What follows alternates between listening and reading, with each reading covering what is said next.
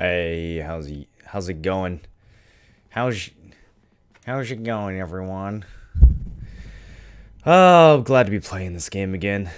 Should have played it yesterday, but had to give Bless a chance. Let me just wrap up a couple things real quick. How you guys doing? I think I have my volume muted. Did we get a resub? We have a 20-month resub? Holy shit. Let's get some fucking coggers in chat, boys. Soldier Hawk, welcome back for 20 months. Is there a global praise it emote now on Twitch? Is that what that is?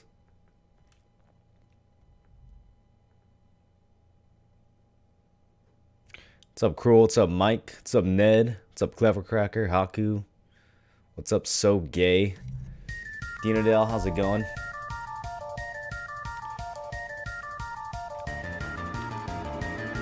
Naren, you welcome back for 5 months. Good evening, all.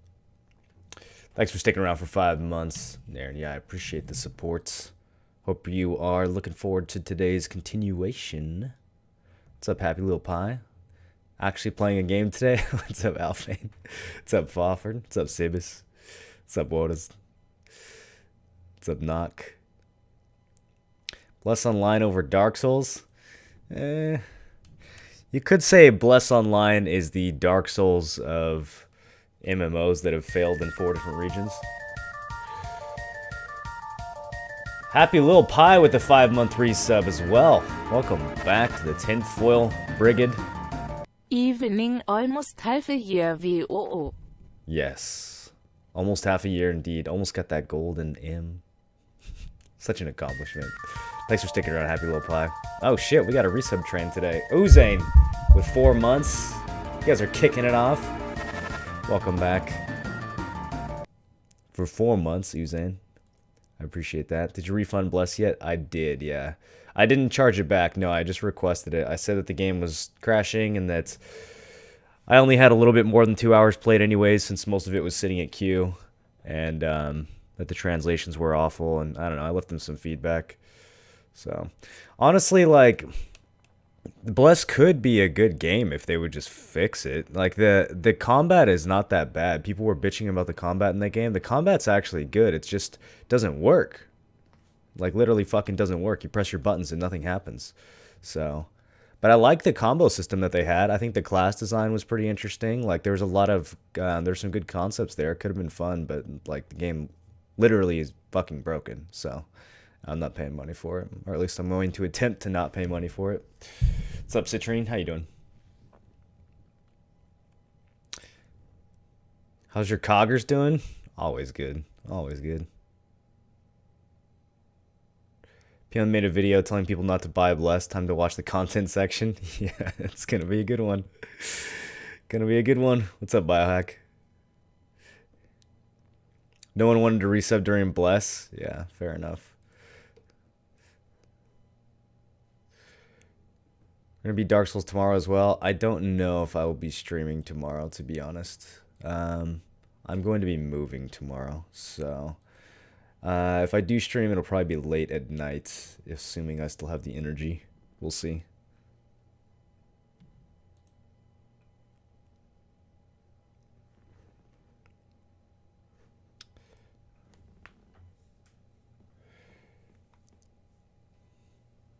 It's an MMO launch for a game advertised as early access. It's going to be a hard start.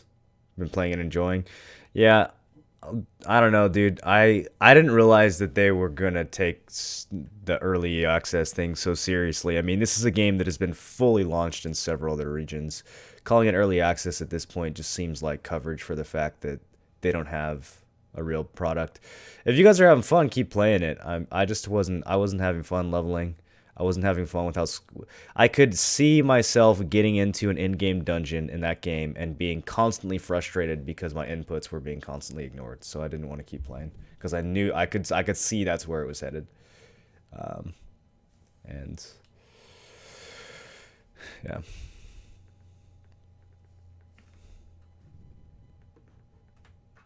Try Bless once the package goes down to 1520.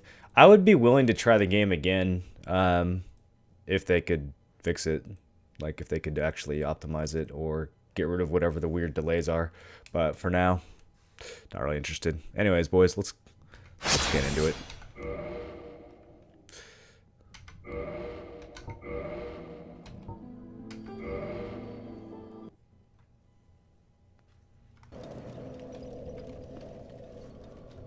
Holy shit! Lordran is popping, boys. What the fuck? I didn't even know it was possible for this many signs to be in one area. I thought they chunked the online play so that not this many people could overlap at once. Is this the new remaster netcode? Look at how many fucking signs are in this room, dude. Oh my god, I've never seen this before.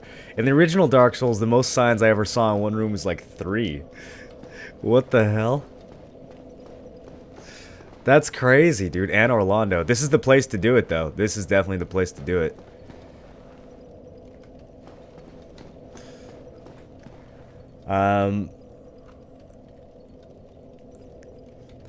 This is probably the hardest level in the game. Like, if you want to be honest, it's unfortunate because once you beat Anne Orlando, I feel like the rest of the game... The rest of the game is good, don't get me wrong, it's still Dark Souls. And like this, as the story that unfolds in the second half of the game is really amazing. But level and content-wise, and difficulty-wise, I definitely feel like this is kind of the peak. So, it doesn't surprise me that all the signs are congregated in Orlando. This is the...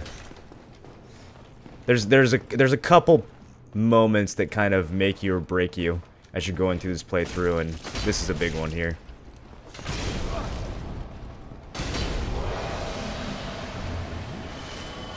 I don't know why I'm even letting that spear guy hit me. I should just be circling around him. Like this. Still getting hit anyways. Alright. Let's get warmed up here.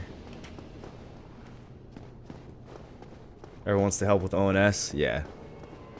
And the invasions. Let's do this. Dark Spirit, get me out. Alright. Where you at? Get me out. Look, there's more signs upstairs. More signs leading up these stairs. I bet there's going to be a shitload of signs in the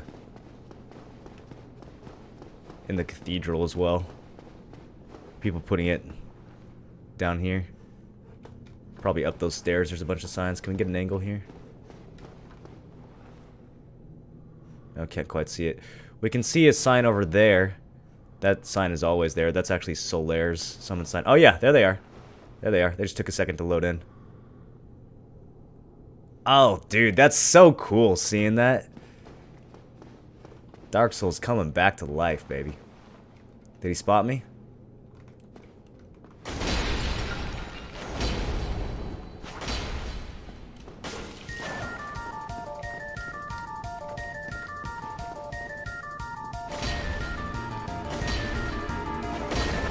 That's why you don't lock on. I wanted to practice more with like the unlocks Y. Resounding success. 1 second here. He's going for the parry.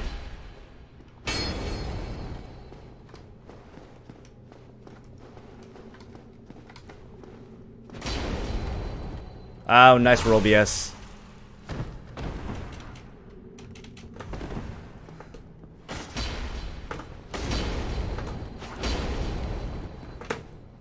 Got another one on me, damn. I thought that third hit was going to connect for sure.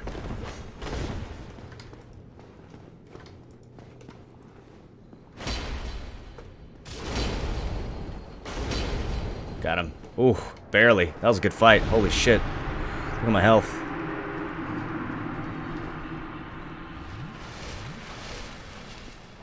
Alfie. See, Bless was a resounding success. Alfie, welcome back for 18 months. Let's get some love in chat for a year and a half, by the way. Yeah, I'll try Bless again in, I don't know. I'll try it again in a month if it's still around. It needs some work. The launch is... Yikes. A kind of a Dark Souls noob trying to make sense out of the upgrading system. Why did you choose the Fire's Y instead of a regular plus 15? The reason why we went with a Fire's Y is because I plan to ascend it to a Chaos Y. They're both essentially the same. Fire and Chaos aren't that much different. Fire just gives you flat damage bonus, whereas a regular's Y gives you bonuses based off of your stats. So If you look at the regular Zwei, at plus 10 it has a C scaling with strength and a D scaling with dex, whereas the fire weapon doesn't have any. So the fire weapon doesn't benefit from stats, but has you lose the scaling in favor of higher base stats and a split damage. Split damage is actually not necessarily a good thing because of the way damage reduction works in Dark Souls. A 50-50 split like a fire weapon, even though it has a higher attack rating than the regular Zwei, will only actually get probably 60 to 70% of our attack rating as true damage. So it's good. It's better. If we want to do the most damage possible, it would have been better to stick with the regular Zwei and just upgrade my strength and dex. But this way, we take a little bit less damage, and I'm able to put those points into endurance and health instead, so that I can have a huge fucking health bar, which is pretty much what just carried me through that fight, if we're being honest. A little bit more damage probably would have not won that fight for me that I was in just now, but having a massive health bar at Anor Londo, almost nobody has this much health going to Anor Londo. We are actually tanky as fuck right now. And if I actually wanted to be even more serious and like put on armor, we would be very, very hard to kill right now. Like if we wanted to do the meta build and go like Giant Dad, this would be an extremely hard character to kill, but from an equally leveled character. So.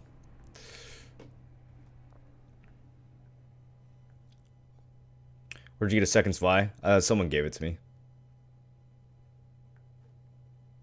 Zwei triggered. Stop it. What do you want me to say? Zwei? Zwei? A second Zwei. Is that better? It all sounds the same to us, dude. I know for the Germans it sounds different. It sounds the same to me. I'm gonna tab back in.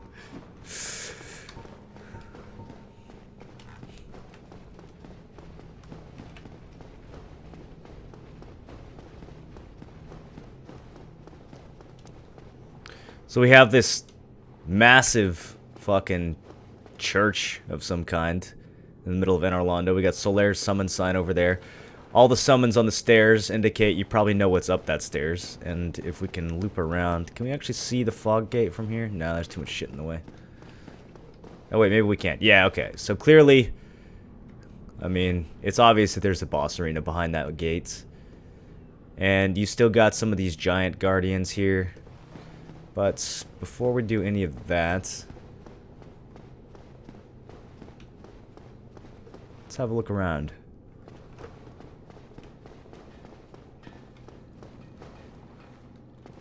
You hear that sound?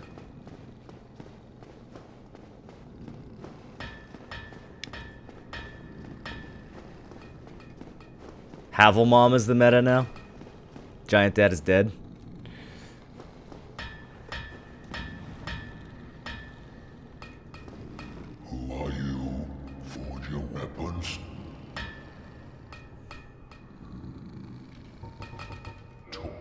Tis no good, but forge very good. I have any time. Oh, what a nice guy. Not very talkative though. Talk, tis no good. No one home, everyone gone. No one home, everyone gone. But you, friend, you talk. I no talk, but happy. Oh, bless his heart. But you, friend, you talk. I no talk, but happy. So we have this giant Cometh soon. alone in Anor Londo. And he says no one is here. Which is kind of the original Giant Dad. Which is kind of interesting. He says everyone left. I mean, it doesn't seem like everyone left. You got these demons out here. You have other giants like him actually all over the place. But he says everyone's gone as if he's the only one left here. So maybe all the giants that are left here have hollowed out, or... I mean, he obviously doesn't feel much kinship for these demons. Or at least he doesn't mention them.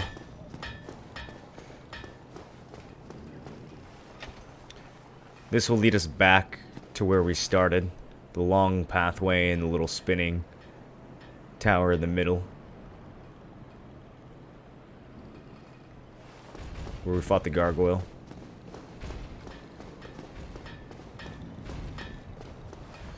And it's also strange that you fight these demons, even though they're the ones who brought you here from Sin's Fortress. I see you. I see you. Look at this sneaker.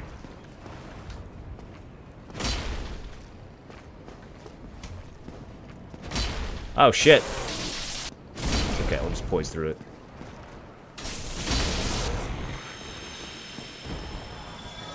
Thought you'd be off for a few days. I'm probably going to be taking tomorrow off. I thought I was moving today, but I'm going to end up moving tomorrow instead. Might mean everyone nice left. Well, perhaps anyone who would talk to him has left.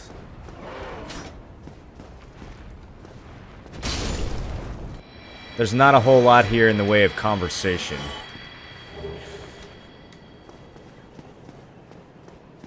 Gonna do a DS2 run as well? No, probably not. I'm gonna do like 5 runs of this though.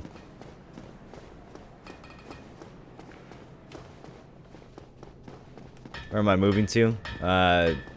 Nowhere special. Just somewhere else in San Diego. Is Dark Souls 1 harder than Dark Souls 3? Probably not. They both have a couple bosses that are pretty tough. Overall, I don't know if I would say 1 is harder than 3. I might say the opposite.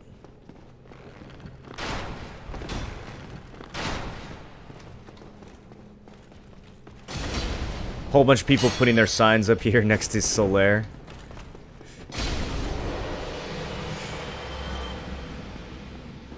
Everyone wants to be part of the story. You feel the black eye orb quivering.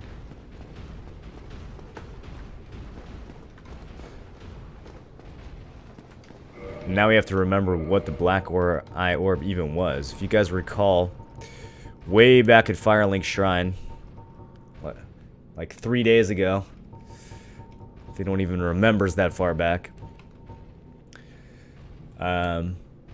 Lautrec, the gold armored knight who we rescued from the prison, went to Firelink Shrine and murdered the Firekeeper there. And she left behind her dingy clothes, as well as this black eye orb, which says, invade the world of the murderer of a Firekeeper to defeat the perpetrator and reclaim the soul of the Firekeeper. The black eye keeps constant watch on the city of the gods and Orlando. And when we use it, we do indeed invade as a spirit of vengeance.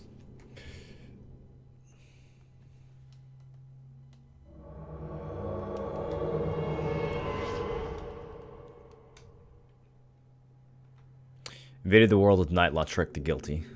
Damn, we look good as a Blue Phantom. And he's got these 2 friends here.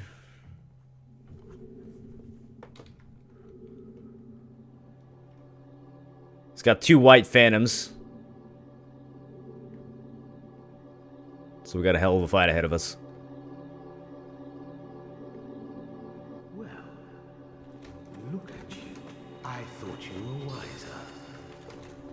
But I thought wrong. 'Tis a terrible pity. Like a moth flittering towards a flame. You fellows, no? Don't you agree? Like a moth flittering towards a flame. That's how he describes us.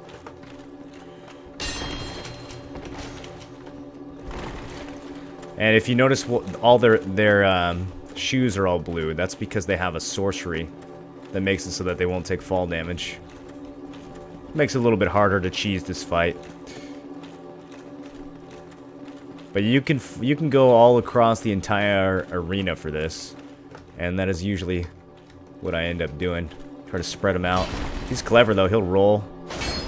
I'll try to get behind you. You got this one who's nuking you over here.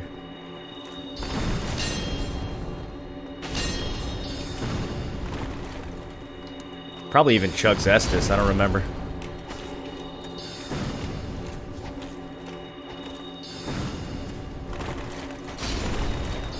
See ya, dude. Kill your friend too, for good measure.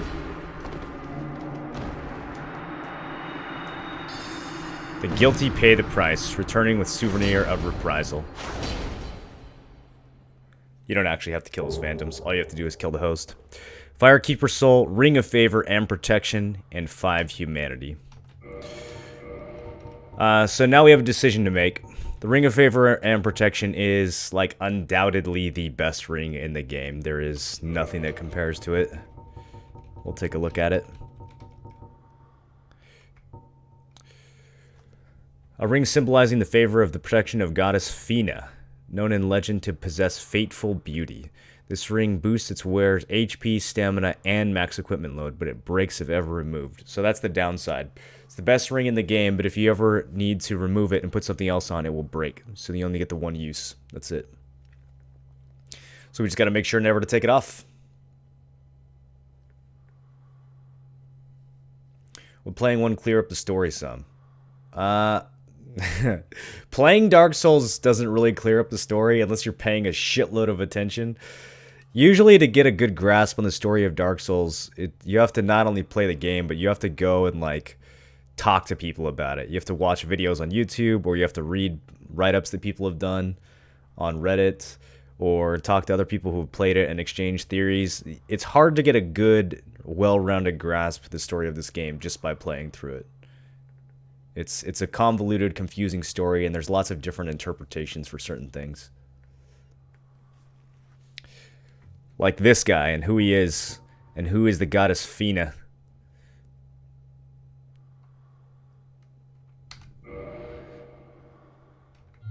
Look at our health bar now. Fucking ridiculous. Stamina too. Can I still fast roll? I cannot fast roll, so we have to either put Havels on and lose the Wolf Ring, or we need to figure out some gear to drop. I'm in 96 equip load. We need to get down to, what, 24?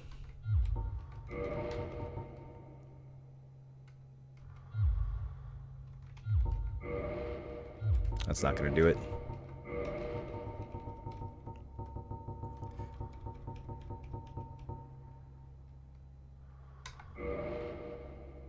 So we got a couple options. I like the Wolf Ring because it has 40 poise on it.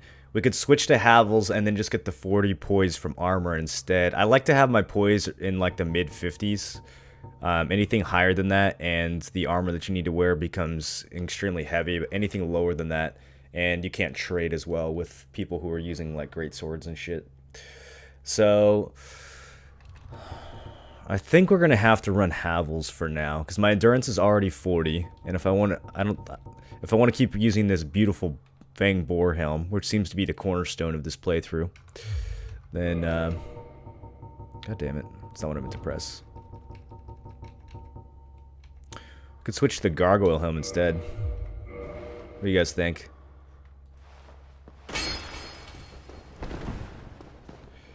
Xanthus set with a Gargoyle helm? I mean, that actually doesn't look too bad. Should we keep the Gargoyle helm and change the armor? Or, sorry, should we keep the Fang Boar head and change the armor? Or should we keep the armor and change the helmet to this one? I actually think this doesn't look too bad, this Gargoyle helmet.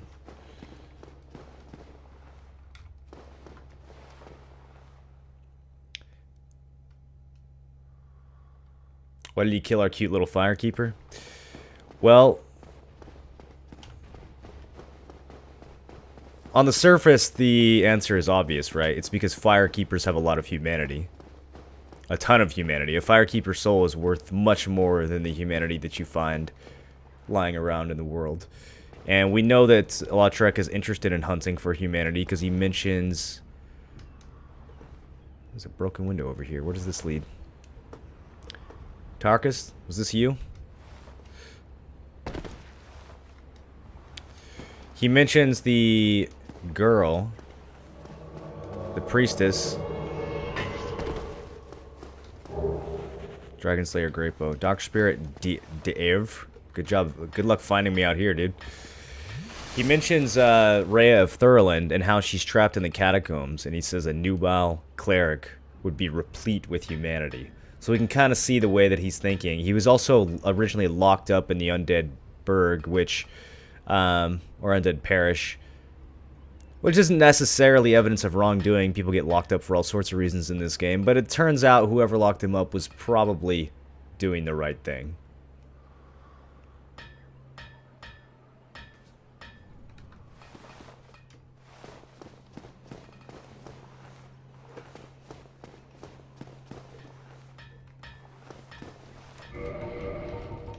I think we have a second to look at this. I don't think this guy's gonna find me.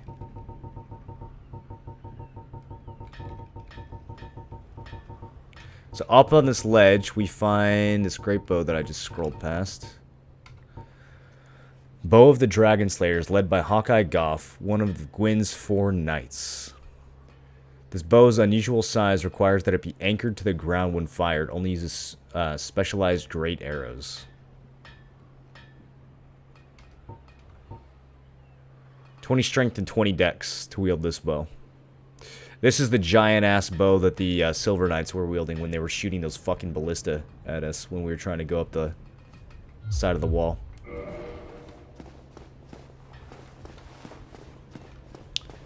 And there's a little gap in the gate here that we can fall back down.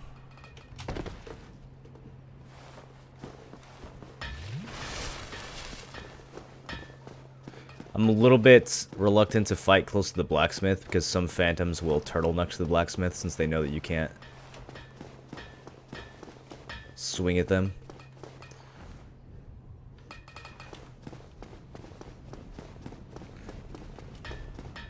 And Orlando can be a tricky place to invade somebody. A lot of places where they could hide. Oh look, he did go out the window and find me. Alright, let's do this. Damn! He got that backstab super easily. He didn't get block stunned? What the fuck? How'd he do that? That's so easy. Just block and ran behind me both times. Gargoyle Helm looks pretty dope. Alright, good. Alright, let's go talk to the blacksmith again. Now that we don't have an invader. Whoops, meant to roll to the side. Oh, damn it.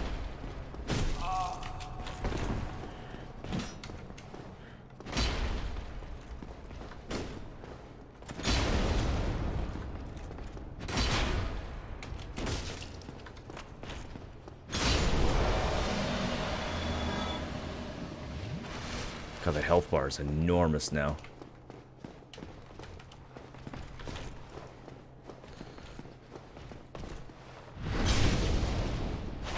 Refunded Bless yet? Yeah, I did.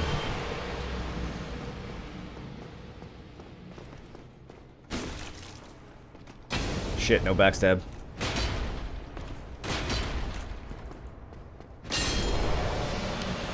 But he does not have enough stability to tank those fly hits. I wonder how upgraded the guy who was just backstabbing us. I wonder how upgraded his lightning's Vi was.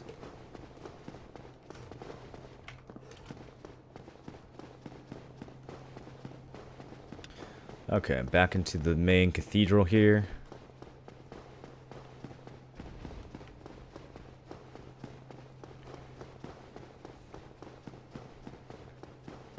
New Bless is gonna fail. Wasn't expecting to be so sudden and dramatic though. Oh, there's lots of people still playing it. It's just not for me.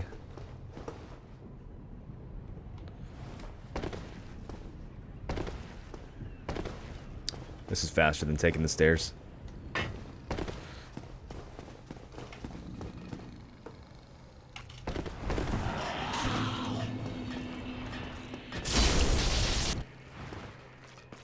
Just traded hits with me there. These guys can drop their spear. Not that I would really care to use it this playthrough, but if we kill enough of them, we might get some lore. Oh, he juked me. Alright, is this other one still aggro? Yes, yes, come here.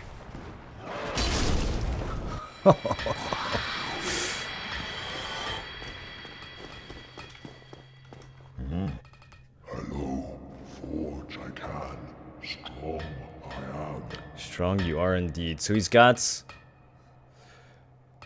I don't know what armor he's wearing. It looks old. Doesn't look like the giant set. He's here blacksmithing away. There's no one left to talk to him. He's happy to see us. Whoever we are. And he has the ability to modify weapons into lightning weapons.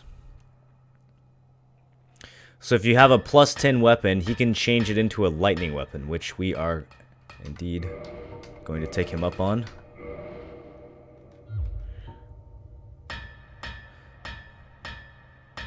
So I believe we found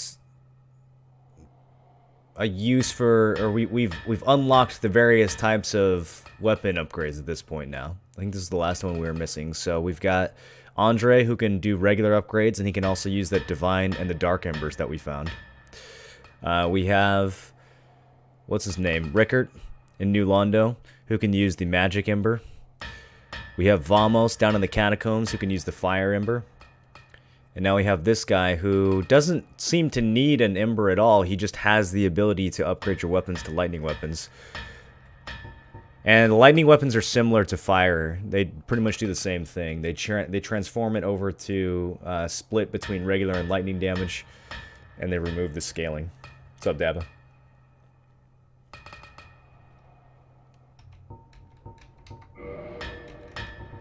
We can also buy Twinkling Titanite from this guy.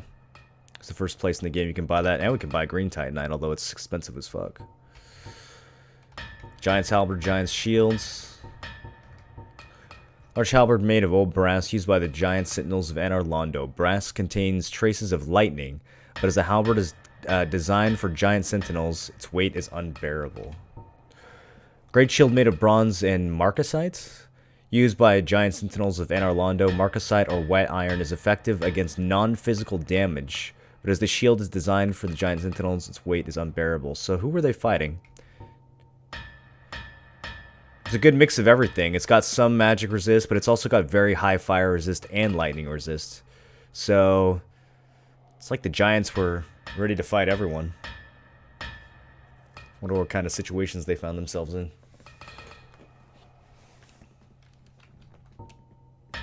Dragon Slayer arrow. Giant dragon hunting arrows resembling iron spears used by Hawkeye Goth and his dragon slayers. They puncture human flesh easily. Dragon Slayer arrows can only be used with the Dragon Slayer great bow and vice versa. So now we can buy arrows for that big-ass bow we just found. This is interesting. Moonlight arrow. Arrow granted to those bound by covenants to Dark Sun Gwendolyn, Lord Gwyn's lastborn. Moonlight arrows glow silver and inflict magic damage. So we have magic arrows that we can buy now that are associated with Dark Sun Gwendolyn. This is the first time we've heard of Dark Sun Gwendolyn. I don't know if he's been mentioned before in this playthrough.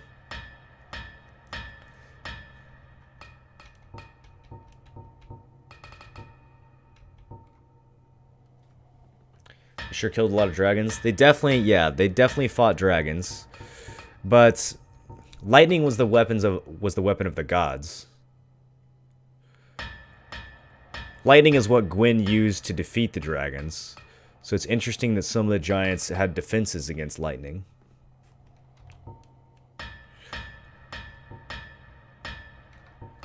Same thing if you take a look at their armor. Actually, their armor has quite a bit of... Well, it has defense against everything, but it has quite a bit of fire. Physical and fire seem to be the main things that the armor's defending against.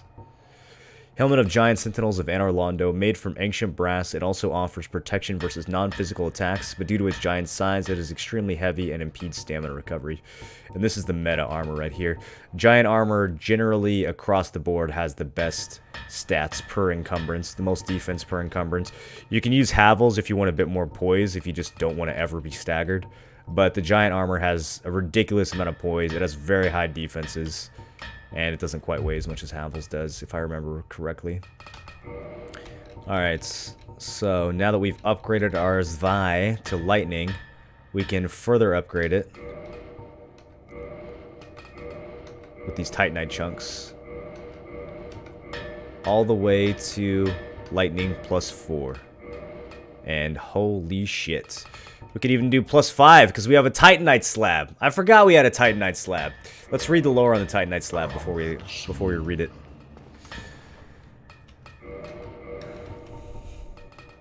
Or before we use it. Did I just say let's read it before we read it? Titanite slab for weapon reinforcement. Legendary slabs are the domain of the gods. Reinforces standard weapons to +15 and crystal or lightning weapons to +5. Legendary slabs are the heirlooms of a nameless blacksmith deity who forged the weapons of other gods. Weapons forged with this slab become rare legendary weapons. Alright, we're about to get an achievement. So this is the most upgraded that a weapon can possibly get if you use a slab on it. And the Titanite slab isn't the only kind of slab. We're going to find some other kinds. But for lightning weapons and regular weapons, the Titanite slab is the one that we need. And the one that we have. And we now have a fully maxed out Lightning Zweihander.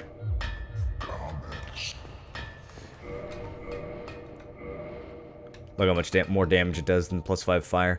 So the +5 fire, technically this has been upgraded 15 times, right? So we upgraded it +10, ascended it, and upgraded it 5 more times. So this is the +15 weapon. The fires wise only a +10. We upgraded it to level 5, ascended it to fire, and then upgraded it to fire +5.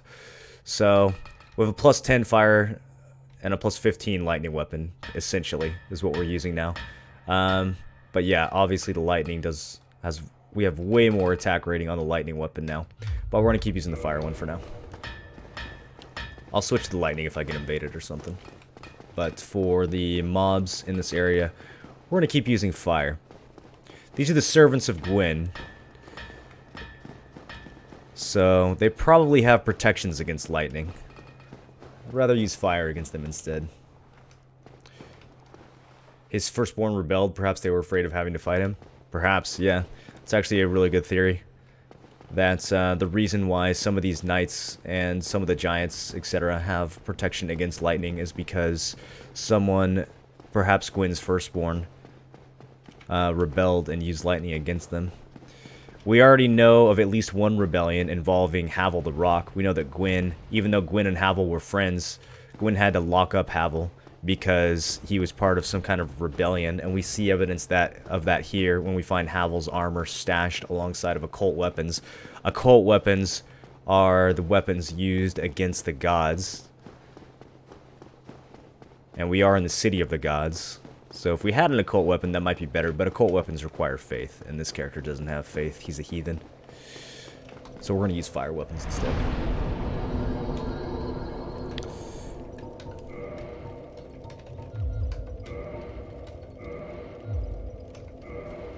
Spin those souls, since we're about to lose them. And we might as well reverse hollowing, since we have a bunch of extra humanity right now. Heard Vertex is making a Bless Guild. I'm sure lots of people are making Bless Guilds right now. Disasters are gone after Gravelord Servants. Is that some new Lautrec stuff? No, the Gravelord Covenant is a covenant that was kind of bugged in the original Dark Souls that works really well now.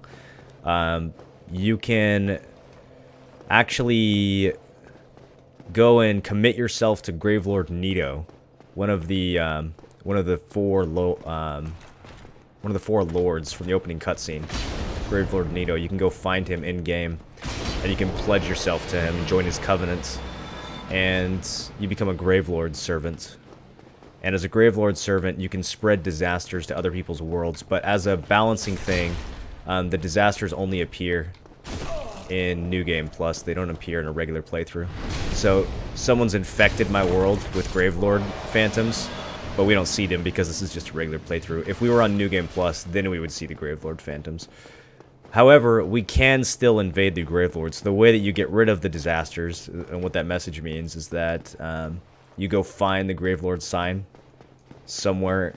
In Anor Londo, it would be hard to find. There's a bunch of places to look. But you go and find the Gravelord sign, and you can invade the person's world and try to kill them. And if you kill them, then it cleans your world of the infection.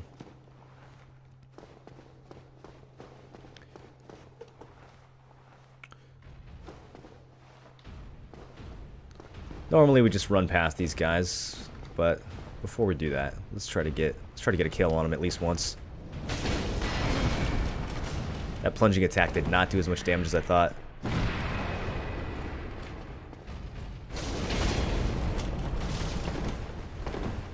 we go. That was a little bit better.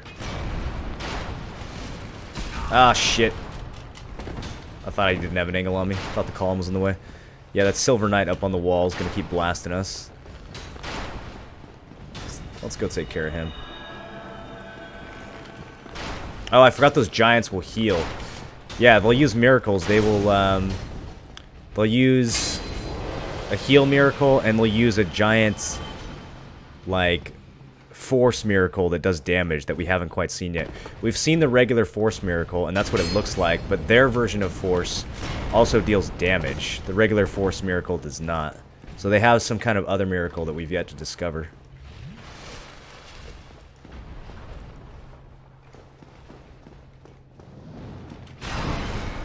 Thought I rolled.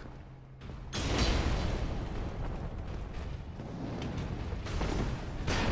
to get behind that massive shields. Alright. One down. And he dropped something. Damn, I'm slow today.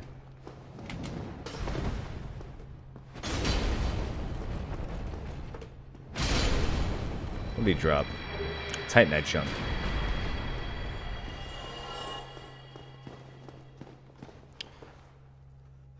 Look at all these people offering their assistance to you before you go through this gate.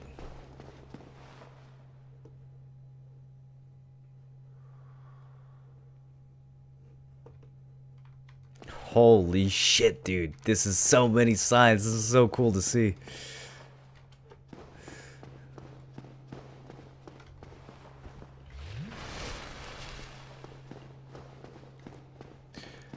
Alright. Zero Estus. Let's do this. Probably not gonna one-shot it, since I have no heals. Should we go get some heals? Let's go get some heals real quick. I'll just run back. Not a good idea to do this fight with Zero Estus. What do you think of Bless? I think it needs some work. I don't think it's ready to be a real game right now. You can pledge yourself to the very Lord you're forced to kill. Well, you don't know that you're gonna kill him yet. Find that out later in the story. At this point in the game, there's no one's told you that you need to go kill Gravelord Nito. So why wouldn't you pledge yourself to him?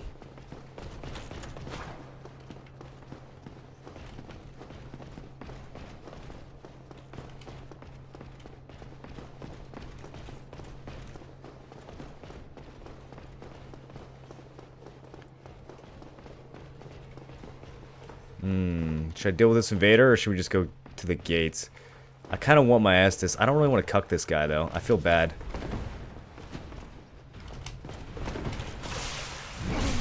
Hello.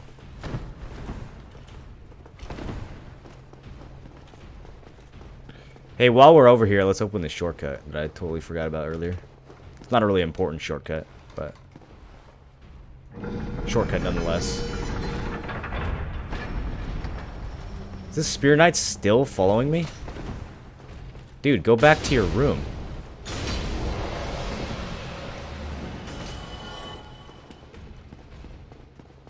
Alright, let me go find this invader, since we got distracted anyways.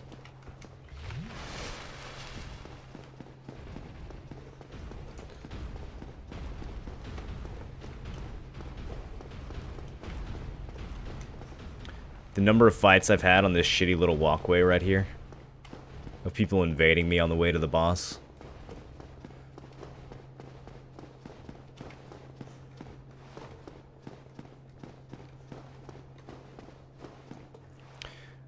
Again, the cathedral full of dragon heads. Just trophies upon trophies. City of the Gods. Very proud, apparently, of their genocide against the dragons. Unclear what the dragons did to deserve that, exactly. Just says that with the strength of lords, Gwyn challenged the dragons.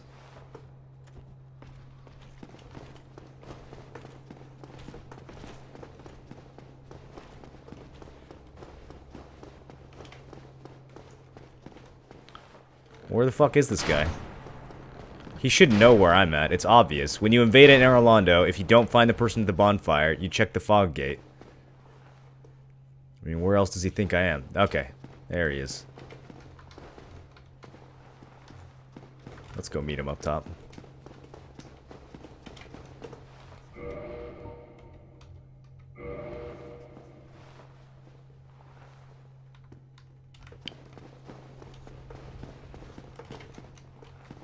Ah, I wasn't fast enough. I was going to try to plunge him there.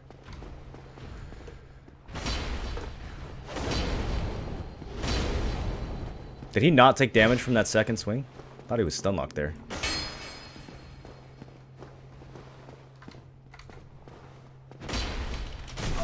Nice. Yeah, he read me well there. It's pretty obvious what I was going to do.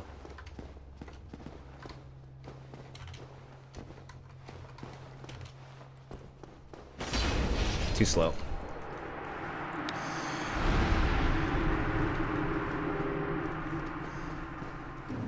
Alright, we got some Estus back from that.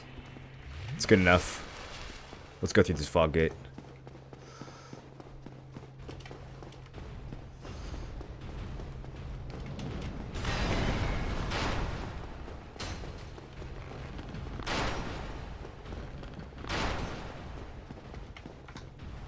Oh, baby. The nostalgia. It's washing over me. This room. Oh, I spent a lot of time in this room. Alright, that's Cutie Pie.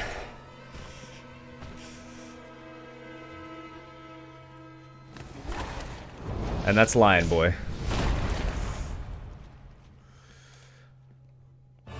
Dragon Slayer, Ornstein, Executioner, Smo.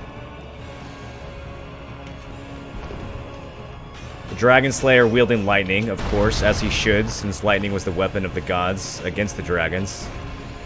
Executioner Smo, on the other hand, just wielding a big fucking gigantic mace that destroys columns.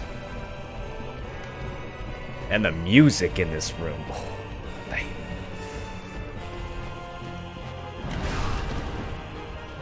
God damn it, Ornstein. I don't remember your moveset. Alright, tag me with some lightning there. Basically, this fight is about running and being panicked the entire time. That's pretty much the theme. 2 bosses at once. Come on, Dark Souls.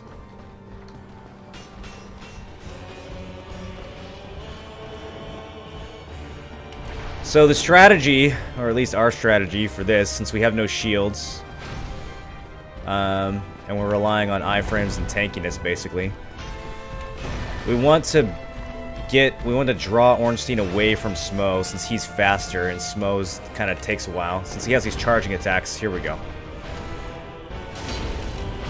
That'll buy us a few moments. Or we can try to get some damage in. Alternatively, we could try to bait Ornstein away and then circle back and hit Smo, since he's slower. Shit. That was a quick attack.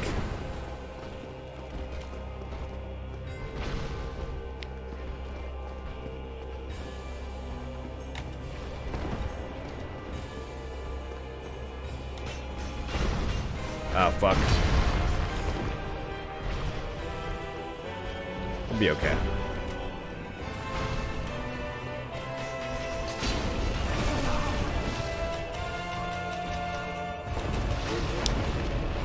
Watch out for the butt stomp.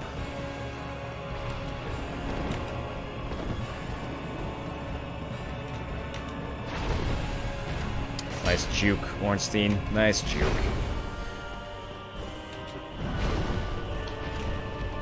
Damn, can't get him away.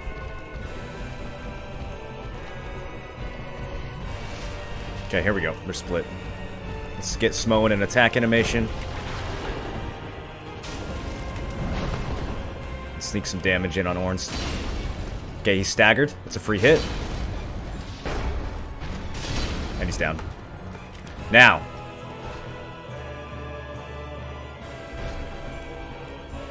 As Ornstein falls, Smo crushes the shit out of him and absorbs his soul.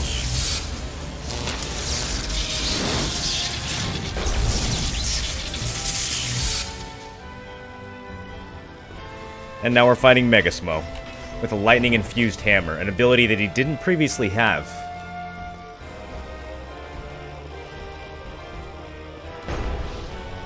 You do not want to get hit by that.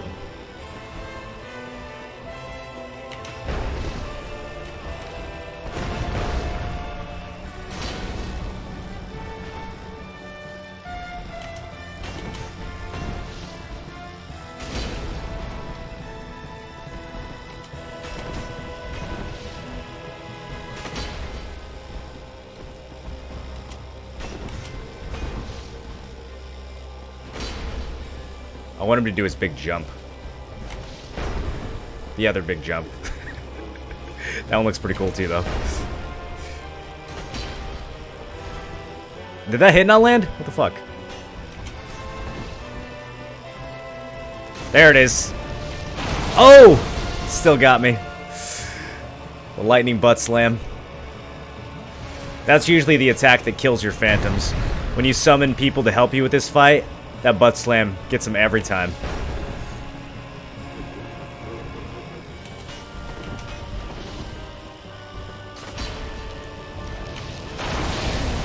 Look at the range on that shit. So I guess if I hit his weapon, it doesn't count as an attack. I have to hit his body. The weapon acts as a shield. Gotta get in there. Okay, he's staggered. Extra hit. 2 extra hits? Ah, fuck.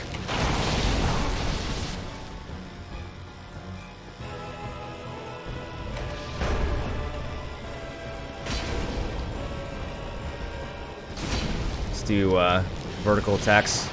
Get in there.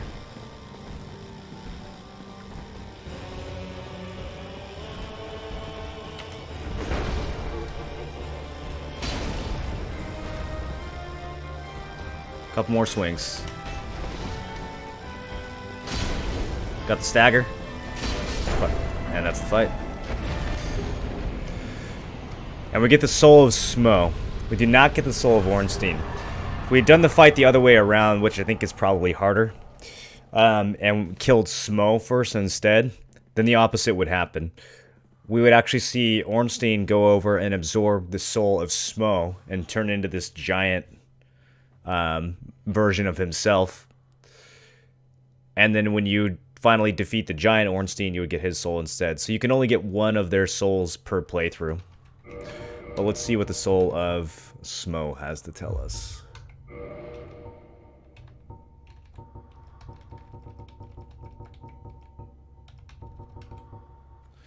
Soul of Smo the Executioner, who guards the cathedral in the forsaken city of Anor Londo. Special beings have special souls. Use the soul of this eerily gleeful executioner to acquire a huge amount of souls or to create a unique weapon.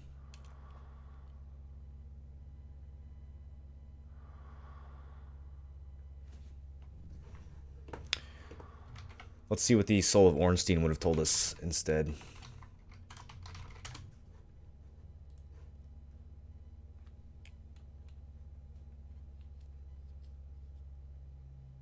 Rip Pikachu?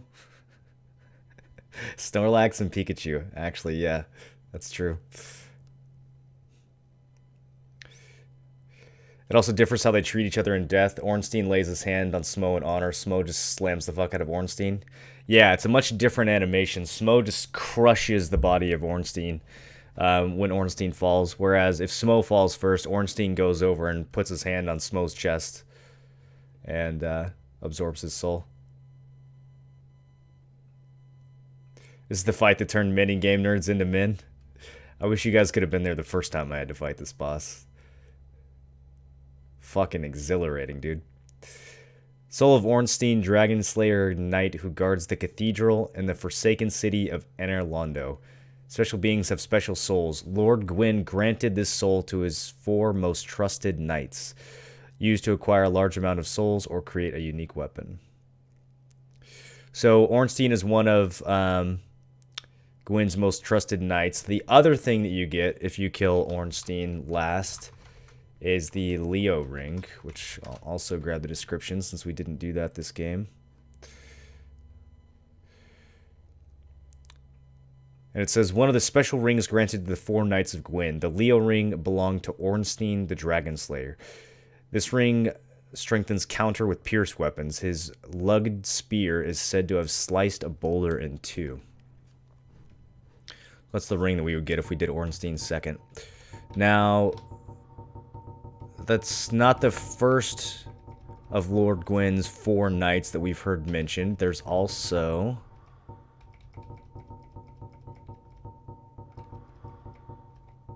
Where is it? I go right past it? There it is. One of the special rings granted to the 4 knights of Gwyn, the wolf ring belonged to Artorias the Abyss Walker. Artorias had an unbendable will of steel and was unmatched with a greatsword. So we've met, well, we haven't met, but we've heard of 2 out of the 4 knights. We've only met one of them. We haven't met Artorias, but we met Ornstein there. So presumably there's 2 other knights that Lord Gwyn trusted. But Executioner Smo is not going to end up being one of them. We're going to learn a bit more about that later.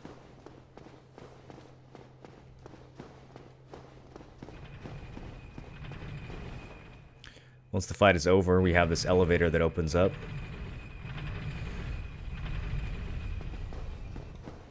It says that Ornstein guards the cathedral in the Forsaken City of Anor Londo. So it's a Forsaken City, and the giant blacksmith says that everybody's left.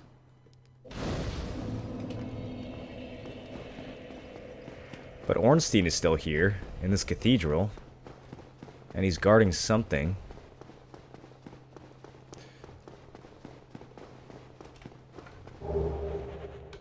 Favor set. This appears after you defeat Lautrec. Armor of Lautrec the Embraced, representing the goddess Fina's love. The goddess's arms wrap around it as if to embrace the wearer.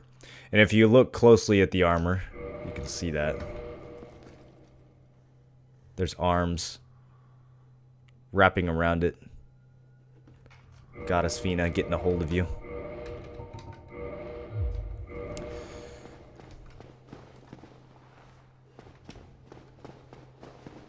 For as evil as he was, apparently he was quite devoted to the goddess Fina. Maybe that's why he was so evil. Maybe he felt the need to bring her offerings of humanity.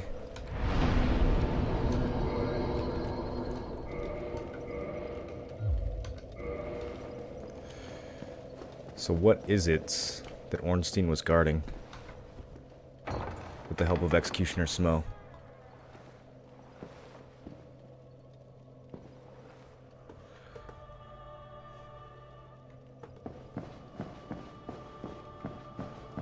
Thou hast journeyed far, and overcome much, chosen undead. Come hither, child.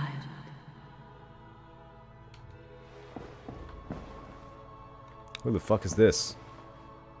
O chosen undead, I am Guinevere, daughter of Lord Gwyn and Queen of Sunlight.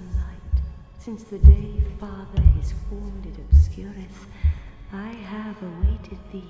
I bequeath the Lord Chest ahead. to thee.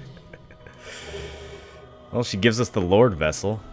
So this is Gwyn's daughter. We've got his firstborn, and then we've got his daughter, and then we've got his lastborn, Gwendolyn. His daughter's name is Guinevere. I don't know his firstborn's name, but it's probably something that started with a G. And beseech thee, succeed Lord Gwyn, and inheriteth the fire of our world. Thou shalt endeth this eternal twilight, and avert further undead sacrifices. Okay, so what does she want us to do? She wants us to succeed her father. So her father, his form did obscureth. What? I don't know what this is supposed to mean.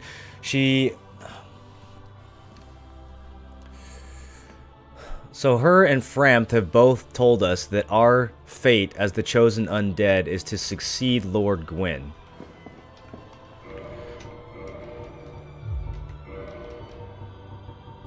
And that somehow this is going to put an end to the undead curse.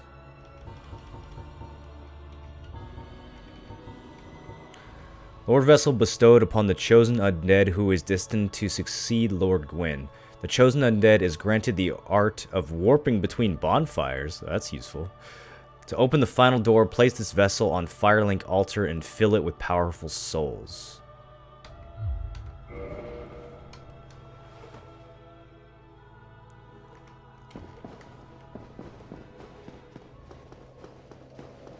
Do we have any reason at this point to be suspicious? What do you guys think?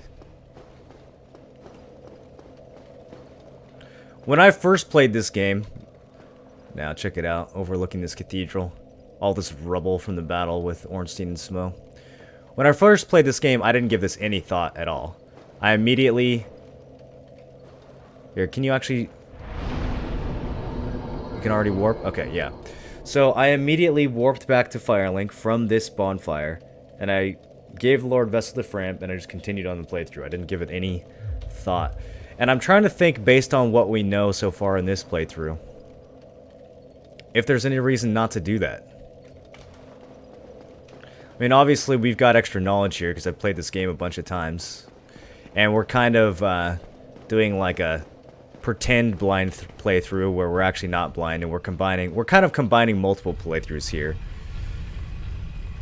It's hard to get everything you need to get in one playthrough of Dark Souls. There's a lot of stuff you play the first time around, doesn't really make a lot of sense. You play the second time around, maybe you've noticed some things you didn't notice the first time around. Maybe you talk to your friends about it, maybe you go watch some lore videos on YouTube. You start to figure out some things that you didn't understand to begin with. And your subsequent playthroughs of this game can be dramatically different as a result. But based on the information we have up until this point, I'm wondering, like, honestly, does anyone on their first playthrough not just run right back to Firelink Shrine and drop the Lord Vessel with Framp? Does anyone actually... Did any of you guys do anything different? Because there are absolutely other options. But there's... At this point in the game, I feel like there's almost no hint that there are other options. Gwyn's firstborn, Gary.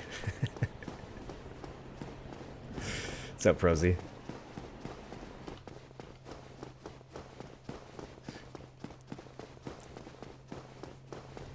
Wasn't the Nameless King in Dark Souls 3 Gwyn's firstborn? Yeah, I mean, pretty much. The evidence is pretty overwhelming. He doesn't ever appear in this game, though. In Dark Souls 1, everyone thought that Solaire was actually Gwyn's firstborn. There's really good evidence for it, and I'm kind of actually sad that we end up meeting the Nameless King in Dark Souls 3, because I kind of wanted to keep believing that Solaire had been Gwyn's firstborn.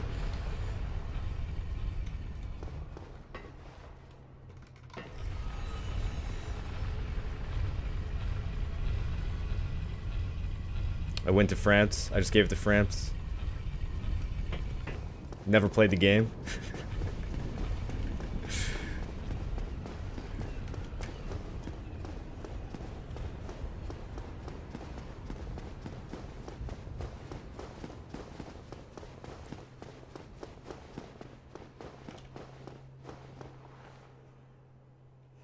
There's something I want to do, but I'm actually not sure if we're going to be able to do it. Oh man, there's two like really compelling scenes that I think are in... Yeah, I think they're at odds with each other. There's this barrier. Remember we pointed out this building earlier, but we said we weren't going to go here because it was blocked off. The barrier's still here, sealed by Great Lord's power. And this doesn't go away until we place the Lord Vessel. But if we place the Lord Vessel now...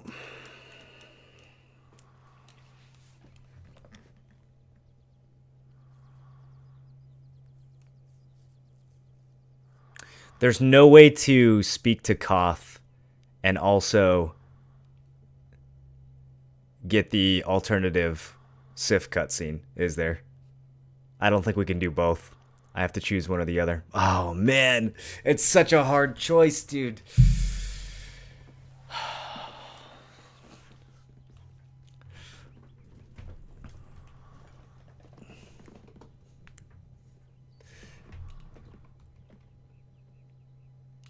Some people straight up killed Guinevere, probably.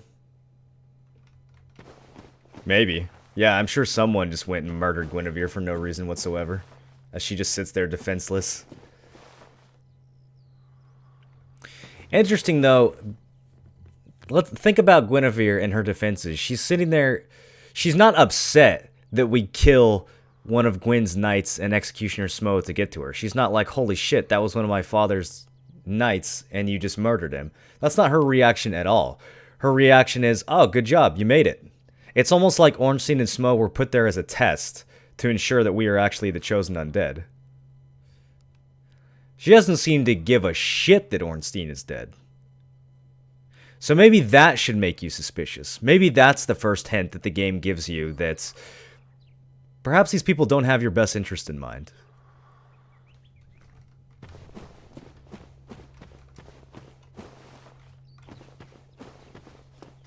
Do Koth the second playthrough?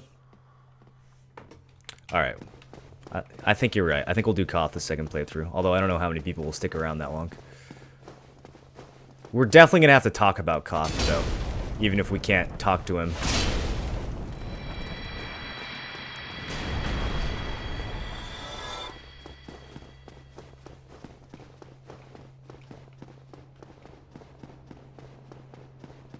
Is she a prisoner? Doesn't seem to be. You think that maybe Ornstein and Smo were holding her prisoner? I mean, it's possible.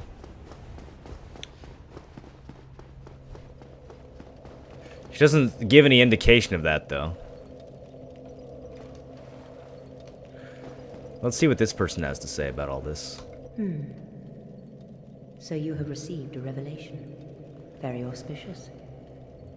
I hope for the best. I pray that through you, her wish will be granted. Through you, her wish will be granted. So this person is clearly in line with Guinevere and hoping that we do her bidding. Have you heard of Seath the Scaleless? In legend, he turned against the ancient dragons. He became Lord Gwyn's confidant, was granted dukedom, and was allowed to pursue his research. At the Regal Archives, he immersed himself in research on scales of immortality. The one thing that he did not have, but his very research drove him mad. The Archives became a dungeon, a place for sinister experiments. Now, nobody dares even approach the Duke's forbidden archives. It looms over this land high atop the mountain. But I should warn against even an approach. Okay, so that was a shitload of information. So Seath the Scaleless, who we know from the opening cutscene, was one of the everlasting dragons who betrayed his own. He didn't have the scales that the dragons had that apparently made them unkillable. So he's been up in his archives, which is that giant tower that we saw up on the hill. He's been up there studying immortality, and in the process of studying immortality, he's gone insane. Whatever he's learned about immortality has made him lose his mind.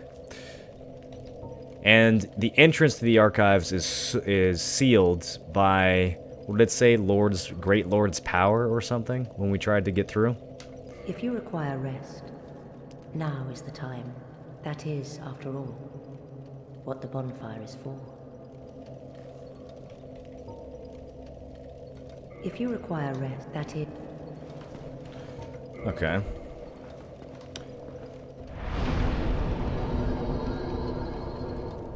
Perhaps our boy Frampt will tell us what we need to know.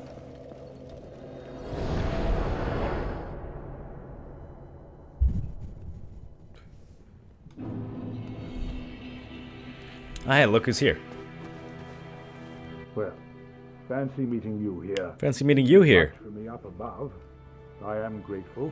You know, I was thinking the gates, the old fortress. Was that your doing? It was. We did open those gates. We rang the bells of awakening. Yes, I knew it. It seemed like an unlikely coincidence. Well, am I fortunate? This Knight of Katarina thanks you sincerely. Please, take this as a token of my gratitude.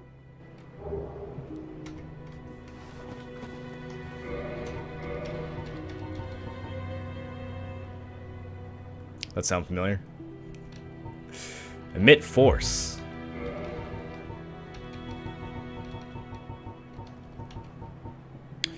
Outland Miracle, foreign to the way of the white. Emit shockwave. Considered an alternative branching to force. Emits an expanding shockwave orb.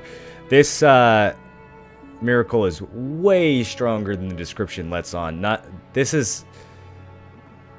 So force doesn't do damage, and this does. And not only does this do damage, it's a projectile. So you can actually shoot someone with a projectile exploding damage dealing knockback. It's a really fucking good miracle. Really fun to use in PvP. Look who's not here though.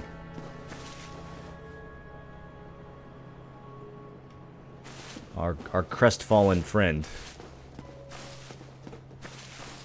Any other new arrivals? Got a big hat over in the corner. Oh, hello again. I was waiting to tell you.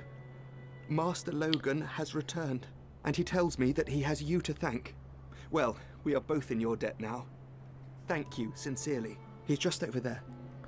Go along and have a chat. Yeah, so we rescued Logan from Sin's Fortress. He's back at Firelink now. Oh, hello. Terrific to see us both in one piece. And pray that you never go hollow. This guy still won't sell shit to me though. Hello there. I was expecting you. As promised, I will share my sorceries. Come here, kitty. I'm afraid that you are unable to to learn stretch. sorcery. The basic framework, you see, it cannot be taught. Oh, do not fret. Life isn't all about sorcery. You will find your own way. Don't frown with regret. Peer forward with your head high. So he's a little bit more explicit about it. The other sorcerer, Griggs, I think his name is, won't teach us sorcery, but he won't say that. He just literally doesn't offer it to us because of how stupid we are. Logan will straight up tell you, listen, dude, you're a fucking idiot. You can't be taught this. Just, you'll be fine. Just go swing a sword. Figure something else out. Hello there. Glad to see you alive. On a smarter playthrough, he would have all kinds of dope sorceries to sell us right now. But for now, we're just gonna have to sell.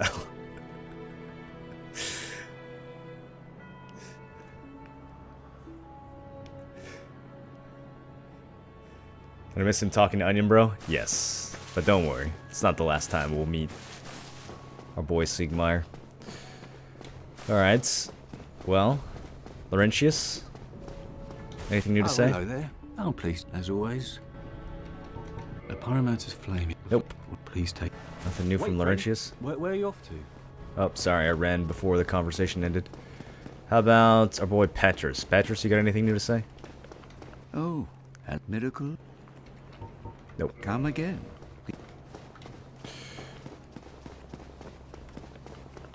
Well, we have the soul of the Firekeeper who was murdered here.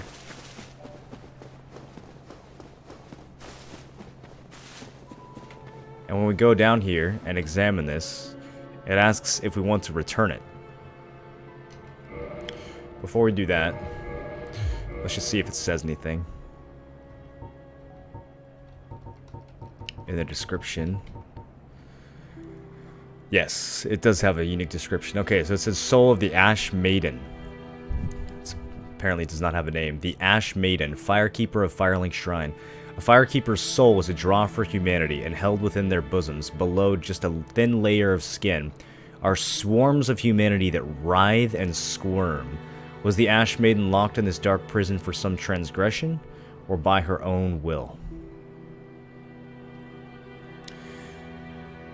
We can use this to reinforce our Estus Flask. But we won't be evil. We'll return it.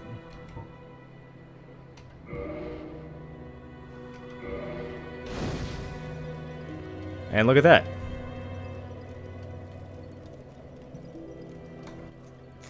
Thank you. And suddenly she talks? I am Anastasia of Astora. Anastasia. Now I can continue my duty as a keeper. But She wouldn't talk before. I only hope that my impure tongue does not offend.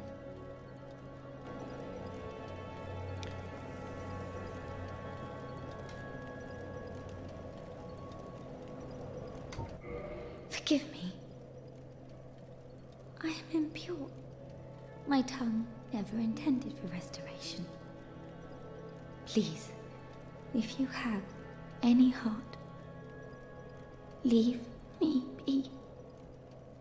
I wish not to speak. Yikes. So, she has been restored, and as part of the restoration, she got her tongue back, which apparently had been cut out before. But she says that she still does not want to speak, even though she's regained that ability. Forgive me. I am impure. Please, leave me be. I wish not to speak.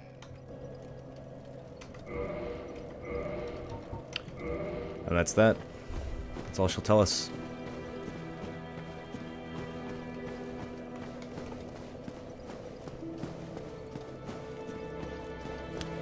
But the fire is back.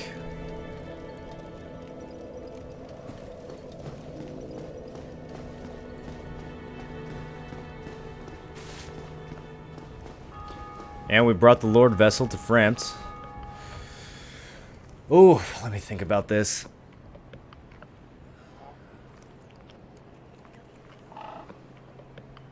Yeah, we've got to do it this way. Heavens, you have done it. You have retrieved the Lord Vessel. After 1,000 years, it is you. It is really you. He's very excited. Forgive me. It's been 1,000 years Calm down. since Gwyn linked the Now, fire. Let us take that vessel on a journey. I assume that you are ready. Now, be still. Do you want me to put the sword away? Or... Okay. That's better. And game over. Time to start a new playthrough. Just kidding.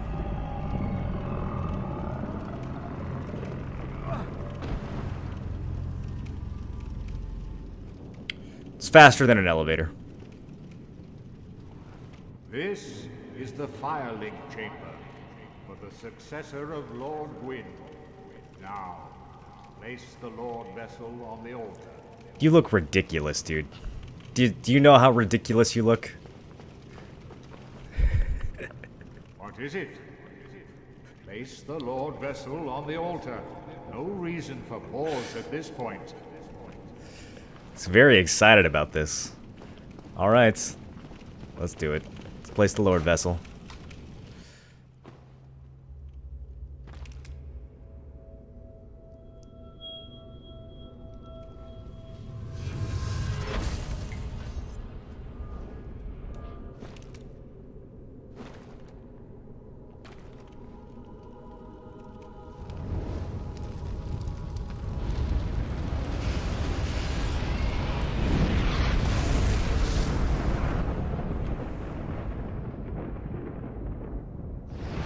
Hello.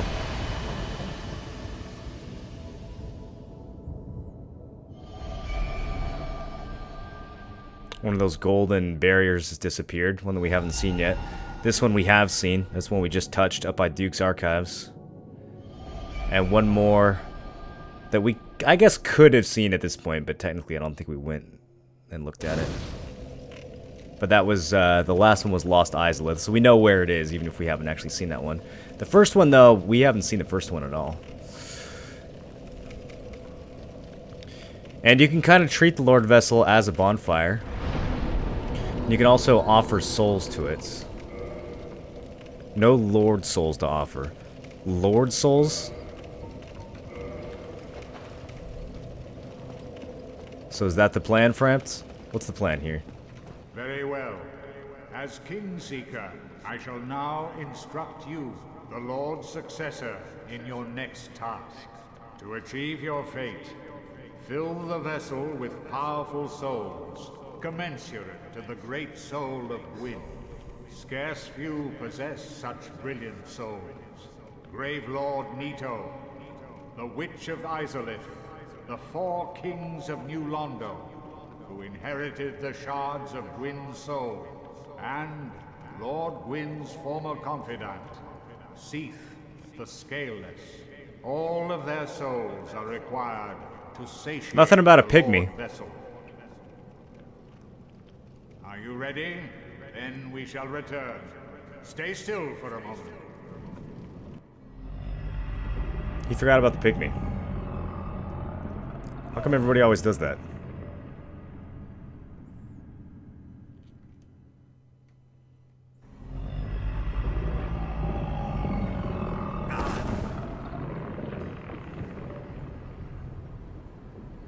How do you put that bowl in his pocket? It's chosen undead, dude. Don't worry about it. Okay, so now we have a new mission. Our first mission, given to us by the soldier who died to free us from the prison, was to escape from the undead asylum and then ring the bells of awakening. And then after we ring the bell of awakening, our fate would be made known to us. And he seemed to have good intentions. He sacrificed his life to free us from the prison. So we get here, we ring the bells of awakening, and the thing that tells us our fate is this goofy fucking lizard from underneath the shrine.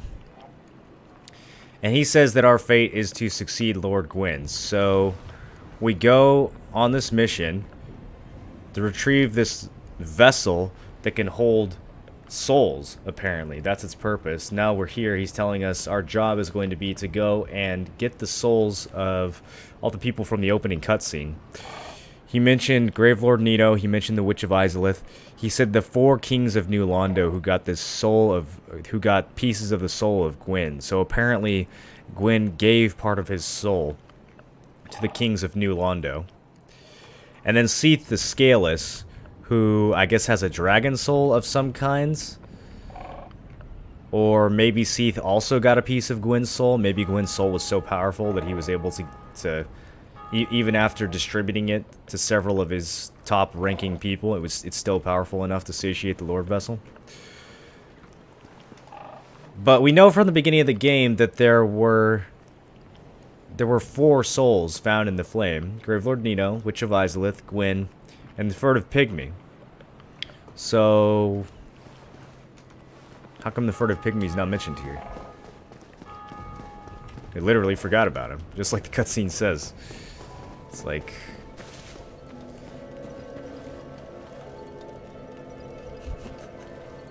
nothing to say. Alright, so...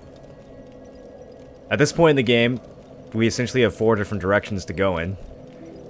We can go fight the 4 kings, we can go fight the Witch of Izalith, we can go fight Nito, or we can go fight Seath the Scaleless. None of them are going to give up their souls willingly. Spoiler alert. I think what we're going to do...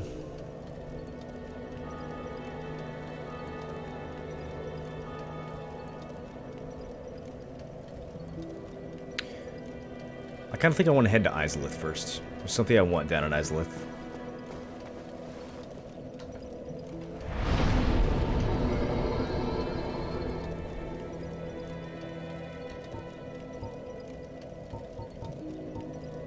Yikes. Izalith is not an option to teleport. Did I not light the bonfire at the Fair Lady? Huh. Vamos' bonfire isn't here either. I thought that it would be.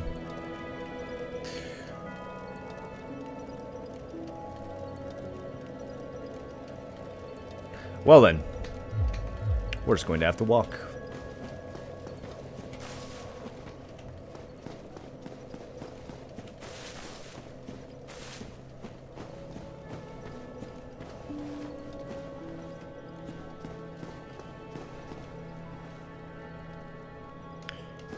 Are the pygmies in the Ring City the same pygmies mentioned in this game?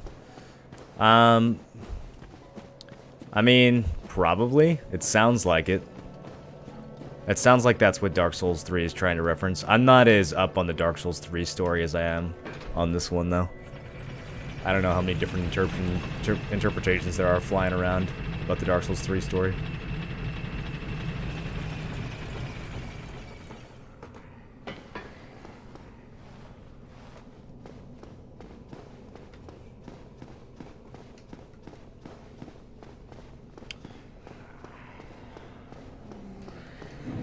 Down in New Londo. And before we continue, let's go this way. This will take us to the Valley of the Drakes, which has a back door to Blighttown.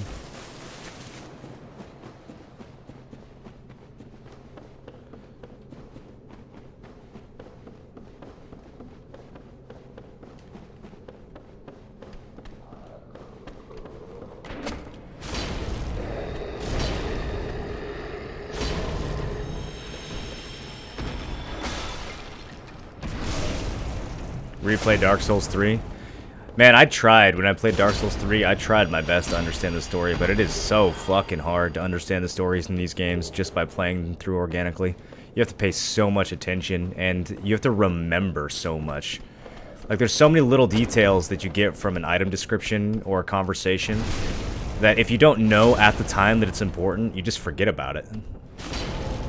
Even playing this game as much as I have, there's things that I don't even remember half the time until I talk to the NPC again and they mention it and I'm like, oh shit, that's really important. Never noticed that the first time through.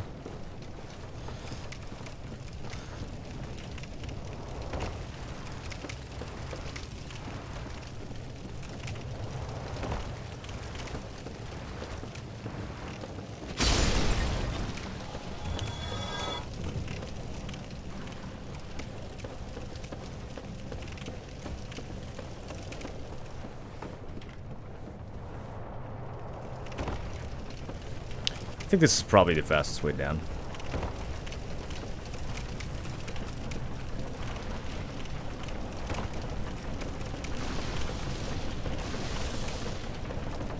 We're almost to the elevator.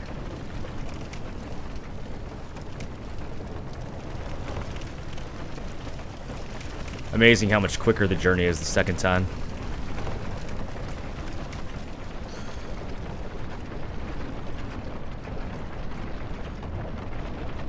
You can do this right at the beginning of the game, though. If you have the master key, you can do exactly what we just did. Run past those ogres and just take the elevator and hop on down here and be right in the heart of Blighttown in like 2 minutes. You can completely skip the first part of the game, although you do still have to go ring the Bell of Awakening up in the parish at some point. You can do things completely out of order. If there's loot down here that you want, you can come get it nice and early.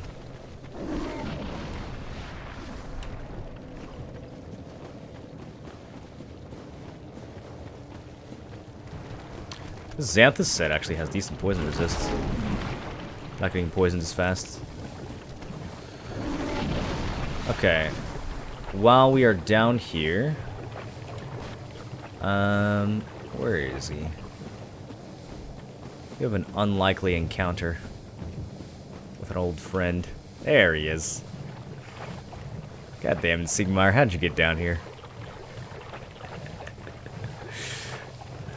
So, to recap Siegmeyer's story so far, we've encountered him 3 times. This is now the 4th time. First time, well, I guess this is the 5th time.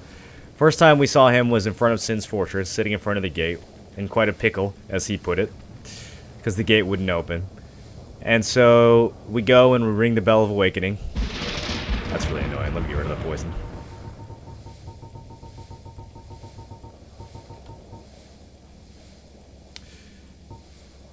Steven FRA with the giant host. How's it going?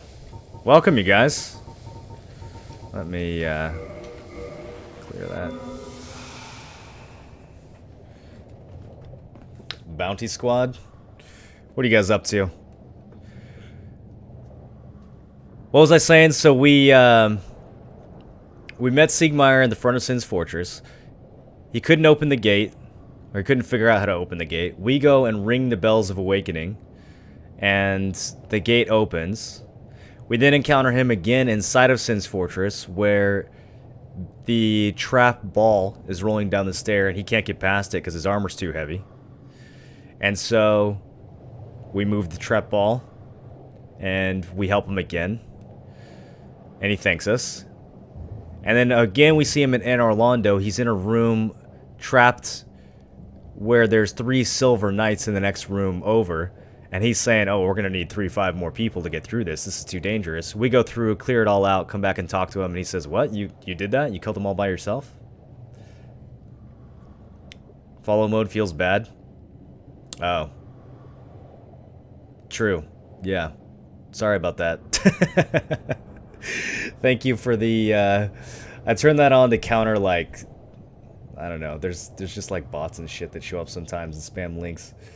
Thank you guys for all the follows. Yeah, looks like we're gonna have a massive follow train. Follow mode feels good. How you doing, Raiders? How you doing? So we talked to him in Orlando.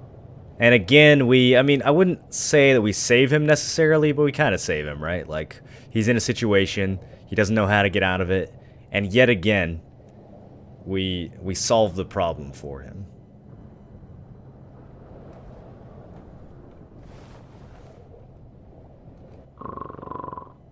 And of course he's taking a nap. Only Siegmeyer could take a nap in the middle of Blighttown.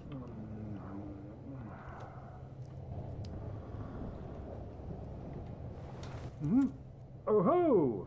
Excuse me, I was so absorbed in thought I just drifted away. You see, I'm actually in a bit of a... He's in trouble again. I've made it this far, but I'm short on antidote moss for the trip back. By my knighthood, I'm ashamed to ask, but can you spare a few scraps of moss?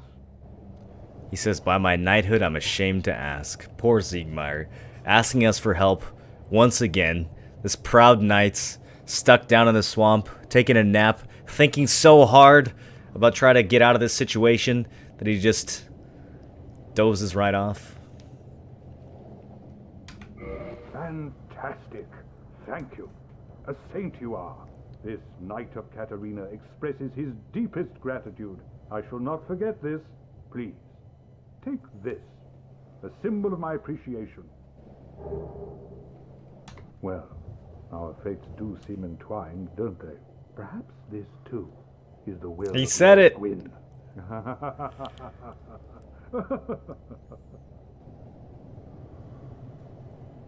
Someone just dono? You guys are so used to that sound by now, aren't you?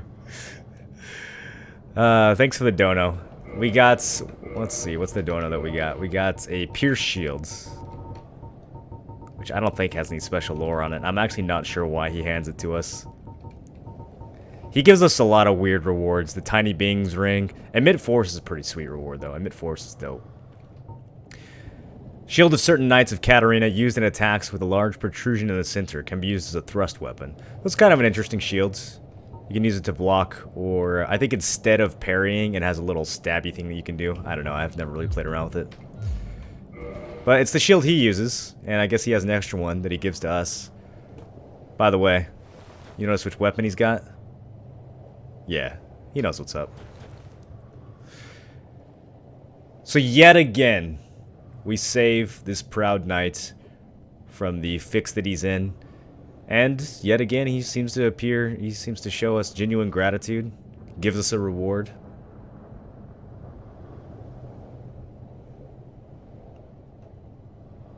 Laughs about it, seems to be in good spirits.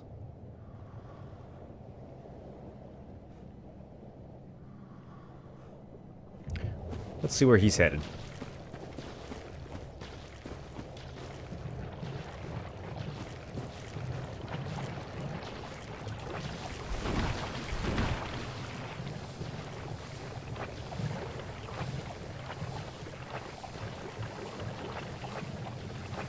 I have no idea where that came from until now. The dono sound? He looks hella overweight. He's not actually overweight. That's just the shape of the armor. You can kind of take a look at him. You can look at him through his armor. There's like little parts where you can kind of see what he looks like. He's just built as fuck, dude.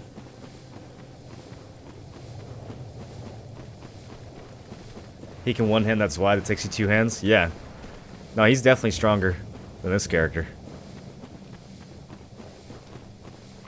This character can barely two-hand this thing. Bare minimum to two-hand is why.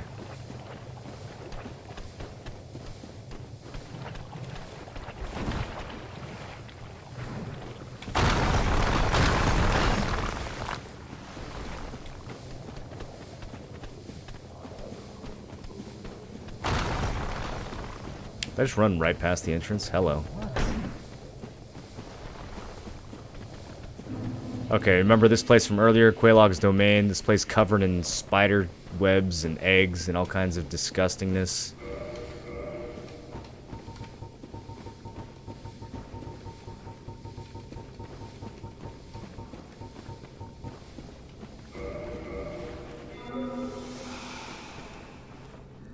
These weird praying people, I guess, with eggs growing all over them so that they can't even walk anymore. Does he ever open his helmet? Looks like there are hinges on the side. He does not, no. But you can kind of look through the slit and take a look at him if you want to.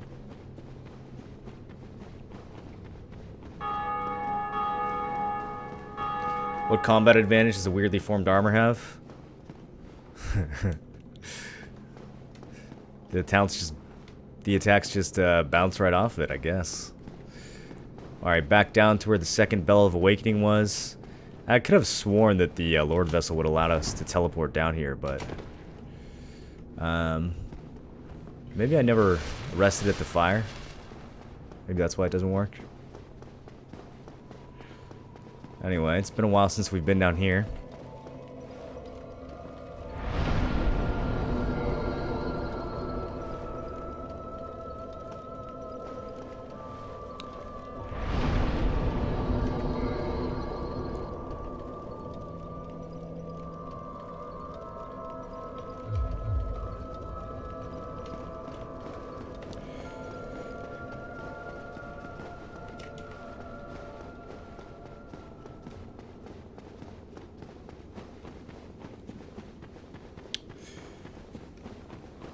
Let's remaster the exact same game, just better graphics. Do they do anything else? They've made the netcode, the multiplayer connecting stuff, a bit better.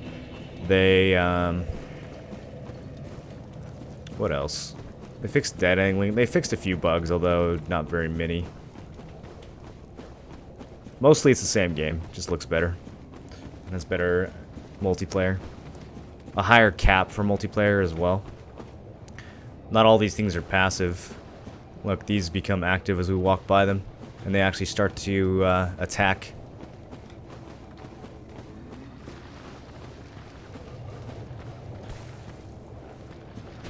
Pitiful. Oh! And they explode into maggots!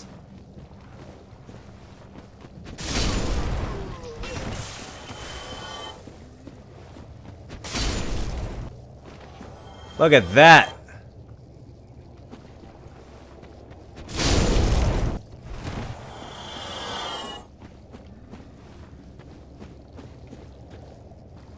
Oh, it's disgusting. Ah, shit, one of them hit me. Now we're infected. Oh, that's it. New playthrough.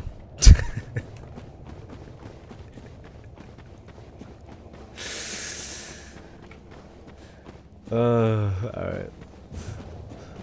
So, I wasn't sure if this would be... I think we have enough health to where this, what I want to do over here is going to be possible.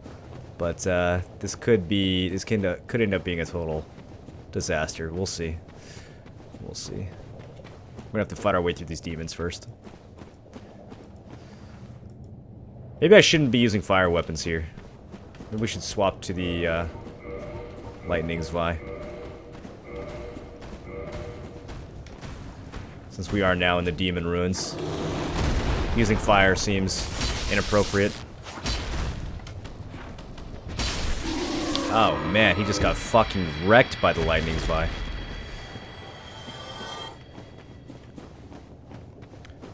They're not maggots, they're leeches? Is there a difference?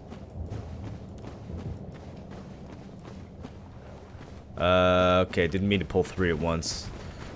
Hello.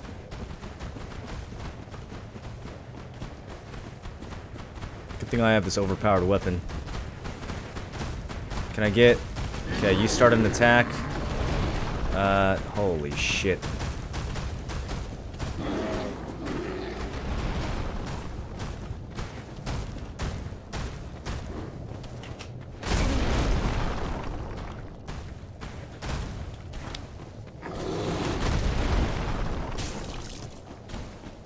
How do I get up this hill? I have to circle back around this way, I think. Okay, here we go.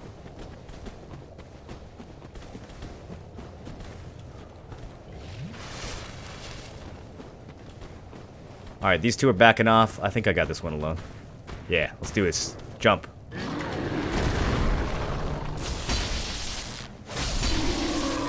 All it takes is 2 light attacks from this vine to sort these out. Maybe we can just poise through them. Maybe I can just poise tank them.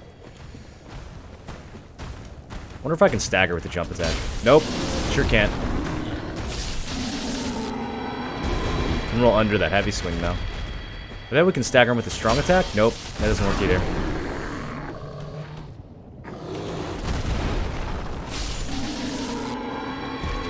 Alright, we're tanky enough for this. We'll be fine. We will be fine. What, there's 2 more left? Oh, yeah, we're fine.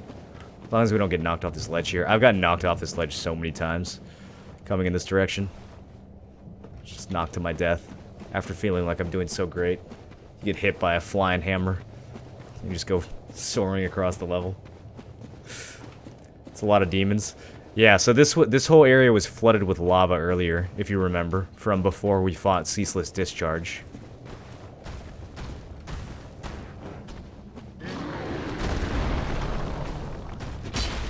Yikes.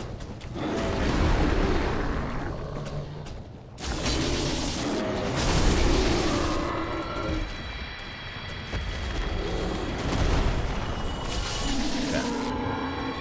Is that the last of them?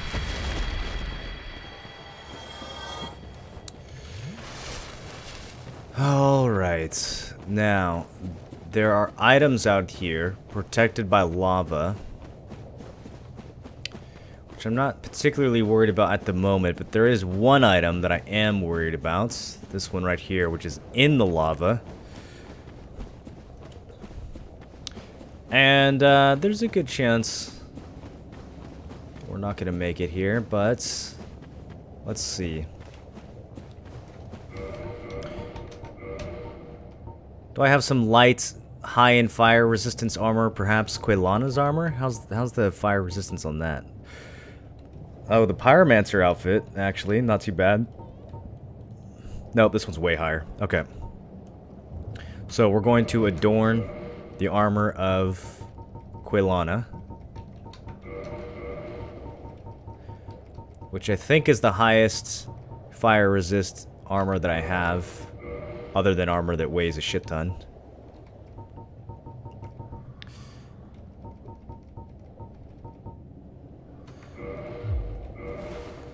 First of all, let's just take a second to acknowledge how fucking cool this outfit looks with its Zweihander. And then after that... Here we go.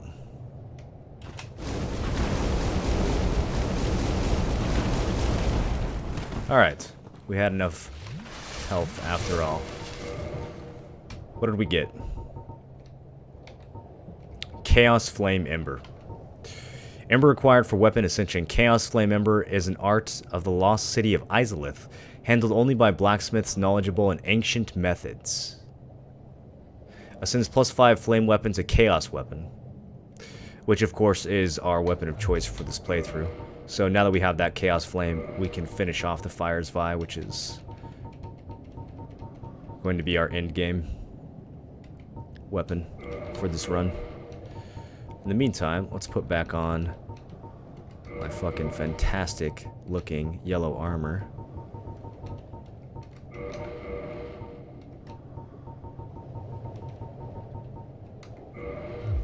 Alright, let's go.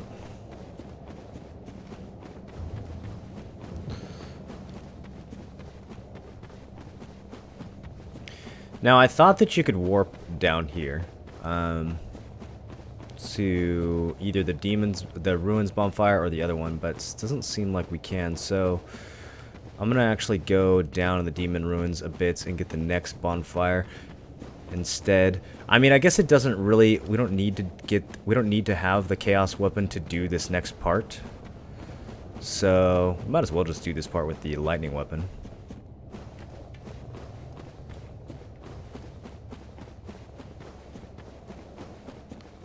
Since Chaos isn't going to be effective down here anyways, this is the home of Chaos. This is where Chaos got started.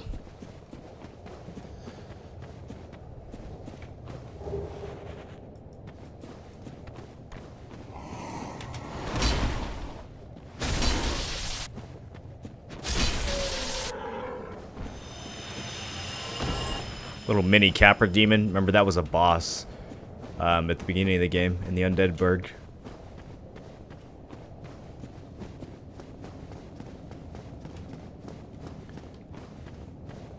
As we come down these stairs,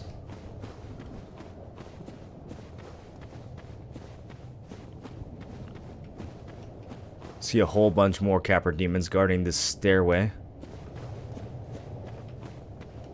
And you can just barely make out a little bonfire. You see that? Over to the right? You kind of can't see it. Anyways, we get invaded by this guy. Remember this guy? It's been a while. Knight Kirk? He tried.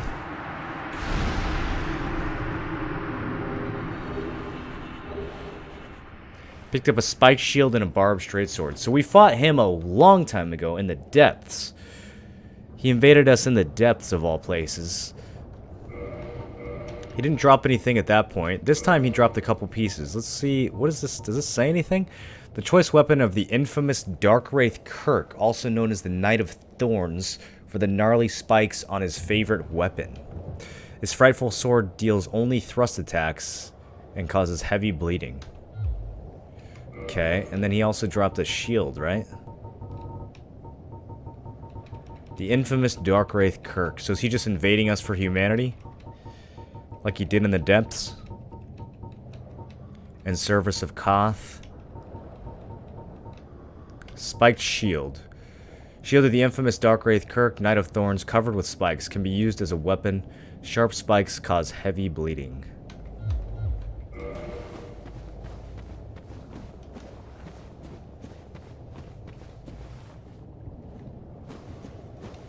You can actually just fall down right here and get the bonfire and not have to deal with any of this horse shit.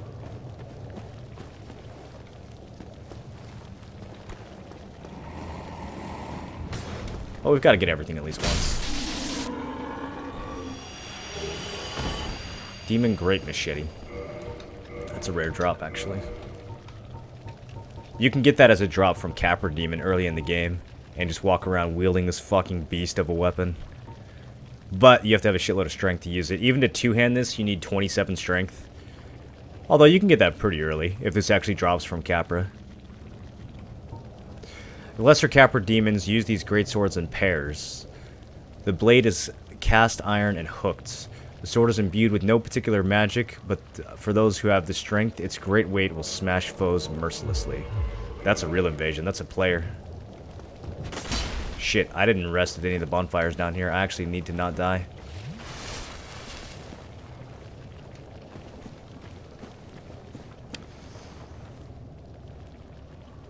What does he got there?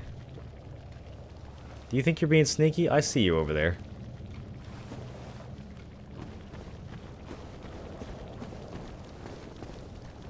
Look at him. He thinks he's hiding behind that pillar. Yeah, I see you. He's hiding in the demons, shooting me with a crossbow? Ah, it's gonna be one of those kind of fights. Alright, he's got a, looks like he's using the Fury Sword, Quelaag's Fury Sword. One of the dopest weapons in the game, actually. Alright, this is gonna be a battle of who accidentally rolls off the side of the cliff first.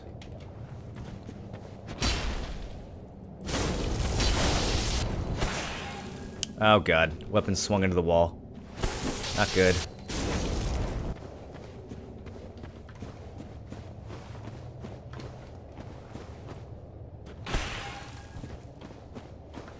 Is he fishing? Yeah, I can fish too. See ya!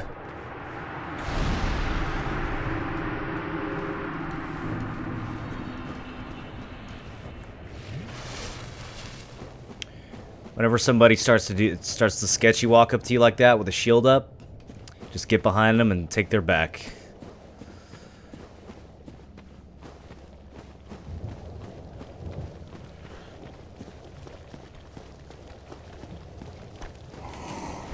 Whoops, too early. I'm actually getting outplayed right now by this Capra Demon.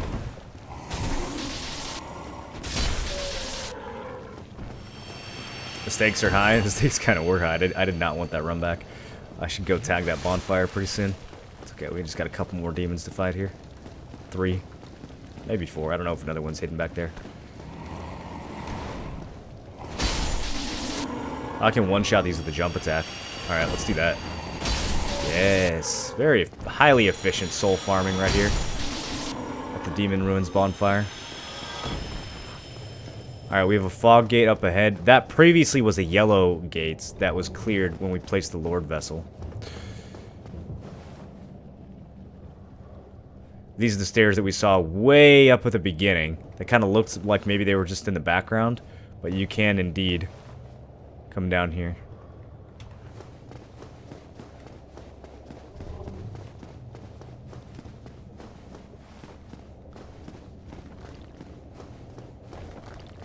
These strange statue things will come and breathe fire on you if you give them a chance. They're kind of slow, though.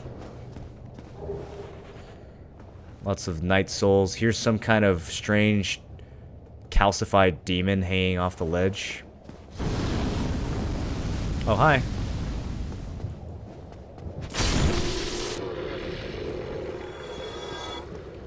Didn't see him there.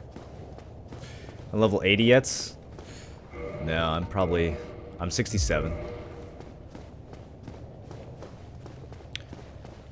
And, the bonfire has a guardian. Did they move that? I thought the bonfire was over here. Did they move it closer to the... They wouldn't have moved the bonfire for the remaster, right?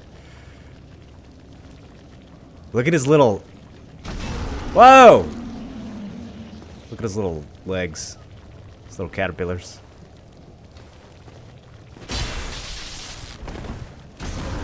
I'm actually not sure. Did I hit him there? I'm not sure if I hit him there.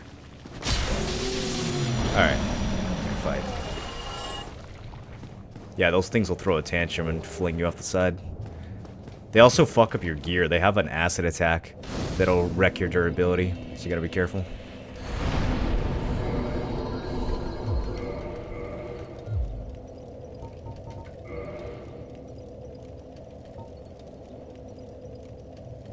Man, I could have sworn... Oh yeah, Daughter of Chaos. Okay, there it is. Maybe I never rested there before. Maybe that's why it wasn't available for a warp. Okay, so we have a warp back down here now, if anything. If we need to leave. But... I don't suppose we do need to leave at the moment.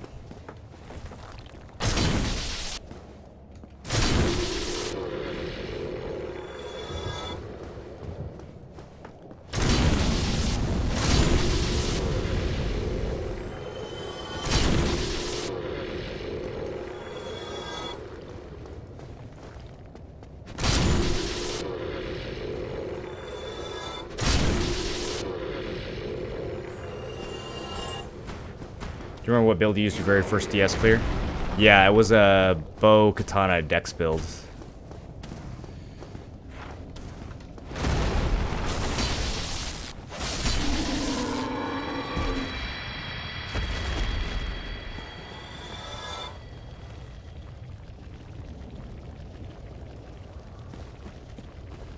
These rocks look so much different in the remaster. I'm used to this guy being more like buried into the wall here. Alright, there was the acid spit, but I think it missed. I think he shot past me. This area off to the side here, which is easy enough to miss. You've got the gate straight ahead. If you go over to the left, we're gonna have to do it, actually. We have to do it, because there's lore. Oh, fuck. This is probably my least favorite place in the whole game. I think it'll be okay with this Y. I think this Y has enough reach that we'll be able to make this happen. This part is so fucking awful to do as a melee, though. Alright, let's take a look at this great axe. Also, did we take a look at the we looked at the Chaos Ember, right? Yeah, and it said only ancient blacksmiths can use this. Who do you guys think is the most ancient blacksmith of the ones that we found so far? Andre of Astora, Rickard of Vinheim, the giant in Anor Londo, or the full-bone skeleton down in the catacombs? Who do you think's the oldest of those characters?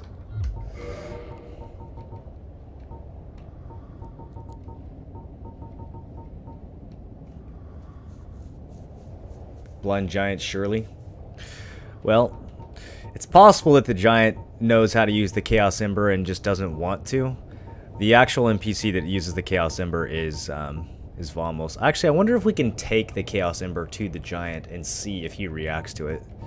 I don't know if the giant has reactions to any of the embers. Andre will react to it, and Rickert will react to it, but I'm not sure if the giant will. Anyways, we were going to look at a great axe that we just looted.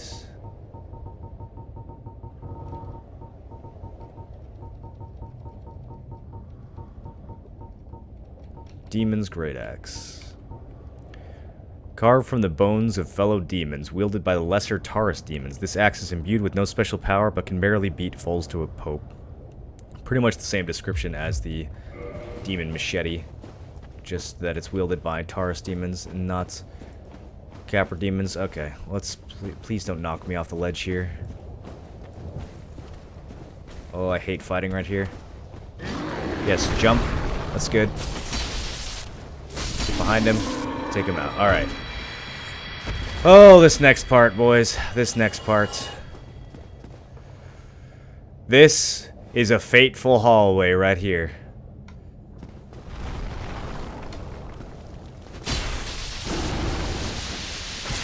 Weapon broken.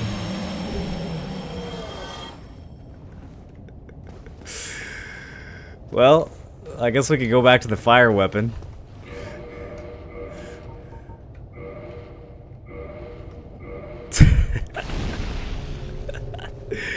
I hate this shit.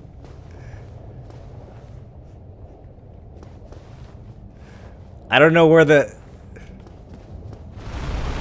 Oh my god. I missed. Weapon at risk.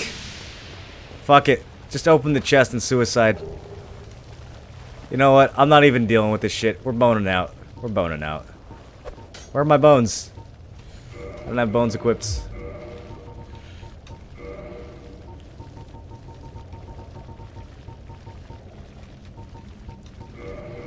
I hate these fucking things so much.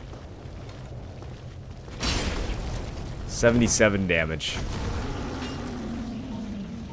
They break your weapons and then you're just fucking trapped back here. Oh, those aren't the only ones that spawn, by the way. There's 2 more on the other side that spawn facing this direction. So yeah, good luck getting through that with broken weapons. Nah, I'll pass. I got what I wanted.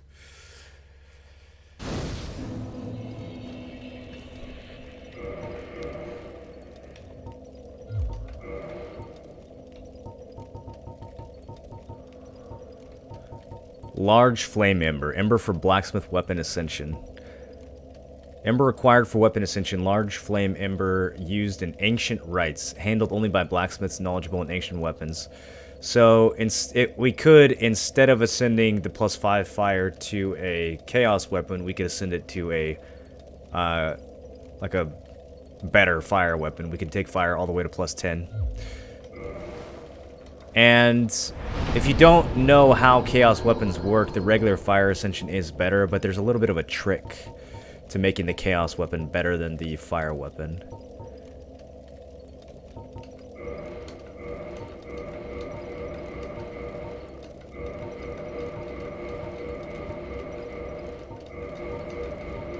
I wish the default here was on OK instead of cancel, so I could just mash the button. Alright, got all of our gear repaired after the demons ripped it with acid. Let's switch back to the lightning Zwei for this next part. Let's spend souls while we're here. I've been getting a lot of these. Got souls of a hero and shit. We've got lots of stuff to spend if we need to. Let's get this level up. Level 70. Almost soft capped on health. And let's go to this fog gate.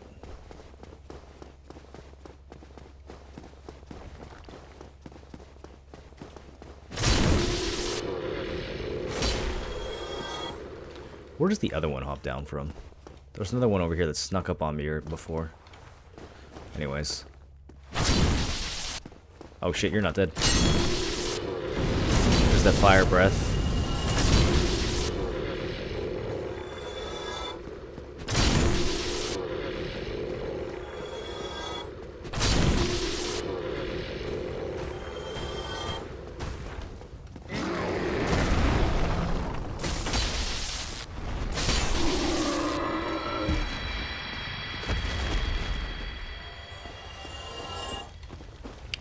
We'll just not worry about him for now.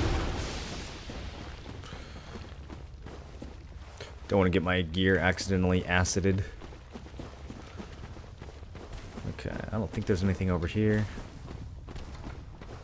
A couple more of these guys. A little lesser Capra Demon off to the side guarding something. What are you guarding?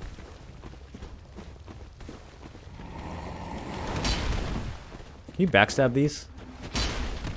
Doesn't feel like it. Nah, doesn't seem like you can. Whoa, what the fuck? How did you get up here? You're from way over on the other side. Must have heard the noise. Soul of a Brave Warrior. That's it. That's all that's over here. Alright.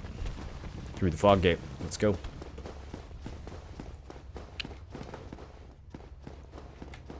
A lot of summon signs on the grounds. A little hint that perhaps this is indeed a boss arena. Most white lights are at this point in the game.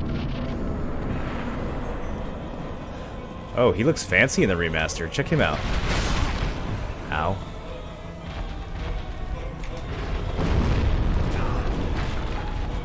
Demon Fire Sage. Looks similar to the Asylum Demon or the Stray Demon. Except he's exploding in fire. And he's got really good range on that forward attack. Holy shit. This guy's actually fucking me up. Oh my god, he has so much range. Alright, I gotta get behind him.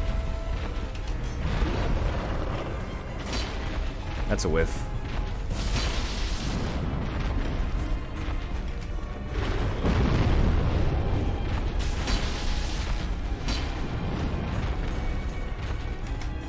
This might tag me. Nope, we got through. And I don't want him backed against the wall here. This isn't really a good place. Need more space behind him.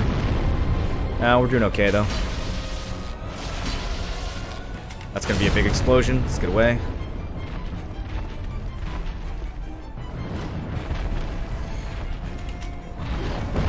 Pretty similar to the Stray Demon from the Asylum. Kind of a copy-paste, to be honest, but...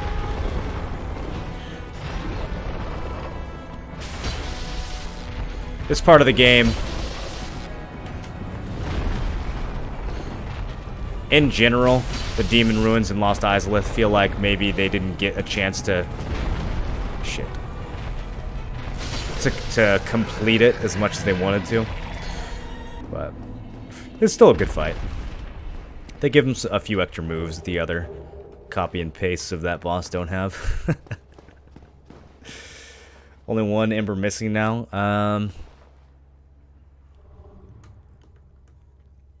I think I'm just missing the Magic Ember. I think we got everything else.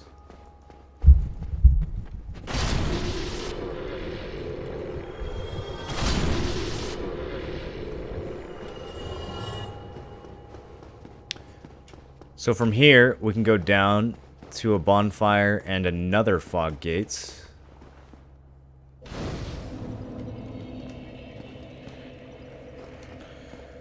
Or we can go up. Let's see what's up.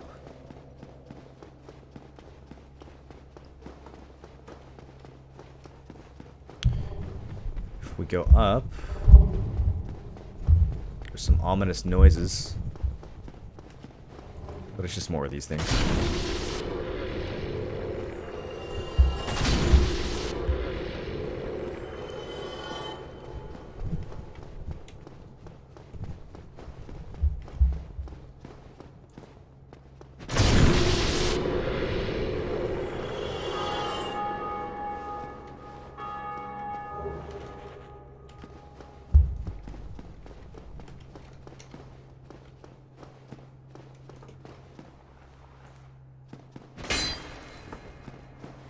Not taking any chances. Fake ass statues.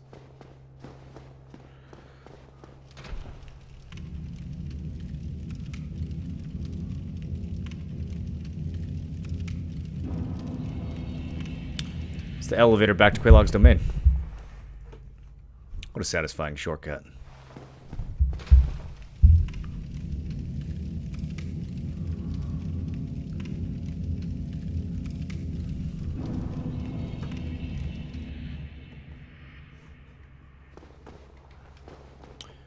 What else is in the area here? So this ledge just kind of drops you back down into the room where we fought the Demon Fire Sage a moment ago. So that's where the Fog Gate was. That's the boss arena down below us.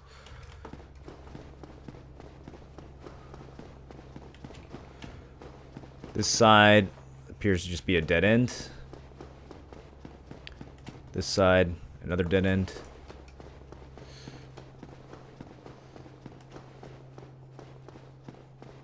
This side where we came from. I'm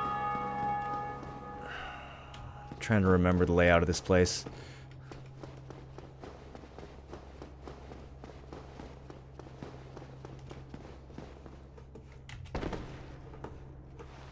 Yeah, it's definitely just the Demon Fire Sage room. Okay.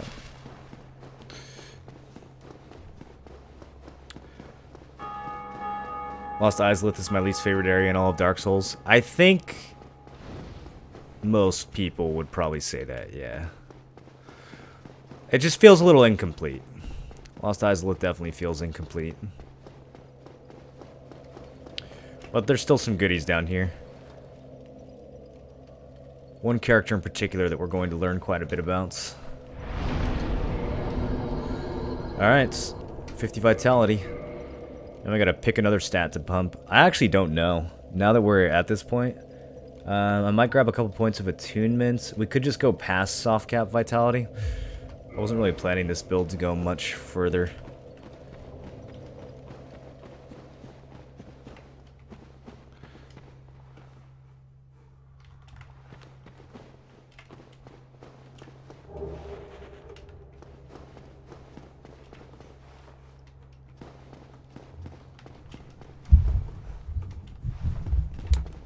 Well, now that we fell over here, how do I fall back without taking a whole shitload of damage?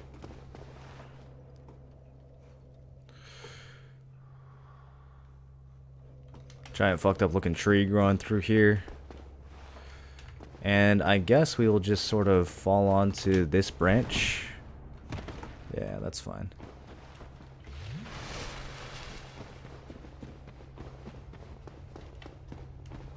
Look who's here.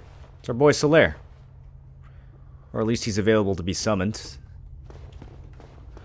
So his search for his very own son appears to have brought him to Lost Izalith. Good place to look, I guess. Lots of fire, lots of chaos. Don't really know what it means to have your own son, but whatever he's looking for, maybe he'll find it down here. Was Bless any good? No. It was not. It could be. But in its current state, it is not.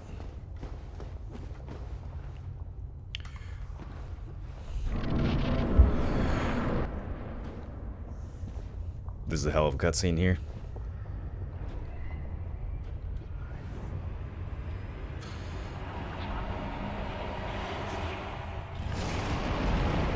The little centipede that we saw frozen on the side of the demon ruins. I actually never noticed that until just now. He jumps down from the Demon Ruins bonfire. We just saw him a second ago. I was saying there's this stone demon over here. I just figured it was a different centipede demon. It's literally this one. He wakes up after being on the side of the Demon Ruins, right next to the bonfire, and jumps down here to chase you. Oh, that's so fucking cool.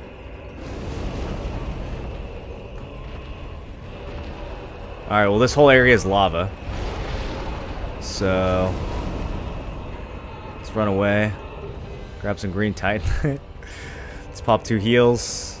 I really need to upgrade the Estus Flask. This is our boss arena right here. This is all the space we get. The rest of the level is literally fucking lava. And I've got 2 heals left. Yikes.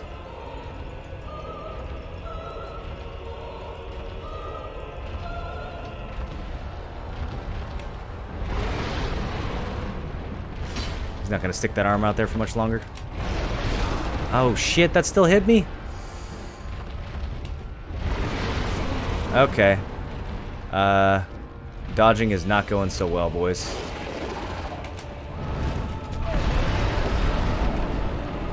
Let's get a heal off here. Shit. think you're supposed to, like, look up at the sky when he does that.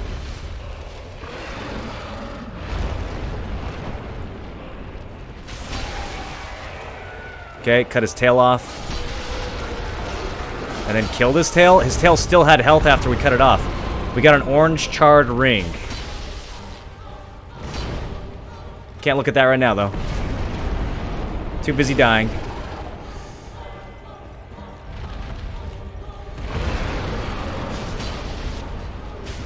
Come on, Zwei. Give me that damage. Oh, shit. I can't see.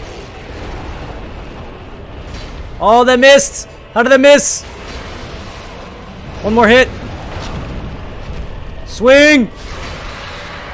Ooh. I like how the music was building up with that fight.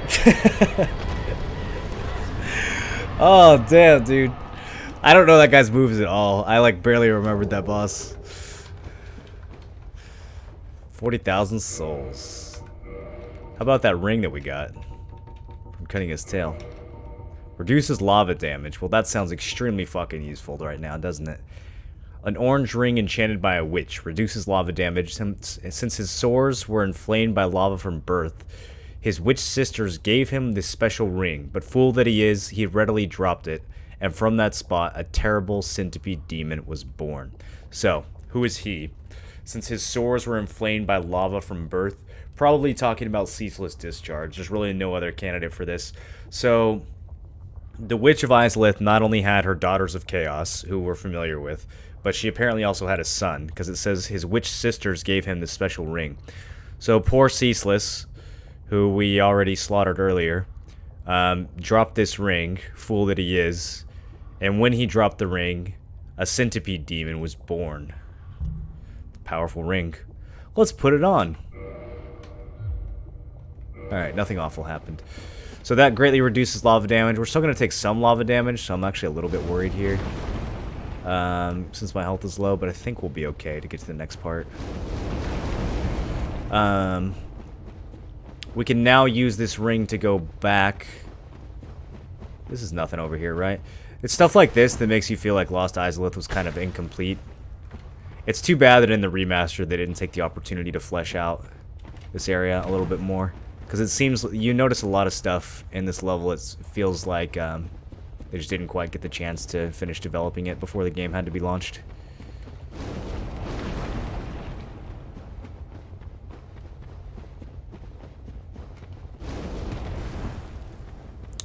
It's funny how fire ties to chaos, even though it's supposed to be a symbol of freedom, as the opening suggests. Well, fire and chaos are not necessarily the same thing. The chaos flame isn't just any old flame, it's a special type of flame.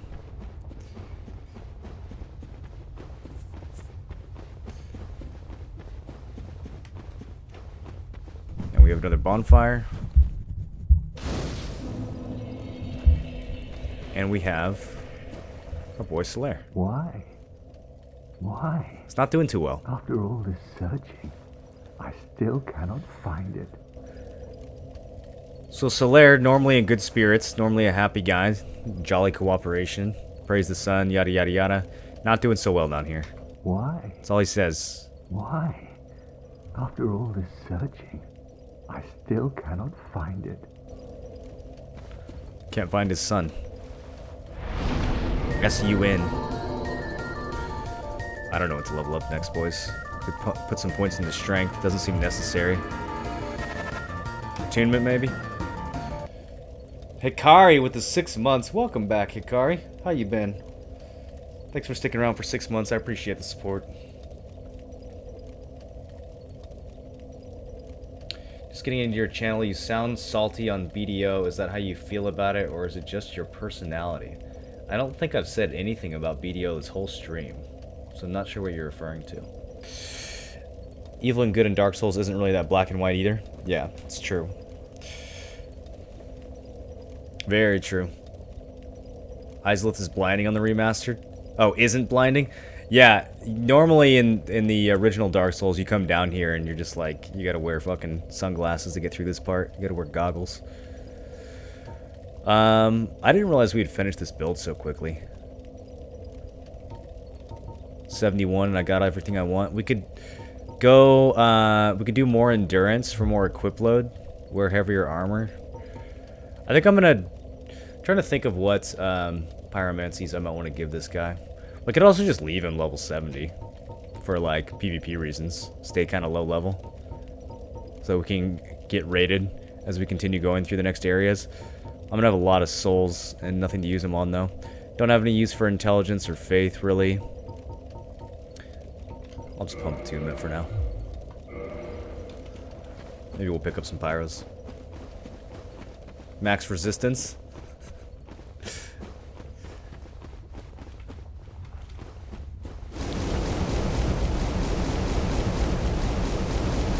Dex increases spell speed. Yeah, I'm not really going to be using any spells in this playthrough. That's going to be the next one.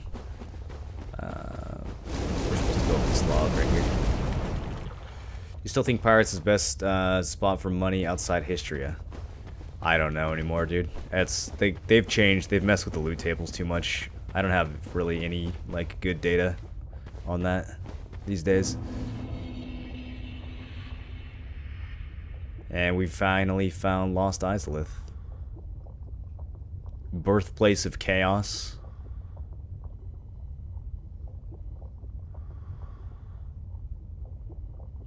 And these strange... I don't even know what kind of demons these are. They're like... the bottom half of a dinosaur?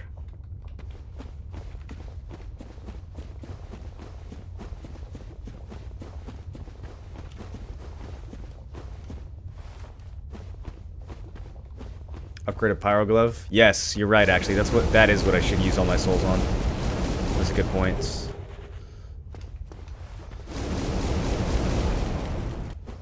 That is a good point.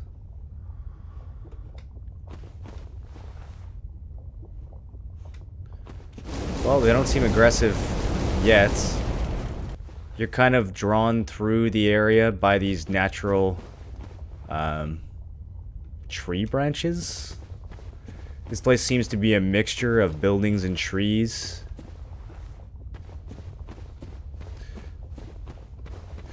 So I guess the question is, was this always the home to demons, or was Izalith actually a great city once that was then infected with chaos? And then at that point, did everyone turn demonic?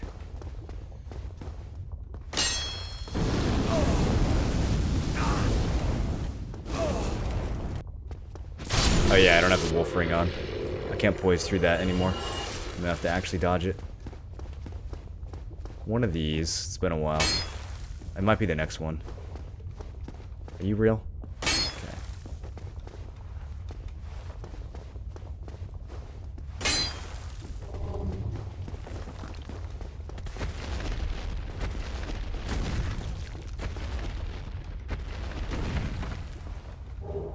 Soul of a great hero. It's the first time we've seen that. What great hero do you suppose met its demise down in the heart of the demon ruins of Izalith? We've seen the soul of a hero, but soul of a great hero? Look at it. Look how immense it is. It's bigger than these boss souls. Great soul of a hero of legend who has long ago gone hollow, used to acquire incredible amount of souls. Souls are the source of all life, and whether undead or even hollow, one continues to seek them. Dinosaurs still haven't aggroed. You can see some more items in this direction. Okay, one of the dinosaurs woke up. Time to bounce. Another item over there. Let's get up here first.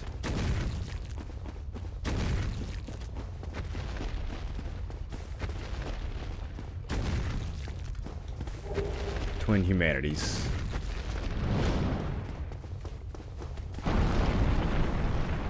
That sounded loud.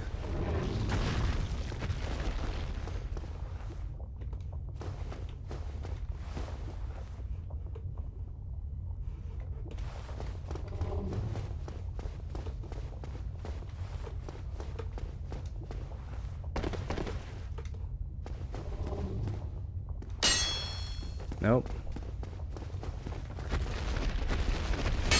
Nope.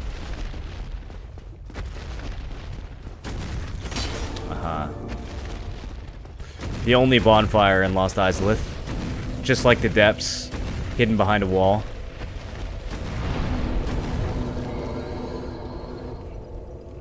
Look like the Gaping Dragon boss. Do you think so? What similarity do you think they bear to the Gaping Dragon boss? Just the fact that they have like the open looking stomach things?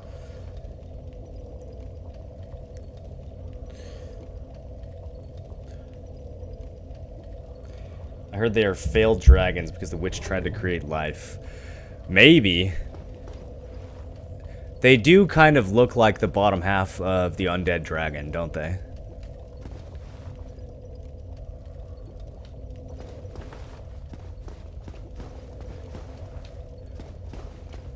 They probably have a name in the official guide. I don't know what it is, though.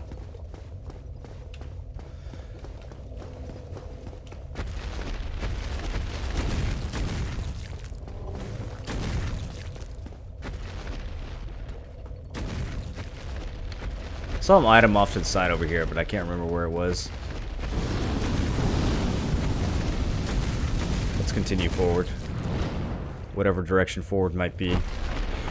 I think what's supposed to happen here is as you explore, you're supposed to aggro these dinosaurs, trying to figure out like where the hell to go next. Maybe like that was supposed to be what the challenge of this place was. But yeah, we'll just go ahead and head up here instead.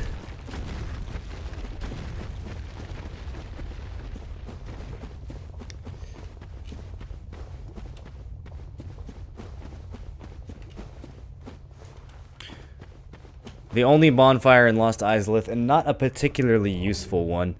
The boss of this area, the Witch of Izalith, not really located in such a way that you're going to get back to her easily from that bonfire or any bonfire. Which is, again, I think more evidence that they didn't quite get a chance to finish this place off. Usually you have the level connecting to itself in a way that's very kind of planned out and elegant. And Izalith is more of just kind of like a linear point A to point B.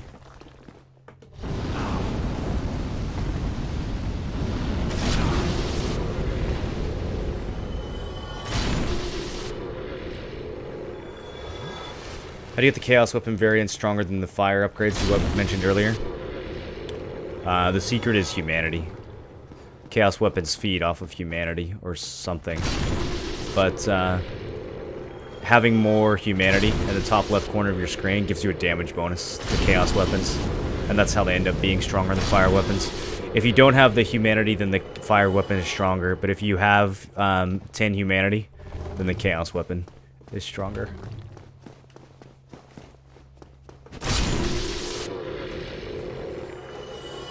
It actually has some hidden scaling that's not mentioned anywhere. It doesn't scale with any of your attributes, but it scales with your humanity. Caps out at 10. What armor am I wearing? Gargoyle helmet and the Xanthus sets. This guy also spits acid, so let's kill him nice and quick, please, so that he doesn't destroy my gear.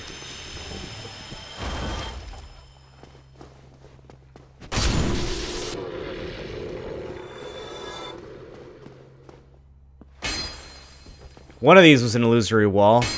It had a bonfire, so we might as well check all the rest.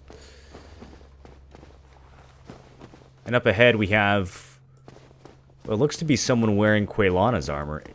Is this Quelana? Well, she's got fire pyromancies. She doesn't look chaotic, though. And Knight Kirk is here? Oh, shit, boys.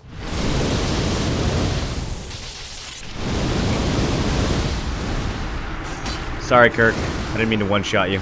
I wanted this fight to be a little bit more exciting than that.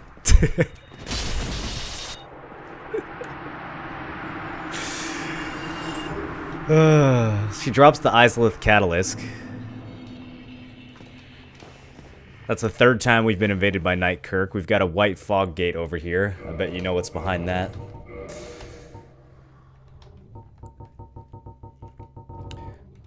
I thought Quaylana was dead. I thought she was dead in front of Ceaseless. How is she out here?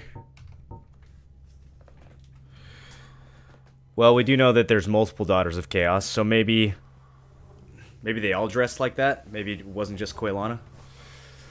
But why wasn't that sister infected with chaos?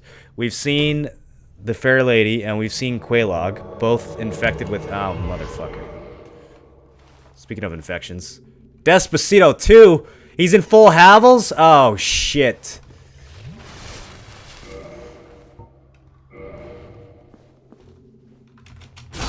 I was stuck in that emote for way too long.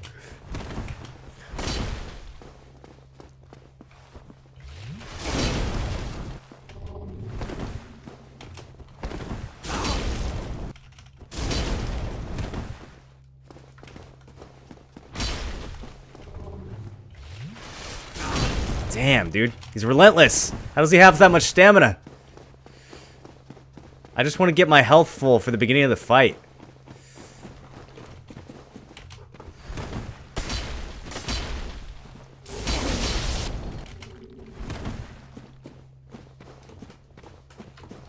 Okay, he's sprinting. Oh, come on. He got that backstab?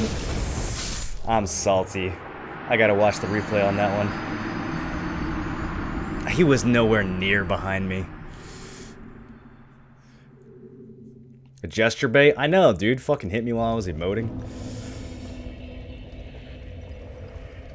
Watch the donkey vid. You can rekindle bonfire for more flasks. You never knew that? You never knew you could rekindle bonfires? Yeah. Even after you got the right of kindling, you still didn't know that?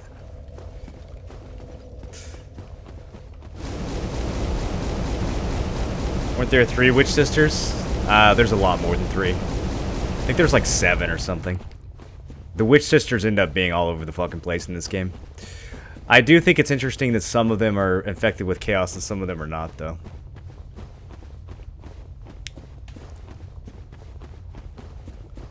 I'm not quite sure what the explanation for that is.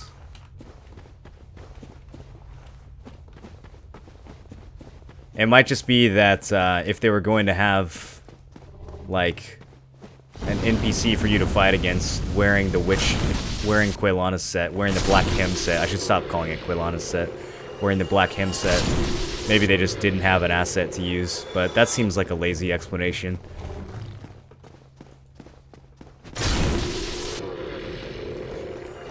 It's hard to tell with Lost Izalith, like, what details are missing on purpose and what details are missing because they didn't get the chance to finish developing this place. What is the advanced pyromancy teacher? You find one dead, you loot her body, and then this witch guarding the entrance to the boss. Yeah, so there's at least those 3. We haven't actually met the pyromancy master yet, but we will. I think, if I can remember how to get her to show up.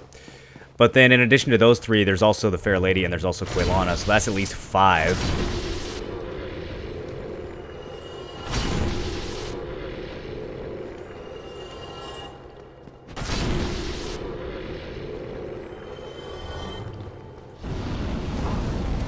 Shits. I keep pretending like I have poise and I don't.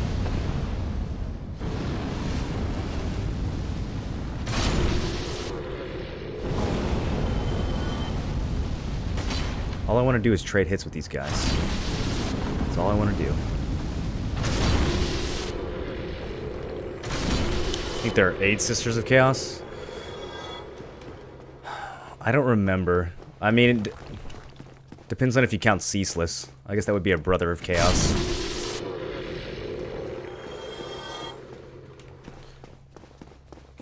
But, yeah, there's evidence of quite a few.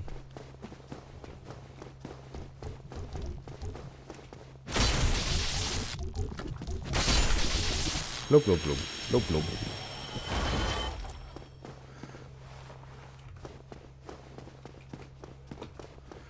That was actually an extra enemy that they had left over from Bloodborne. So they put it in this game instead.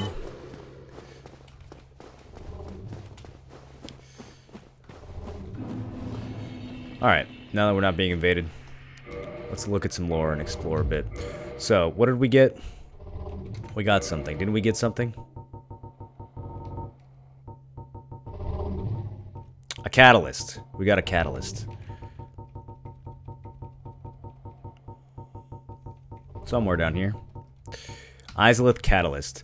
Catalyst of the Witch of Izalith long ago, when her daughters were still flame witches, before they were engulfed by the Chaos Flame. Before the birth of pyromancy, their wands were mediums for sorcery, but knowledge of this flame sorcery has long since vanished. So before the Flame of Chaos,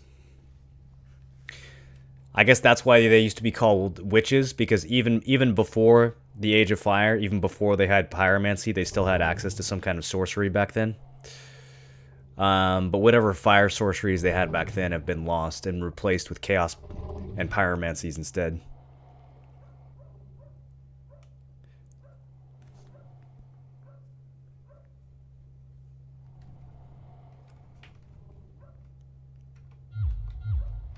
Upgrade your pyromancy hand to +5 to get her to show up. Yeah, something like that. +5 or +10. There's other triggers for it too, though. There's story progress triggers that get her to show up. Let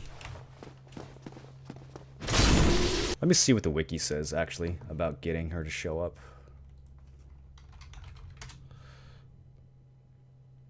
I don't know if we ever fully figured out. It says she'll appear if you have a +10 pyromancy flame. She'll appear if another player enters your world with a +10 pyromancy flame.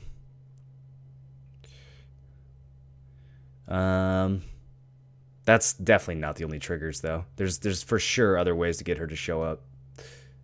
Those are the only ones that are on the wiki. Alright. Ah, fuck. I didn't mean to do that. I was just tabbing back in. Alright, we gotta climb.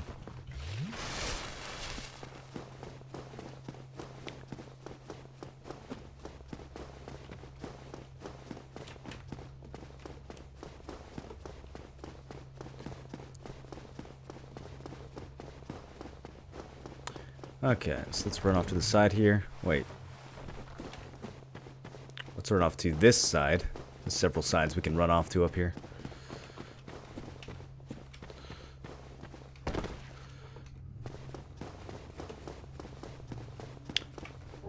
Soul of a hero. Lots of fallen heroes in the city of Izalith. Is that all that's up here? Okay, let's climb back up.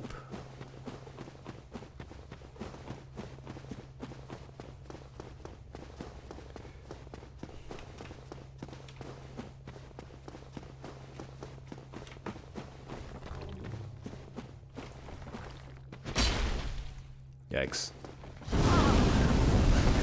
God damn it. There's no more lava up here. I should just put the wolf ring back on. Oh, it's so annoying. It was still going? That lingering fire animation.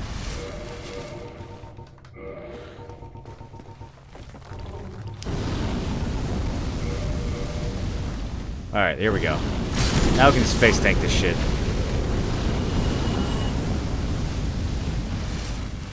Come here, group up for me. Yeah.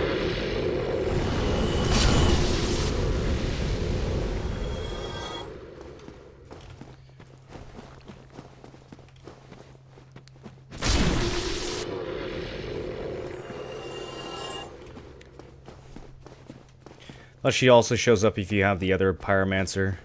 If you tell the other Pyromancer where you get Great Chaos Fireball, causing him to search for it and go hollow. Is that what causes him to go hollow? I thought he goes hollow when you just buy out all of his Pyromancies. Do you have to buy out his Pyromancies and also give him a reason to leave?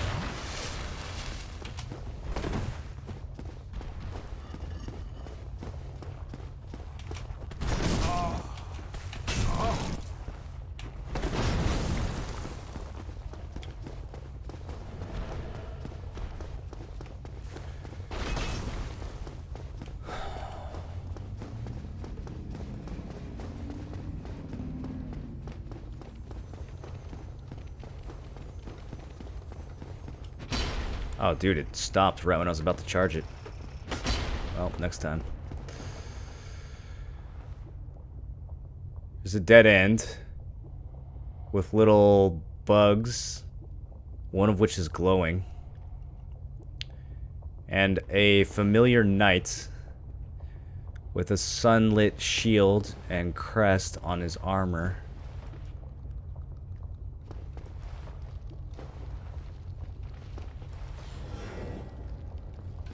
Solaire, what the fuck?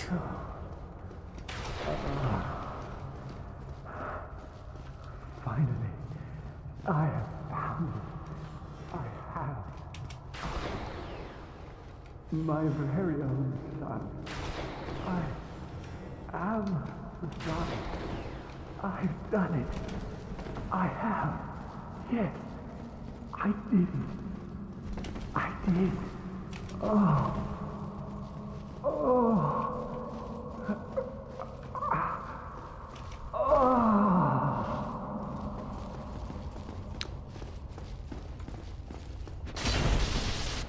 Poor Solaire. It's over. My son. It's setting. It's dark. So dark. After all that searching, he makes it all the way to Lost Izalith. And the sun that he finds is just a beetle that attaches itself to its head and glows brightly. And it's too much for him. Drives him insane.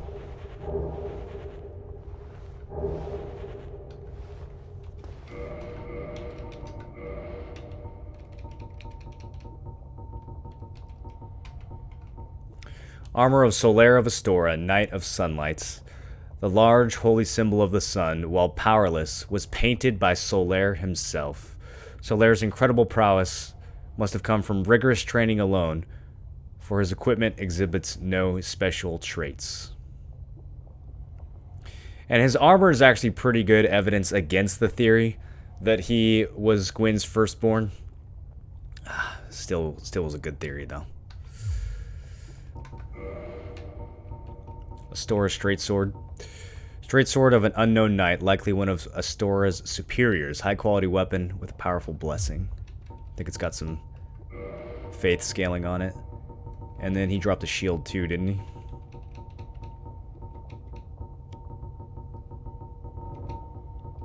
Oh, he also dropped a Sunlight Talisman. Medium for casting miracles of the gods. The Talisman of Solaire of Astora, the Knight of Sunlight, is decorated with a holy symbol illustrated by Solaire himself. The talisman is a projection of Solaire's upstanding, unwavering faith. And indeed, he does win. He does wield the lightning of Gwyn.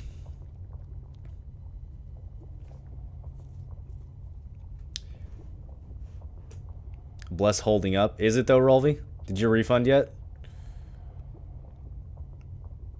How do you fuck up this quest? It was the most important. I didn't fuck this up. This is the proper end to Solaire's story, in my view. You can save Solaire, and a lot of people choose to do so.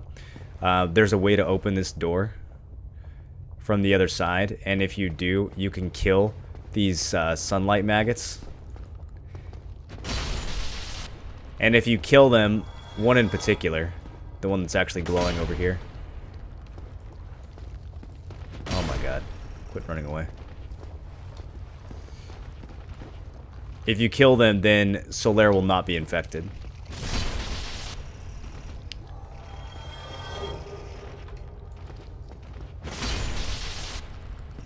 But then you don't get to see what you just saw. Or he absolutely loses his mind. He's never going to find that sun. He's never going to find it. So if it doesn't happen here, it's bound to happen somewhere else. A loathsome parasite that inhabits Lost Izalith. It is completely immobile yet still lives. When worn on the head, it emanates a blinding light, which is why it is known as a sunlight maggot. So this is the sun that Solaire believed that he had found. It was really just a bright maggot that had attached itself to one of the creatures down here.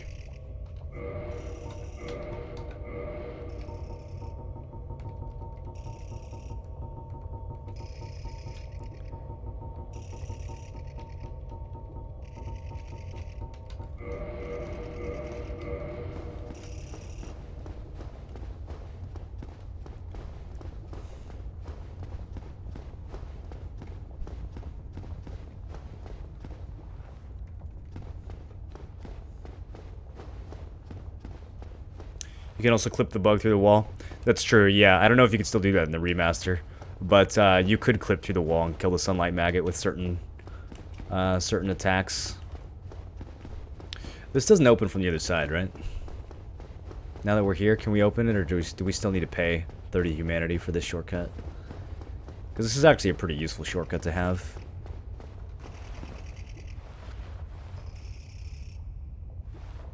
Okay, cool. I thought so.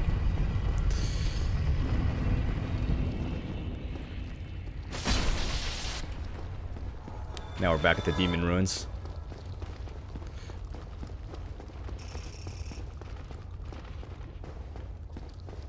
I prefer this ending to Solaire, even though it's sad. Yeah, I do as well. It's... If you save Solaire, he makes it all the way to the end of the game with you. But, I mean...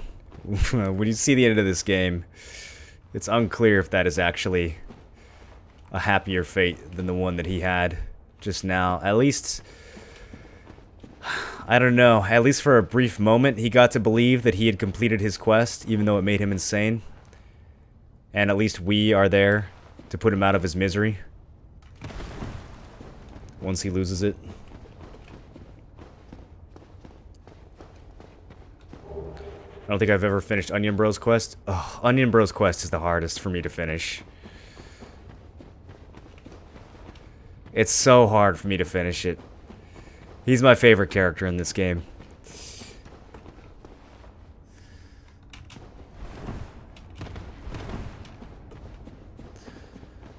But now that we have this hallway unlocked, this will take us back to... Oh, okay. I remember now. It's off to the side here. So that's why this dumps you into the Fire Sage room, so you can come back to this little shortcut. Okay.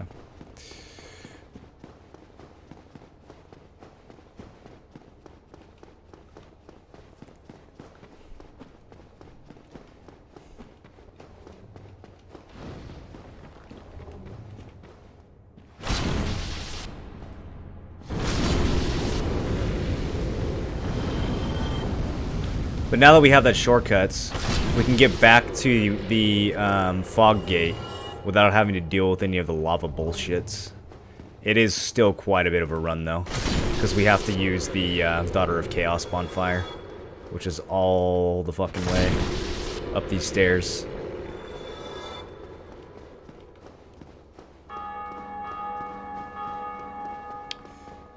You killed Solaire? I did, yeah. I did kill him. Sorry, you guys. It had to be done. For the story, it had to be done. It's a sad game. And he has a sad story.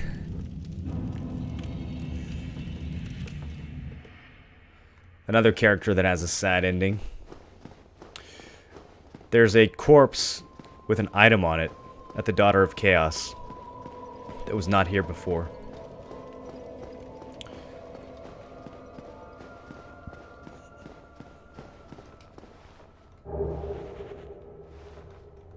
Armor of Thorns.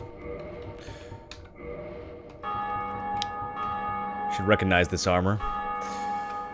We were invaded by this person 3 times. Armor of Kirk, Knight of Thorns, a notorious member of the Dark Wraiths. A dense patch of thorns grows from its surface. It is a fitting item for the murderous Kirk, for by simply wearing it and rolling, one can damage enemies. First of all, that's sweet armor. But second of all, why is it doing... what is it doing here? We now know the purpose of this arbitrary hallway that looks like it has an illusory wall at the end, but doesn't. It's just a final resting place for Knight Kirk, here at the Daughter of Chaos. Are you prepared to dedicate yourself to Our Fair Lady? Then I will make available whatever you require. If you need something, ask me first. So, you can... There is no time for idle chat. Think only of Our Fair Lady and what she may need. Is that all he says? There is nothing to say to you, except if you lay a hand on the Fair Lady, you should be prepared to face my wrath. Aw. Such a nice little orbiter. There is nothing to say except you should be prepared. Okay, so Ingi, her devotee, threatening to harm us if we lay a hand on the fair lady. Seems like he was not the only person devoted to the fair lady. Kirk, the infamous Dark Wraith, was actually not serving the Dark Wraiths at all. He was serving the fair lady. And the reason that he was invading your world and trying to steal your humanity is so that he could bring it here to give to this girl who's in immense pain to try to soothe her suffering.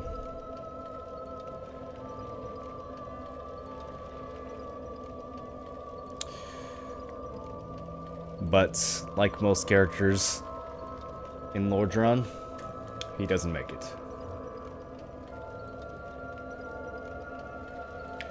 I've played Dark Souls offline so far and I'm already in Anor Londo. Can I still do the Kirk stuff? No. You need his first invasion in the depths. If you've already killed the Gaping Dragon, then you can't backtrack for it. Can you play most of the Dark Souls games with mouse and keyboards?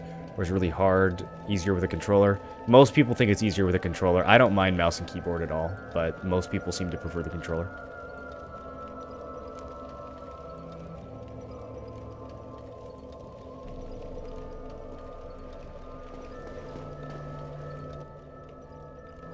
So if you use the Witch's Ring, or I guess if you don't have to use the Witch's Ring, you can join the Daughter of Chaos Covenants.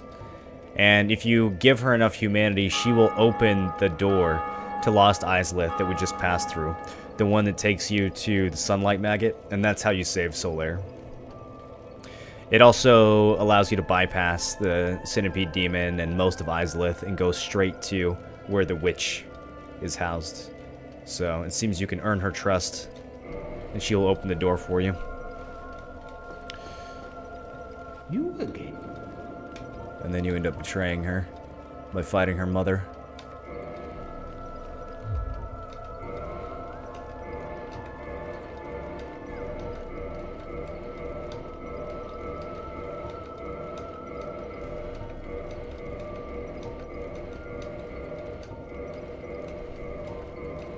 You can upgrade your Pyromancy Flame, just like a weapon.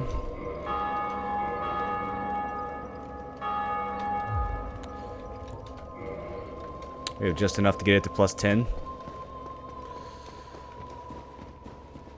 Let's rest before we go forward.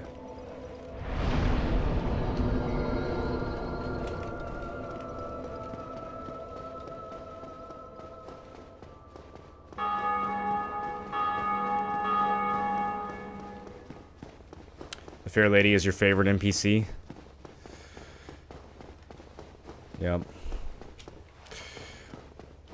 You're sent down here, told that you're hunting demons and saving the world, and more it seems like what you're really doing is just killing people who are doing nothing more than trying to survive in a empty, forsaken land.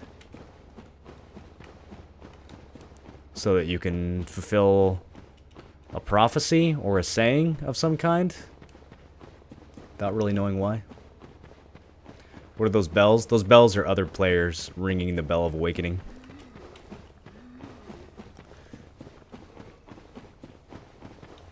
Tarkus equals best. Tarkus is your favorite? Siegmeyer is by far my favorite character in this game. We have another character that you can barely see out in the over here.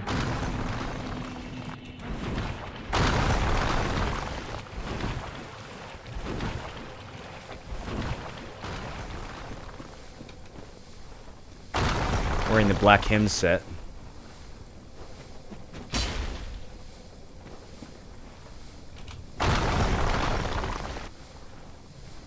Is he gonna keep chucking those boulders? Does he time out? Okay. Usually when you come over here, the monsters will back off.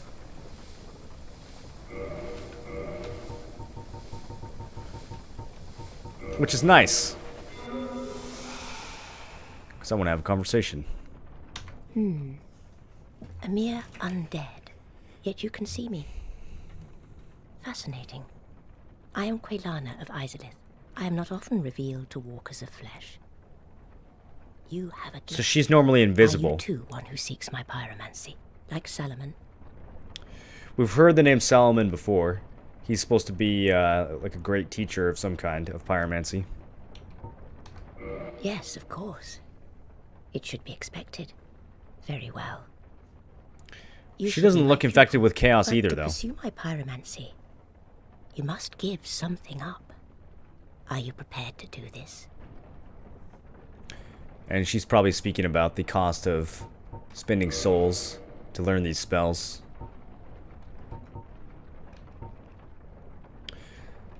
And we have a whole bunch of new pyromancies that are available to us now.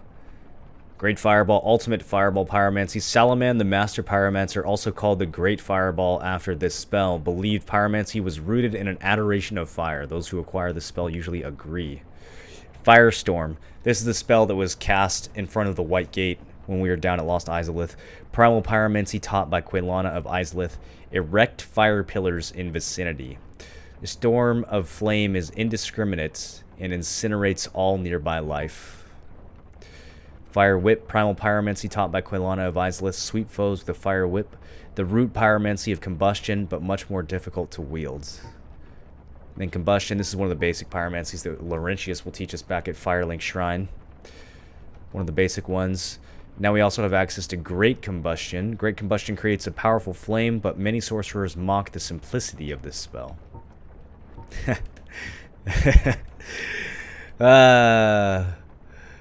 That's really meta, actually. That's pretty meta. All those people bitching on Reddit about combustion. Undead Rapport. Advanced Pyromancy of Quelana of Izalith. Charm undead and gain temporary allies. The living are lured by flame, and this relationship is part and parcel to the art of pyromancy. Can be used by either gender. So she has a spell that she can use to charm undead. But we're an undead. So that's a little interesting.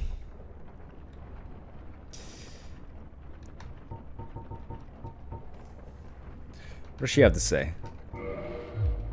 Oh, she can also ascend our pyromancy flame. But it's not high enough yet. Long ago, I accepted another pupil like yourself. Over 200 years ago, there was a man almost as bungling as you.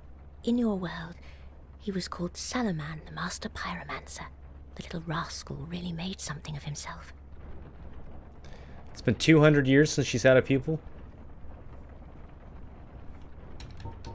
Pyromancy is the art of invoking and manipulating fire.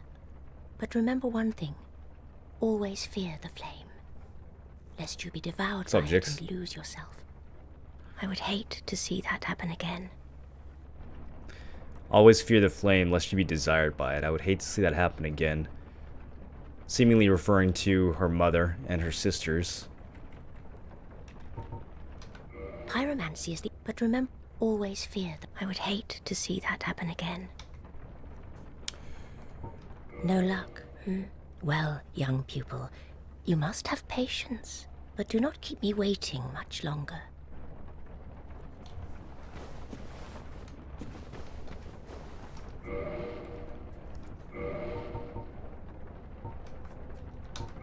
Back to the Daughter of Chaos. Was Solomon consumed by the flame? No, I think she's talking about the Witch of Izalith being consumed by the flame. And Izalith itself being consumed by the flame. I mean, this whole area got fucked by the Flame of Chaos. Look what happened here to one of her sisters. Although interesting that the sister has these other devotees who are out hunting for humanity and bringing it back to her. And Quelana is just kind of doing her own thing in the swamp. She even helps you, knowing that you are headed down here probably to kill her mother.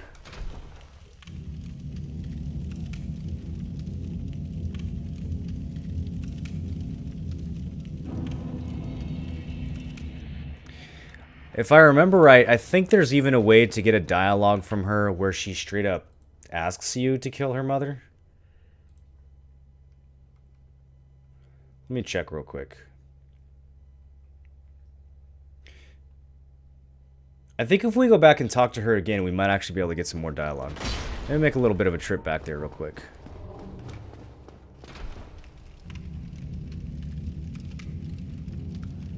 Network connection has been lost. Rip.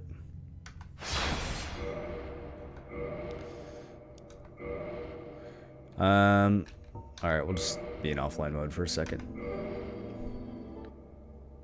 I'll try to reconnect after this next part. Uh-oh, we broke the elevator. Wait, I think we actually broke the elevator. I'm not sure if... Oh, okay, there it is.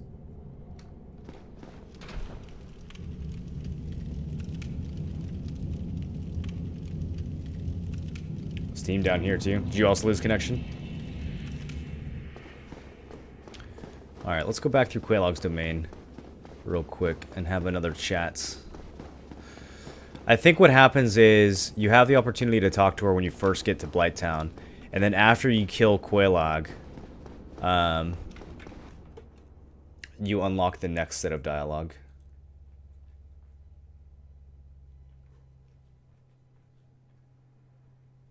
There's actually supposed to be another dialogue just now when we talked to her that didn't pop up for some reason. I wonder why.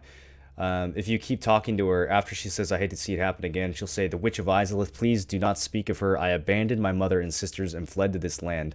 Now I roam these parts, feigning ablution and pretending to seek answers." So she bailed on the Witch of Izalith and her sisters, and doesn't seem to have any interest in protecting the Demon Ruins, in protecting Quelaag, in protecting her sister, or in protecting her mother, or Ceaseless, or any of the other creatures that are down in the Demon Ruins. She just leaves. Just leaves all of them behind.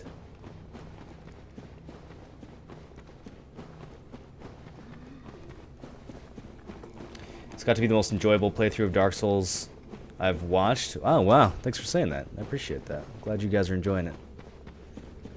Your refund bless? I did, yeah. I mean, I'd be willing to give the game another shot, but not in its current state.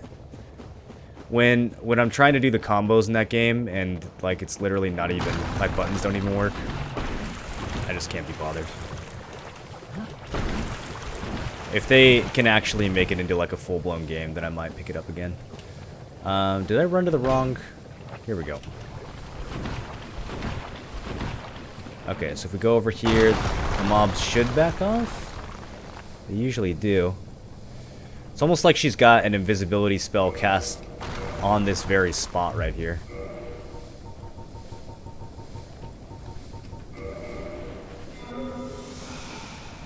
Ah, I was the Witch of Izalith. There we go. Please, do not speak of her. I don't know why that didn't pop up before. I abandoned my mother and sisters and fled to this land. Now I roam these parts, feigning ablution and pretending to seek answers. Well, at least she seems sad about it. Pyromancy is, but remember, all I would hate. Pyromancy is the, but all I would hate. Pyromancy is, but all I would hate. Okay, let me quit reload Well, and see if we can get her other dialogue to pop up. Would you be willing to do a Souls series playthrough? The whole series? Well, I played through Dark Souls 3 on stream a long time ago, but I don't know if I saved it. I don't think I saved it. I don't think there's VODs of it. Honestly, don't know if I enjoy Dark Souls 2 enough to do a full playthrough of it. Dark Souls 2 is really long. And it's a fun game, but I more enjoy Dark Souls 2 for like the weapons and the PvP, and not really for the levels and the actual game itself.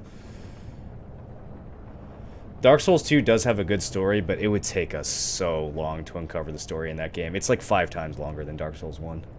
Especially once you throw the DLC in there. Have you done the Painted World? Yeah, we already did the Painted World. We did that right when we got to Anor Londo. Ah, truth be told, it has been some time, she says. Okay. So, yeah, we'll just pretend like that's true. We reloaded the game. It's been some time since we were here. Probably what's supposed to happen is you're supposed to get the first set of dialogues before Quelaag, And then after you ring the Bell of Awakening and leave, you come back. And that's when she says, it's been some time, but we're kind of goofing it a little bit. I have a favor to ask. Here we go. My mother, the Witch of Izalith, was one of the primeval lords. Her power came from the soul that she found near the first flame. She focused this power to light a flame of her own. But she failed to control it. The flame of chaos engulfed Mother and my sisters and molded them into deformed creatures. Only I escaped. And now I am here. But my mother and sisters have been in anguish since. I beseech you, free Mother and my sisters from the flame of chaos. I cannot do it myself. I lack the strength and the bravery. But you, I realize what I am asking. But please, free their poor souls. Mother's ambitions were misguided, no doubt. But surely 1,000 years of atonement is enough. So 1,000 years since Gwyn linked the flame, and 1,000 years since the Witch of Izalith, or since the Witch of Izalith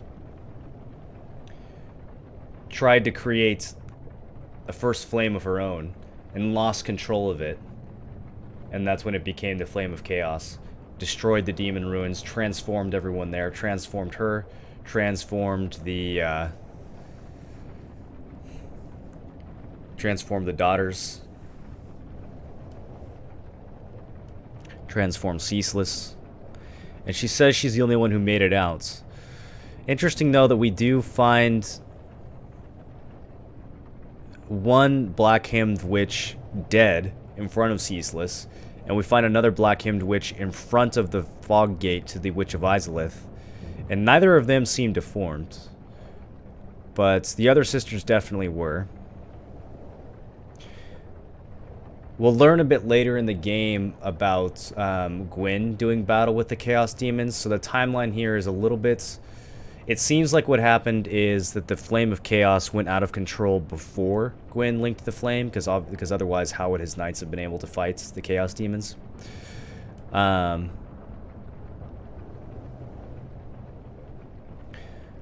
So I guess 1,000 years, maybe they're rounding a little bit.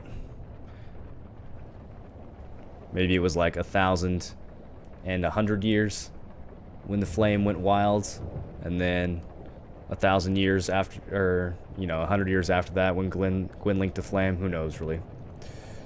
I think the whole point is that it all happened long ago. Well, young pupil, you must have patience, but do not... Does she have anything else to say? I was 1,000 years of atonement. Do you think that's what she's been doing down there? Atoning? Just suffering? Like her daughters? I have a favor. My mother, her power came from the soul that she found near the first flame. She focused this power to light a flame of her own.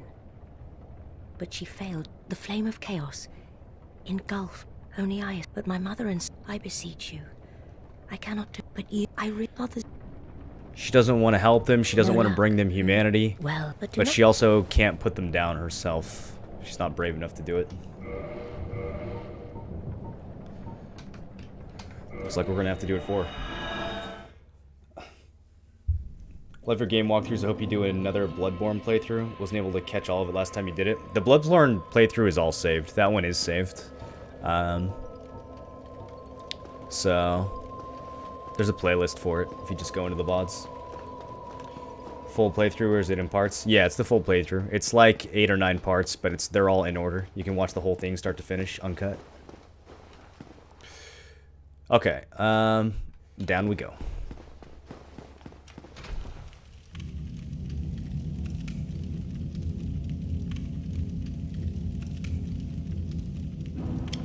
Well, the way he analyzes everything and explains everything, I don't care even like Dark Souls, but he's making me like it.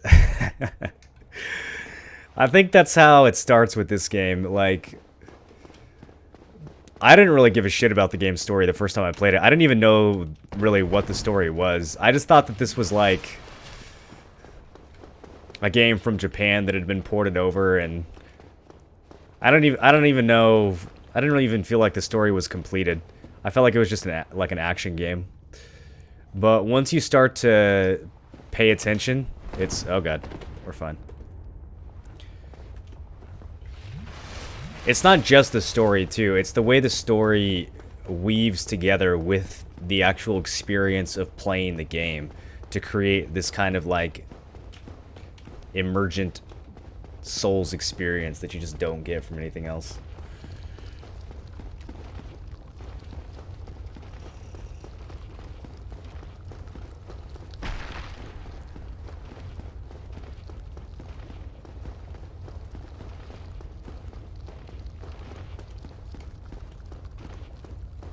This Titanite demon up here is... Oh yeah, I forgot about this crystal thing that we got it this time. 2 twinkles. Alright. This Titanite demon is tanky as shit. He's actually kind of hard to kill. Hopefully I don't get knocked off the side while we tango with this guy. You don't have the space to fight him that you normally would.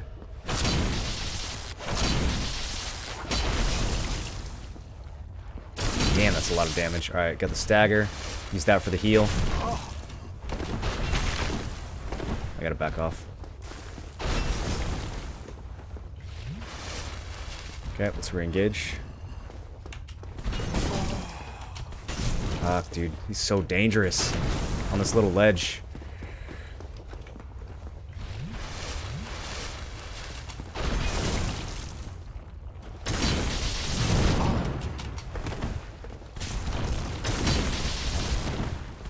What are all these jumps, dude? You can deal with the lightning, that's fine.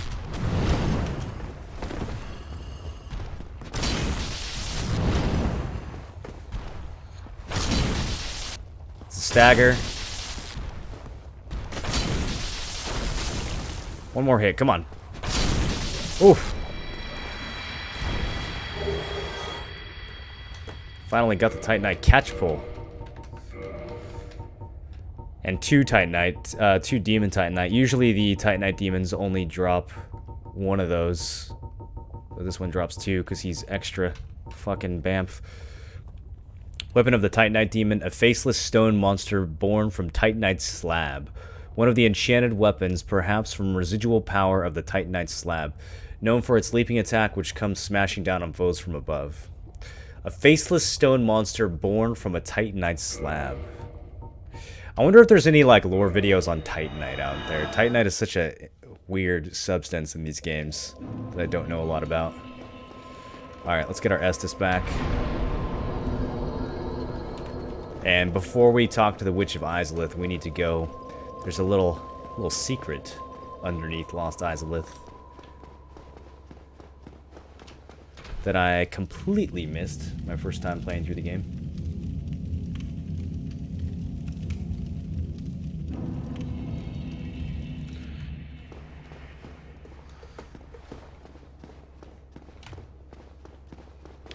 When I first got the game, I played it for an hour and got bored. It was 3 months later, I saw one of Epic Namebro lore video. I thought, wait a minute, I have that game. Yeah, I watched the shit out of EMB's Dark Souls lore videos. That's really what got me into the story of this game originally as well. And then from there, I started watching like Vadi and Dave Control and all those other guys.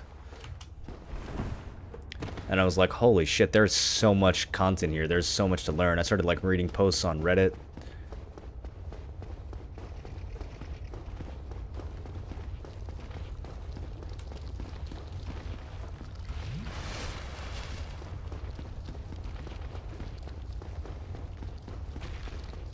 But even before I got really sucked into the story of this game, the game itself has a way of drawing you in. Even if you don't necessarily really know what's going on. Oh, this guy respawns? I never know he respawns. So can you actually farm him for Demon Titanite? I guess you can. This must be the way you do it. If you... Because there's no way to buy Demon Titanite. So I guess if you need it for multiple weapons, this is the way you farm it. You have to keep killing this guy. Every other Titanite demon in the game, once you kill them, they're gone forever.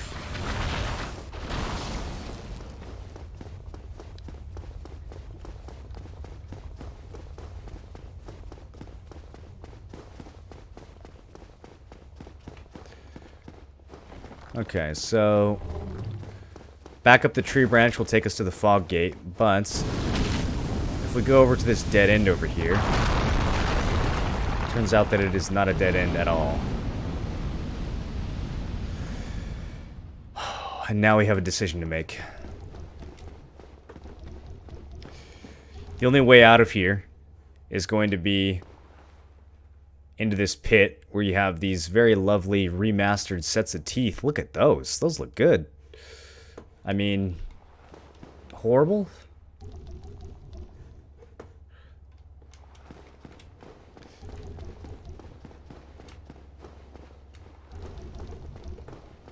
I think these things are called Chaos Eaters, if I remember right.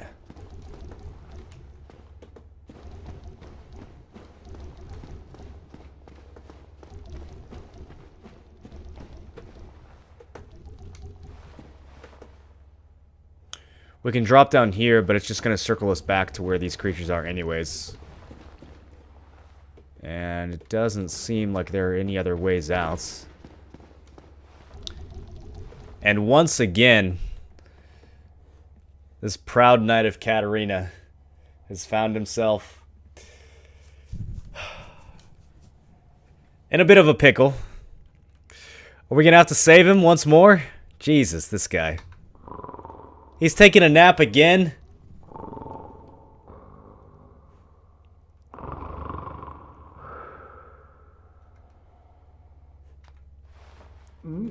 Oh, excuse me, I was so absorbed in thought I just drifted away.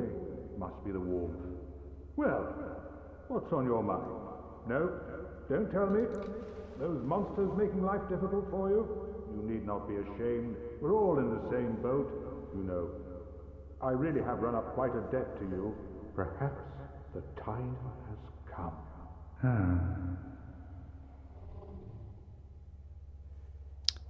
I really have run quite up a debt to you. Perhaps the time has come. Friend, I have an idea. A good one, really. I will rush those dire fiends, and you can slip away in the confusion. Please, friend. I owe you much more than this. By the honor of the Knights of Catarina, allow me to assist you. And now, I go. Don't be slow.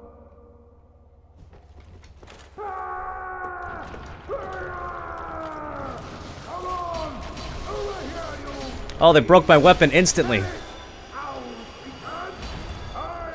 Sieg, carry me.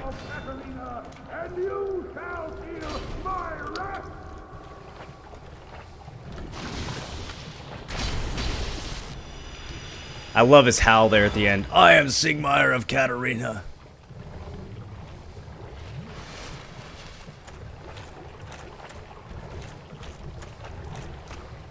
Oh shit, we have to kill this one too?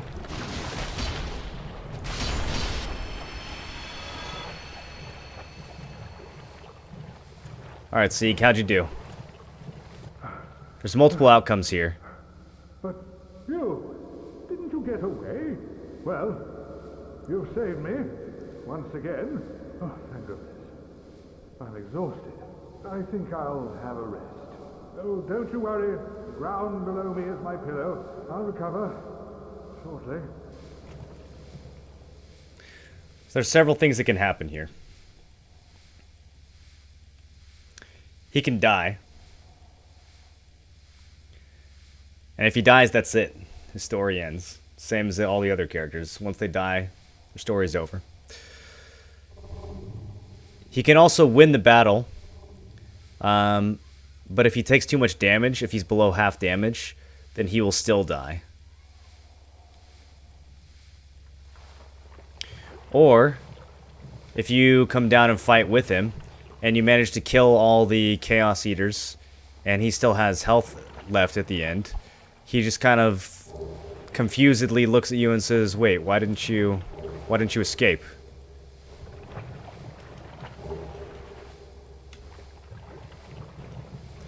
So we have this proud knight of Catarina who's racked up this debt to us the whole game, and he finally has the chance to pay us back. Finally has the chance to restore his pride and hop down here, going out in a blaze of glory so that us, his friend, this person that he's been adventuring with, can make it out alive. And yet, instead of that happening, we hop down and we save him once again.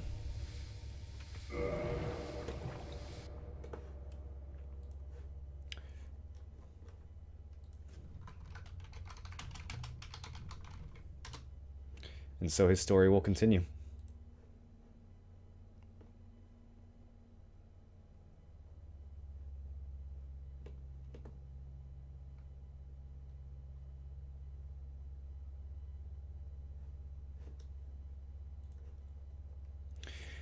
I want to see if he has dialogue in the instance where he has, where he survives the fight, but his health is low.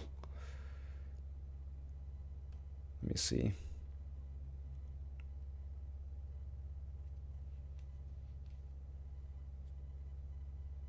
Yes, okay, that's what I thought.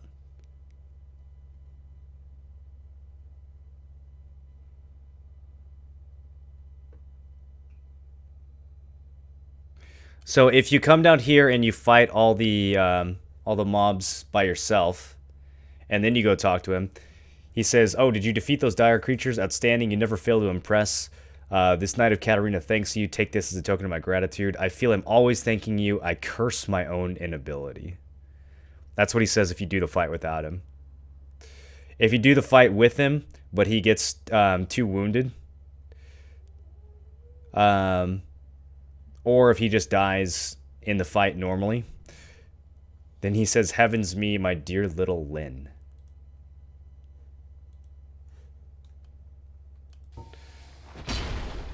But neither of those things happened.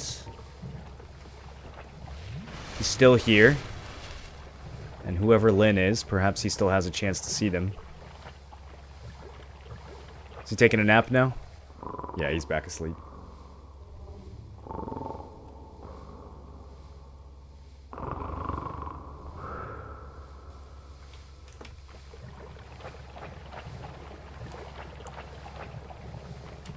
Victory. Right? We saved him again. Good for us.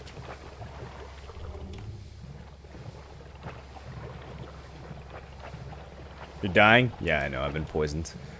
It's okay. Xanthus Set has good poison resist, and we still have a lot of Estus. There's an item that we need down here. It's going to be very important. Essential, actually.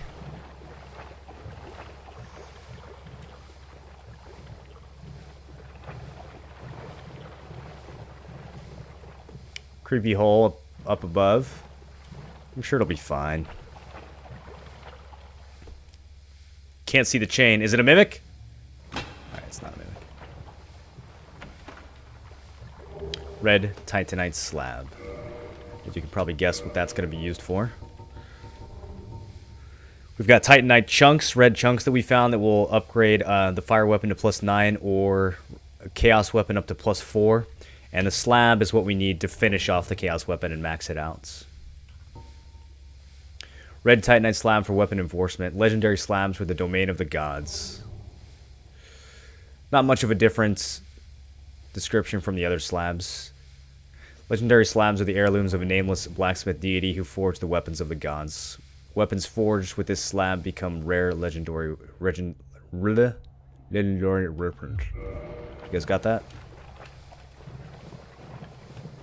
Good mimics here aren't like in Grimrock, where you can't tell until you open the chest. What do you do in Grimrock when there's a mimic? Don't you just have to, like... You have to, like, unopen the chest super quick, right? You have to, like, use the open key again really fast or else you die. Dude, the mimics in Grimrock are hella scary.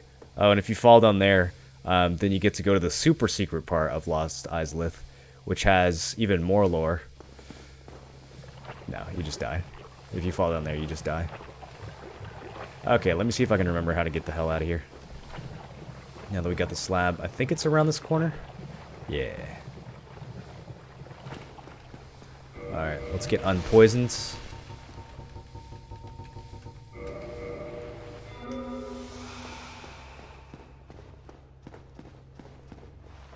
Oh yeah, I forgot you're still here, and I have a broken weapon, don't I? Even with a broken weapon, Lightning Spy fucks these things up. Another red Titanite chunk. That's good. That'll come in handy. As a matter of fact, I think I'm low on chunks. We need a total of, what, 7 to get the Chaos Y? Or maybe 8? Because we have to spend 1 to ascend it. We need like 8 or 9 chunks, I think, plus the slab to upgrade the Chaos Vi, so I might have to farm these guys a bit off stream later. Okay, anyways, we got back to the beginning where Siegmeyer was trapped, and then I jumped down, which maybe you're not supposed to do, because I think that's actually the exit up there.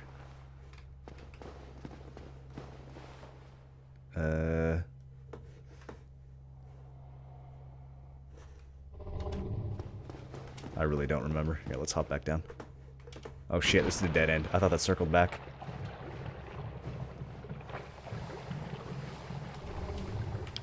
Okay, let's try not to fall in there.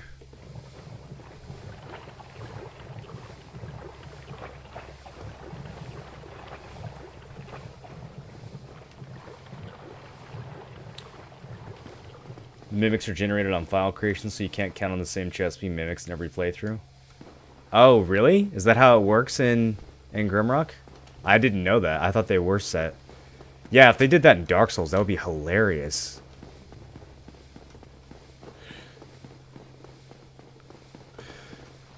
How the hell did we get out of here? I think I might just bone out. I actually do not remember how to escape.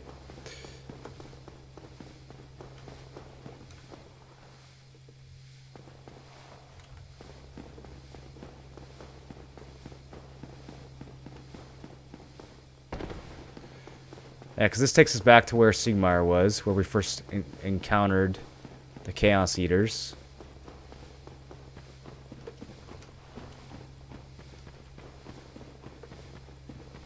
This branch doesn't do anything.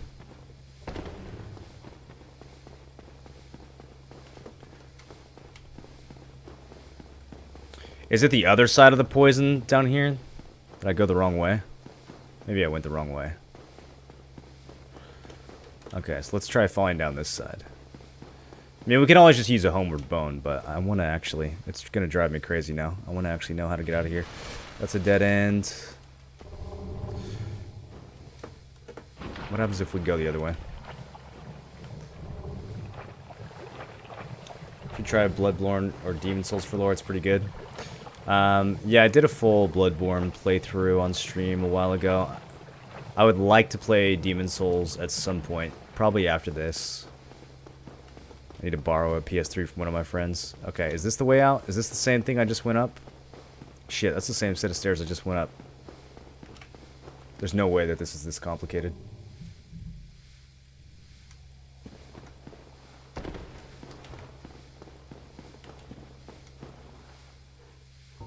I give up. I'm boning out. Oh. Alright.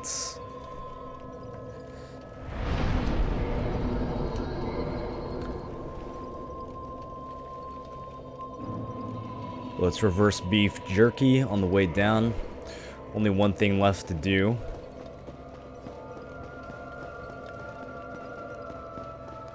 We know where the fog gate is. We have a pretty good idea who's behind it.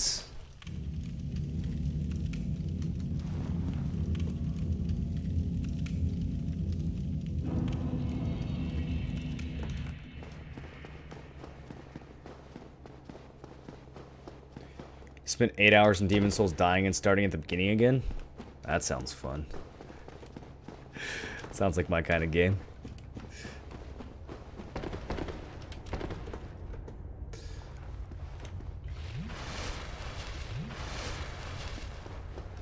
We won't actually need any Estus for the upcoming battle because we're probably just going to get repeatedly one-shot. This next fight is... It's funny that we went from...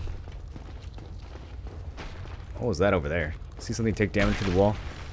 funny that we went from Ornstein and Smough at the beginning of today's stream to this now, because Ornstein and Smough is probably considered like everyone's favorite boss fight in this game, and the one that we're about to do is probably considered the least favorite. I didn't repair my sword. That doesn't matter either. It literally does not matter for this fight what weapon you have, or even if you have a weapon.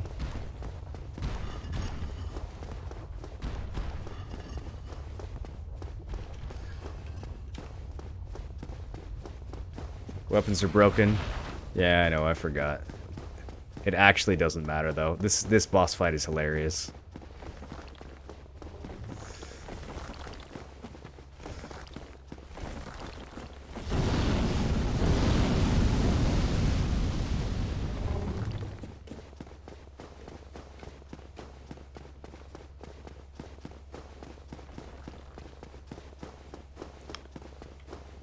Start off with some surfing.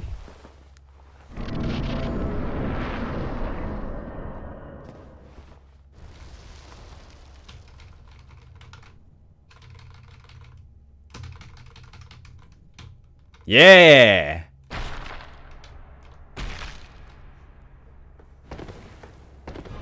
I mean, it is a really cool looking arena though.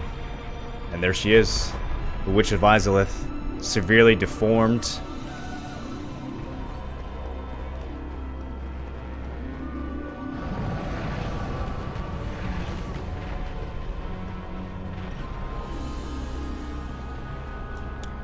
With these strange red thingies.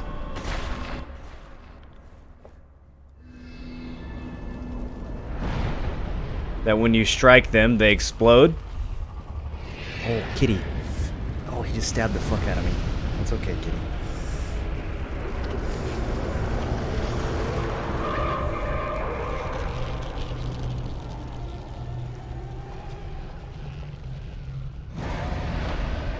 And she grows a new arm.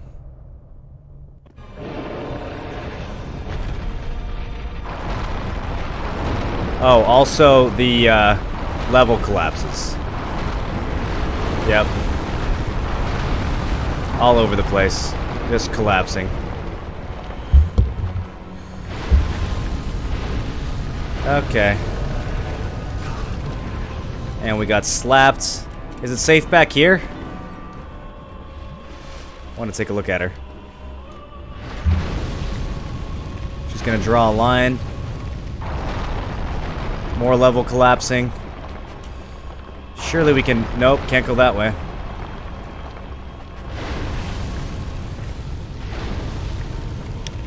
Alright. Well, there's got to be some way to get to the other side. Jesus, dude. Don't lock me off. Come on! I hate this fight so much.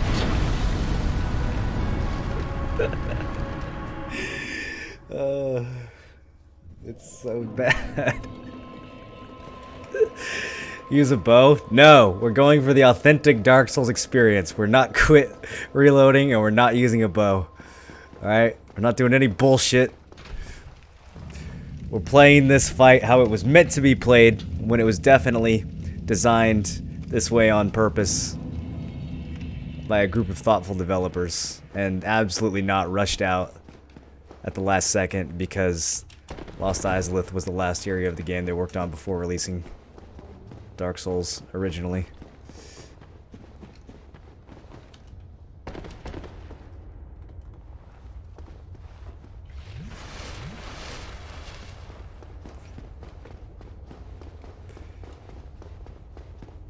Was this fight blows it too easy or too hard? Kind of both. Like, it's really easy to cheese.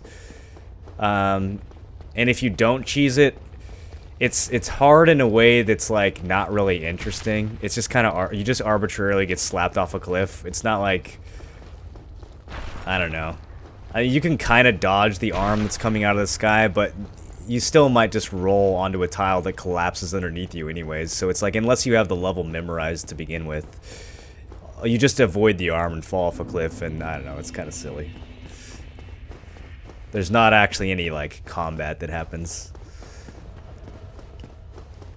Wait till you see what happens after we destroy the other side. One good thing about this boss fight... Wow, that was fast. He didn't wind up that attack at all. Was that his tail? One good thing about this boss fight is that it does save your progress. I think because they knew, like, when they were testing this fight, that it was kind of cancer. So, the little red thing we destroyed on the left side will stay destroyed. We can go straight to the right side this time.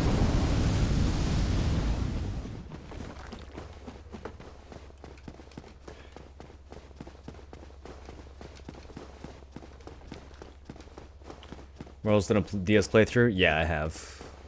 But it was a while ago. It was when the game first came out. And I don't think that I saved it.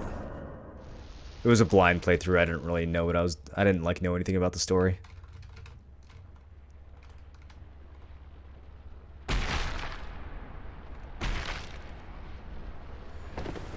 Okay. Well, most of the ground is still collapsed, so... And, like, when you get slapped, it slaps you towards the opening, even though you get slapped from a direction that's not where the opening is.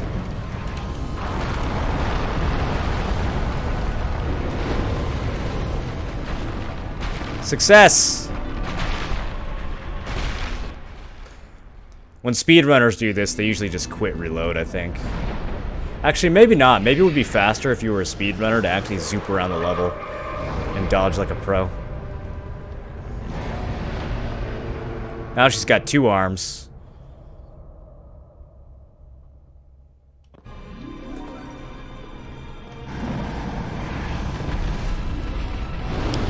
Oh, and she's got a giant AoE firestorm, by the way, that you can't avoid. And if you try to heal, you get smashed, by the way. Like, the cadence of these attacks is so perfect. Alright, now we run back to the center. I'm sure this will go great. Alright, I think I'm being swung at. Alright. Sort of kept falling.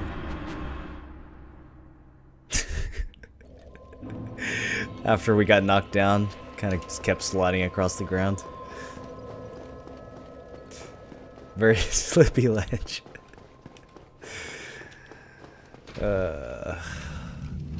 It's okay. We made progress. We got the left side. We got the right side. This boss has now officially killed me, I think, more than any other boss this run. What other boss was I struggling with earlier?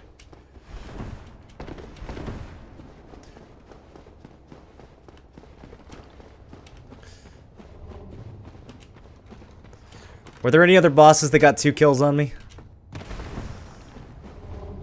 I know the basic tree mob in Darkroot Garden got like 7 kills on me. But as far as bosses go... Maybe I shouldn't have jumped there. That was unnecessary. It's a bit icy? Yeah. We're very sweaty because of all the Chaos Flame. So, when we get knocked on the ground, kind of just keeps sliding. What is that 9 damage that keeps clipping through the wall there? Can you actually avoid the red fireballs and just melee her to death? No, she's invincible until you kill the things on the side. Now that the things on the side are dead, we can go down the middle. But it's still not a real fight. You'll see. It's fucking goofy. It's a puzzle boss. It's not a combat boss. It's like a terrain platforming, I don't know. It's a movement puzzle. It's not really a...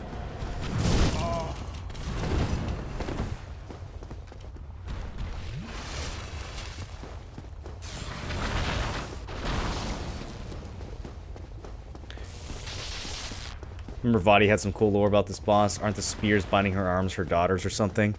I've heard that, yeah. It could be the case that she's down here with 2 more of her daughters. And that the things on the left and right that you're killing are actually the deformed remains of 2 more of the Daughters of Chaos.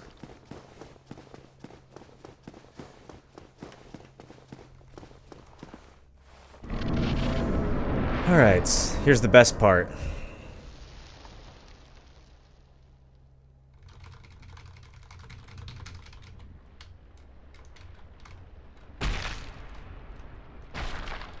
Moonlight Butterfly? Oh yeah, I did die 2 or 3 times to Moonlight Butterfly, didn't I? Okay. And look at the damage on that firestorm. So now let's run towards the center, and... oh yeah, the ground just collapses. Now it's a jumping puzzle, too. Go, go, go, go, go. Get in there, idiot. Roll through the twigs. Heal just in case we get firebombed. And here she is in all her glory. The Witch of Izalith.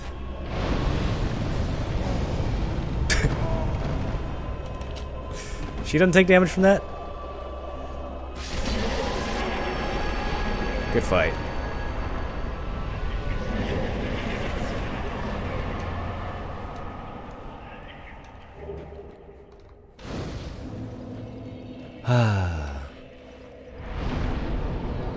Oh, I forgot to get my stain. Whoops.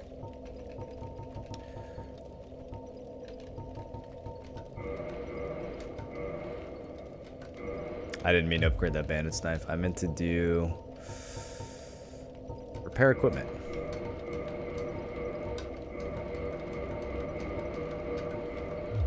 But we got the Lord Soul.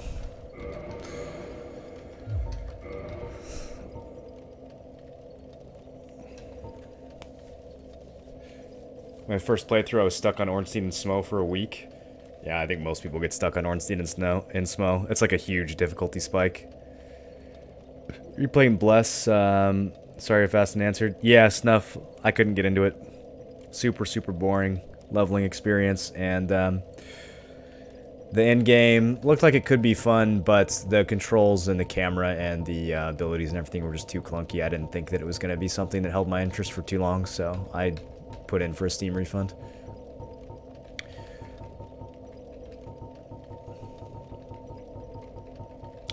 Did I go right past it? Where is it?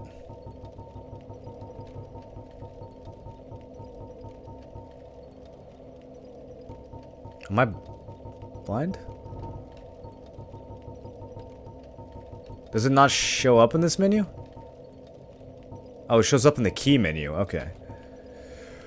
Lord of the Bed of Chaos and Mother of all Demons, this Lord's soul was found at the dawn of the Age of Fire. The Witch of Izalith attempted to duplicate the first flame from a soul, but instead created a distorted being of chaos and fire. Its power formed a bed of life, which would become the source of all demons, and is more than enough to satiate the Lord Vessel.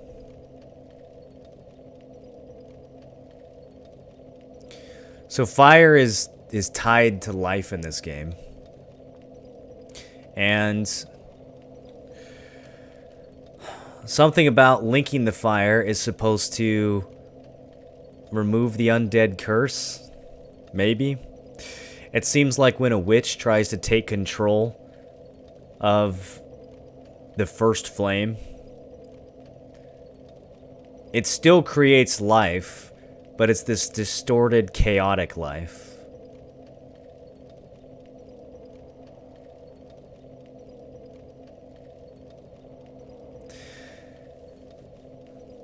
And it's hard to say what exactly was before the first flame, because in the opening cutscene, we know that it's a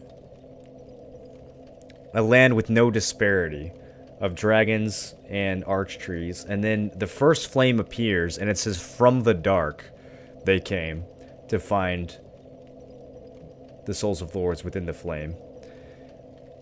And that kind of sounds like, if you're coming from the dark, it sounds like they weren't spawned from the first flame, but at the same time, we know that before the Age of Fire, there was no disparity. There was no heat and light. There was, or no heat and cold, no light and dark. So maybe saying from the dark, they found the souls of lords within the flames. Maybe all that is saying is that when the first flame appeared, there was both light and dark. And from the dark, maybe it could even be a metaphorical dark, right? Could be like from a state of unconsciousness they came and found the souls of lords within the flame. That could be one interpretation. But either way, it's possible that the first flame is the source of life, or at least the source of human life. It certainly spawned these powerful souls, which were acquired by humans that were strong enough to challenge the previous reigning, whatever you want to call them, beings, the dragons.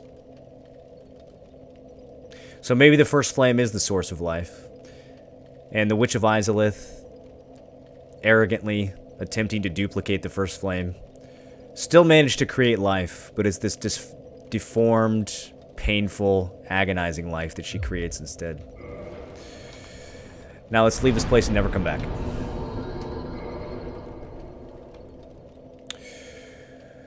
Ooh, where to next? We have a lot of options. Let me think about what makes the most sense. I think I know. I think I know where we need to go.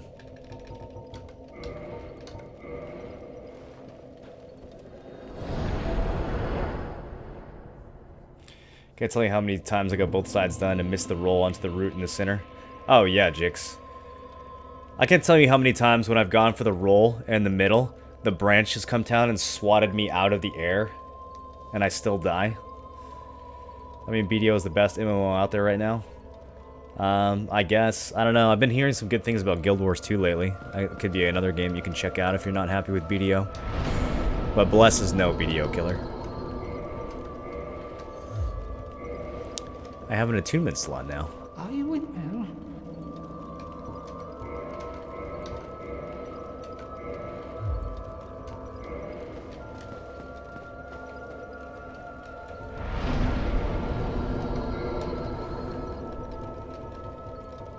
Let's throw power within. Up there.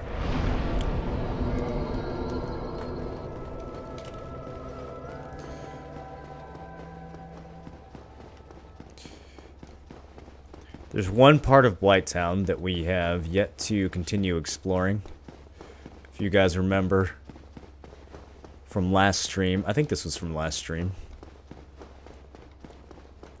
There's a giant-ass tree in the middle of Blighttown. And we started to go down the tree, and then we decided, yeah, we'll save that for later. Now seems like a good time. Flamekeeper equals Lifekeeper. Humanity constantly gnaws on them. Yeah, possibly. Perhaps that's why the Firekeepers are teeming with so much humanity. Perhaps they have to be to keep the flame, since it's the source of life. And perhaps that's why undeads are drawn back to the bonfire.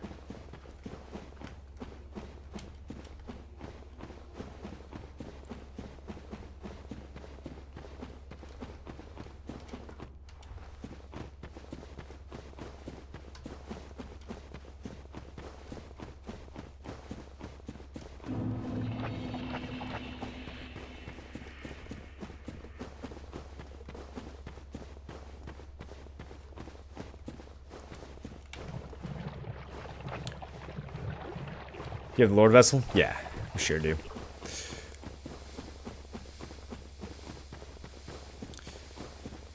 You definitely want to make sure you have the Lord Vessel before you do this next part.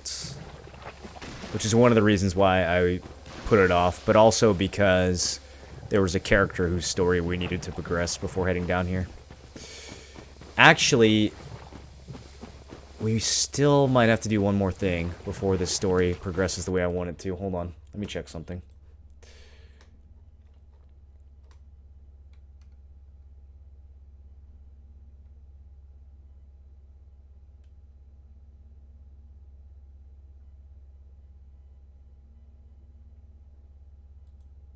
Okay, yep, there is something we need to do first. I know I'm dying. Don't worry, chat. We'll be fine.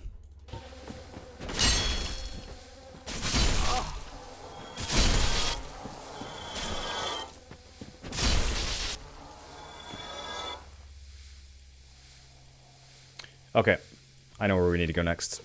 We're gonna have to hold off on the Great Hollow for now. We're actually not ready for it.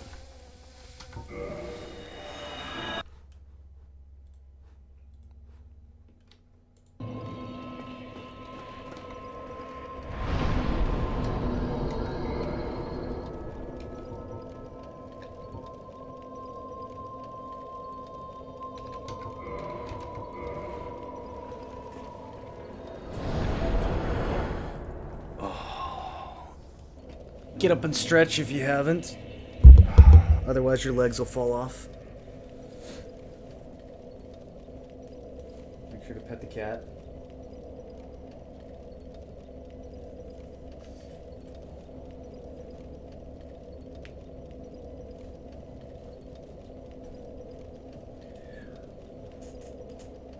Oh, that's better. My leg was hella asleep.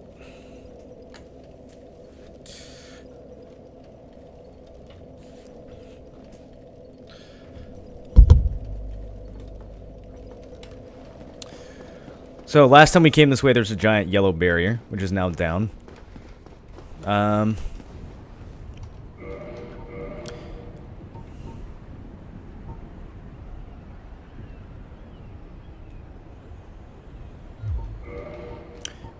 have 4 chunks. We need more chunks than that. Okay, we're gonna have to keep using the lightning Zwei for now, I think. Lost all my humanity anyways, the fucking dumb Bed of Chaos fight.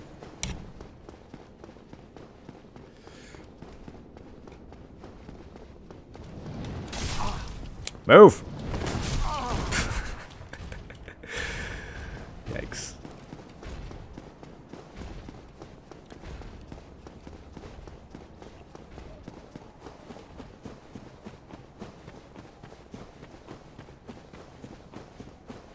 This is my favorite place in the game to invade people. And if you didn't get the boar helmet at the beginning, this is your only other opportunity. If you miss it here, then you gotta just play through again.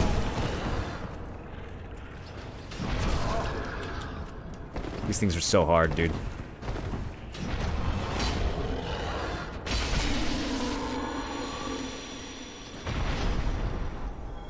I was hoping for another boar helmet.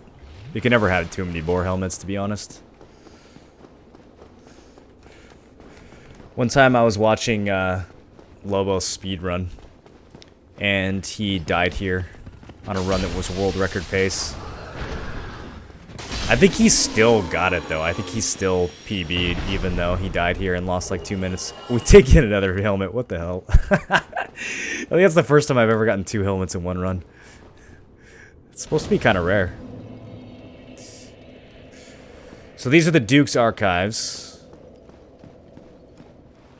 Home of Seath the Scaleless. Another character from the opening cutscene.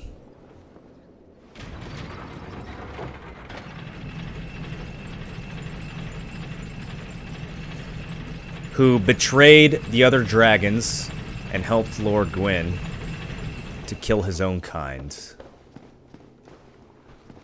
And he's got these obnoxious little fucking crystal people.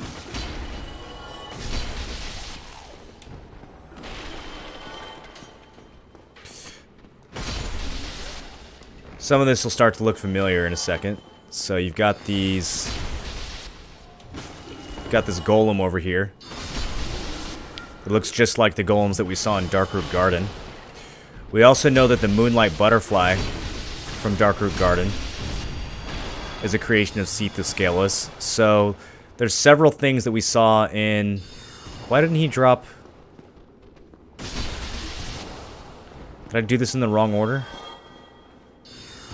Do we have to go to Darkroot Garden first? He's supposed to drop something. 1 second. Let me look this up.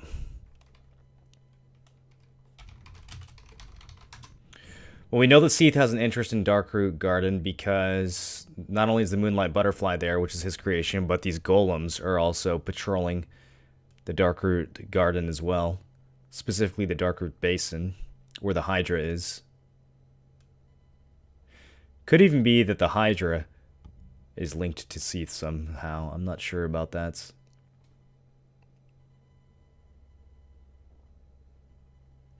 We do have to do the Darkroot Basin part first. I did not know that. I thought that it was the opposite. I thought we had to come here and then go to Darkroot Basin. Alright. Well, that's okay. We got the bonfire. We can warp back here. We did get the bonfire, right?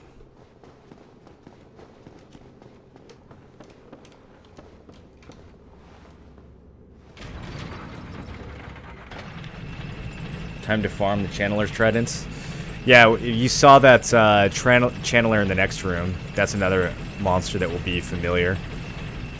We saw one of those Channelers originally in the Undead Parish, overlooking an altar that had a corpse with a Firekeeper soul on it.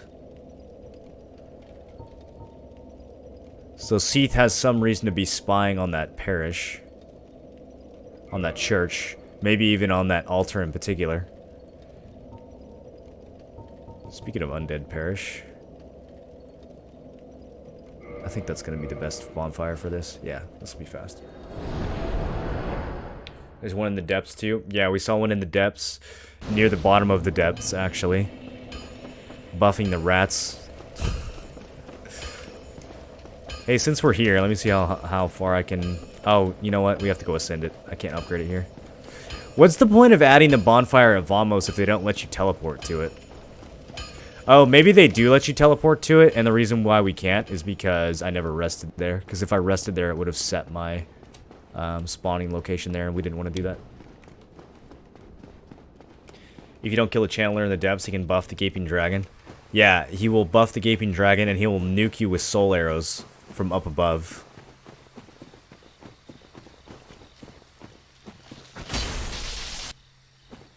That Dark Souls level interconnectedness working against you.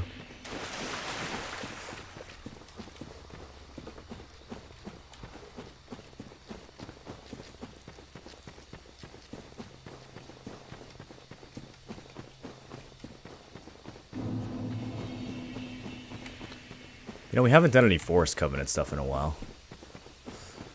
Might be time to do a little PvP soon.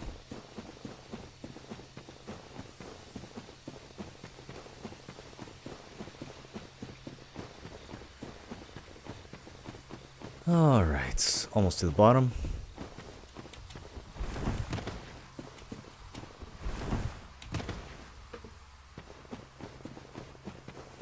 So this is what I was talking about down here. You have these crystal golems. We're going to find a lot of crystal stuff in the Duke's Archives. Crystals is certainly part of Seath's research. And these golems are undoubtedly servants of Seath. So what are they after down here? They're sitting here in front of this basin with the Hydra that we killed earlier. And if I had known this was back here earlier, I would have come back here. I thought that this creature back here doesn't spawn until after you get to Duke's Archive, but I had it backwards. All the way hidden around the side of the basin, where you might not think to look, for fear of drowning.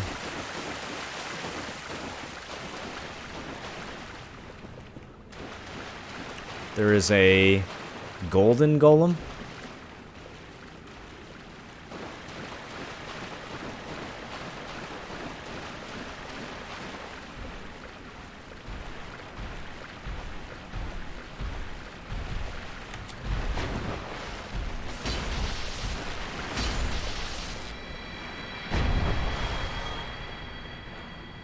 And inside of the golem is a girl.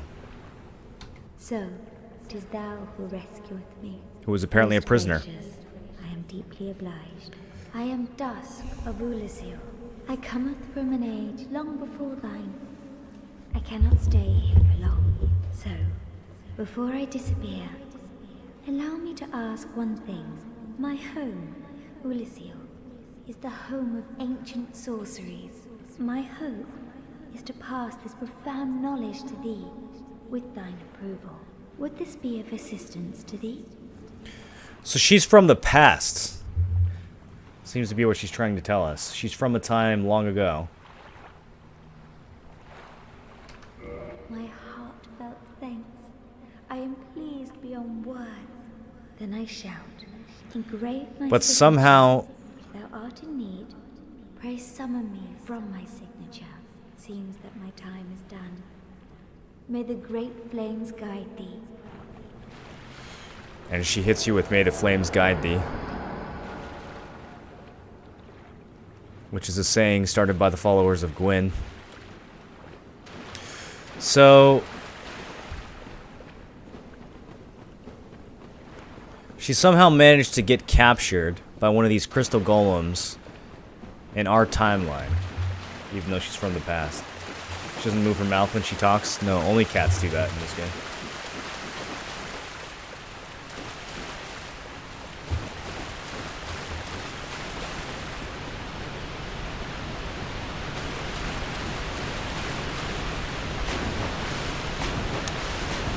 This game was made before they had invented mouths that move.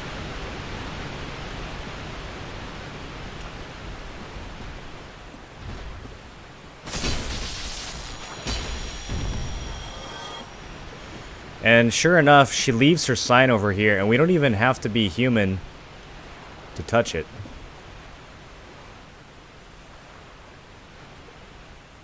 Or maybe we do.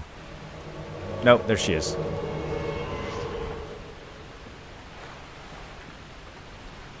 So we can summon her from the past? I am Dusk of Ulyssil. It is an honor to see thee again. I shall follow thy wishes. Hold on, I hear a golem. Hold on, hold on, hold on. Oh, this is bullshit. If thou art in need. Did he just kill Dusk? What the fuck? Why did he even aggro? Dusk, you okay? I am Dusk of Alright, she's fine. It is an honor. I shall She's unfazed. We get a proper bow.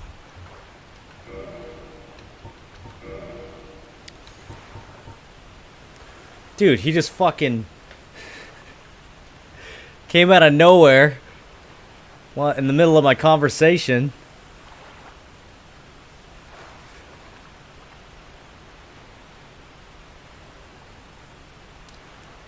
The water glow looks great in the remastered. It does. It's hard to see where the edge is, though. Alright, let's get some lore. Ancient sorcery to the lost land of Ulyssil turns body invisible. Although perfect invisibility is unachievable due to the risk of dissipation, the caster need only stand still for a moment to blend in to environs with astounding camouflage. Cast light. Ancient sorcery of the lost land of Ulyssil. Cast a bright light upon surroundings. This light-producing sorcery is elementary, but nonetheless demonstrates the achievements in mysticism of Ulyssil. Such magic has not been developed even in Vinheim.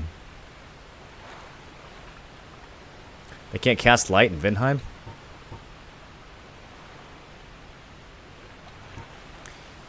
Ancient sorcery of the lost land of Ulyssil. Repair equipped weapons or armor. The sorcery was part of everyday life in Ulyssil. Its effects resemble repair powder, which must have found its way into the culture of this lost land. So repair powder isn't really something we fucked with this playthrough. There are some weapons that have special abilities that consume durability. So you want to have a way to repair in the middle of battle, not just like when you're at the bonfire, but actually in a fight. And one way to do that is repair powder, but another way to do that is with this spell. Chameleon. Ancient sorcery of the lost land of Ulyssil. Transform into something inconspicuous. This is the best spell in the game. A separate stealth spell from hidden body. A skilled sorcerer must be aware of his or her surroundings and of which objects are prime candidates for imitation. I wish this character had the intelligence to use this spell so that I can show you guys. It literally turns you into an object that matches the environment that you are in. And you can just hide. And people will never ever figure it out. There are some amazing YouTube videos of people using this spell in PvP. If you use it in the catacombs, you turn into one of those statues, I think, along the wall. You turn into something. You turn into like a vase or something. I don't remember. But you definitely turn into something where you can literally just stand there. And as people invade your worlds, or if you invade their worlds, you can just use this spell, hide against the wall, and then when they walk by, you can like kick them off the ledge. Oh, it's funny things you can do with this spell. And finally, hidden weapon. Ancient sorcery of the lost land of Ulyssil turns right weapon invisible. Not a simple augmentation, making it dependent on the skill of its caster, an example of the capacity of Ulyssil sorceries to control lights. So a different style of magic than what we've seen before. The sorceries of Lordran are mostly just people nuking each other. And then she also has a catalyst. Sorcery Catalyst of Lost Land of Ulasil formed by enchanted white bark branches. The white bark boosts sorcery adjustment, but the sorceries of this lost land are gentle and not affected by intelligence. So you need some intelligence to cast them. You need 14 intelligence to cast them, but they don't scale with intelligence. And how would they? I mean, they're all miscellaneous, so they don't have damage or anything. What does she have to say? For a very long time, I was trapped within the crystal golem. From my home I was taken and banished to a plane of distortion. It was there that thou came to my rescue, long after I had relinquished all hope. So gleeful was I. My faith reneweth. Grave Lord and then Chameleon? Yeah, that would be really funny, actually. That would be really funny.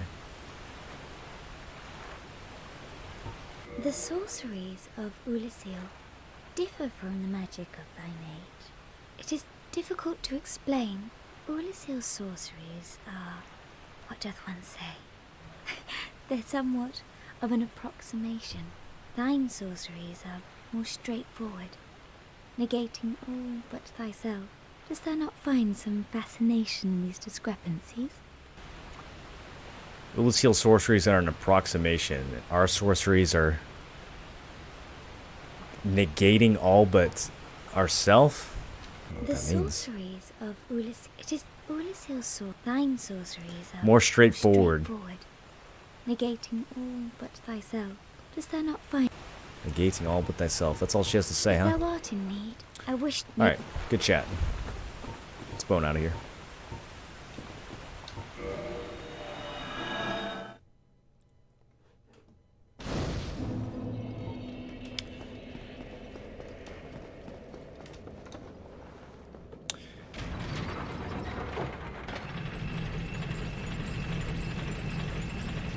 So she's still in the past, but in Lordran, time is convoluted, so we can summon her across time to the present, where she can teach us sorceries. Still not quite sure how she got trapped in that golem. She said she was trapped there for a long time, but who knows what that means. Person from past says they've been trapped in golem for a long time.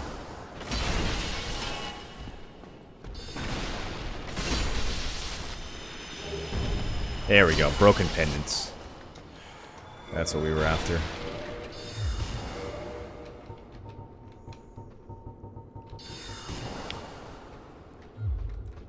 Holy shit, these guys won't quit. Trying to get some more here.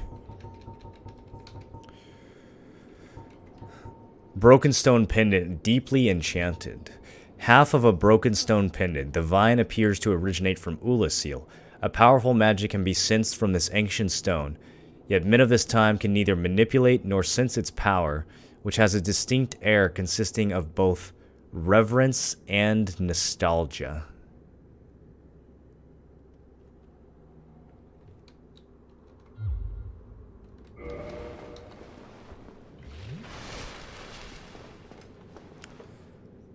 Perhaps another trinket that the golems found in Darkroot that they then brought back to this place.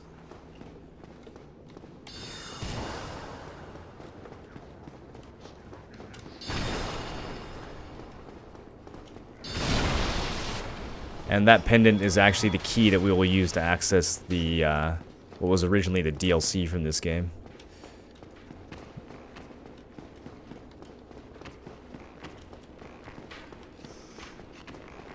But not quite yet.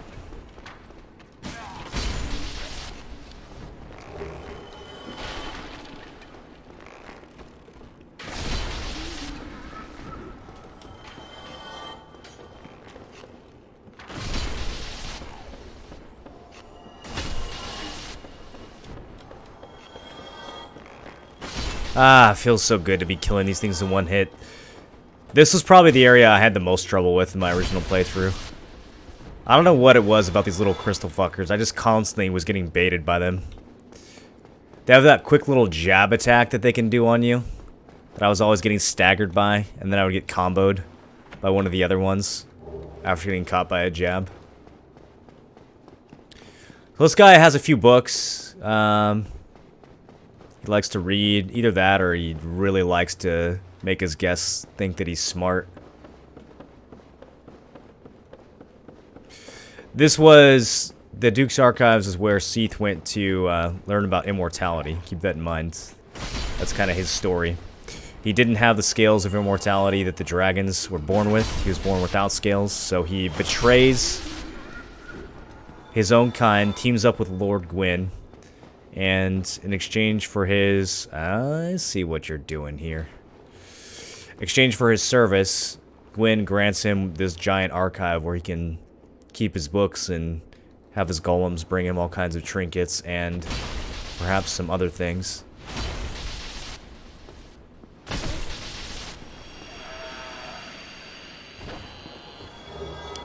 Symbol of Avarice. And a Crystal Knight Shield. So, this is the best helmet in the game. It increases your drop rate by 20% and your souls gained by 20%.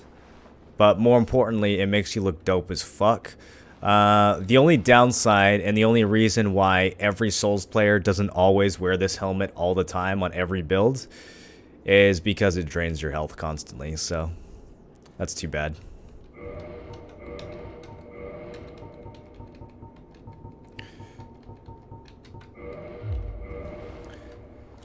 There's gotta be a mod somewhere that replaces every helmet in the game with a Symbol of Avarice. That can't be that hard to do.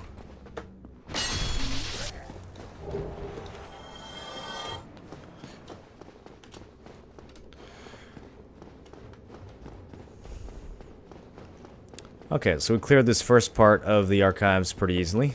Let's see what's up here.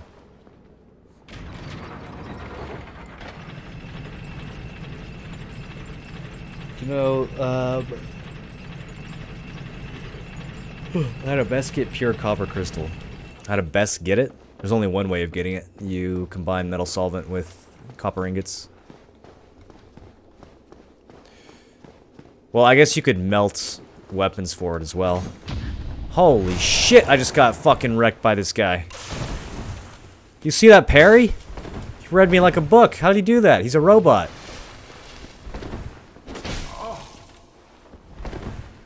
He's wearing crystal pajamas. He really does look good. He's got a crystal shield. He's got a crystal weapon.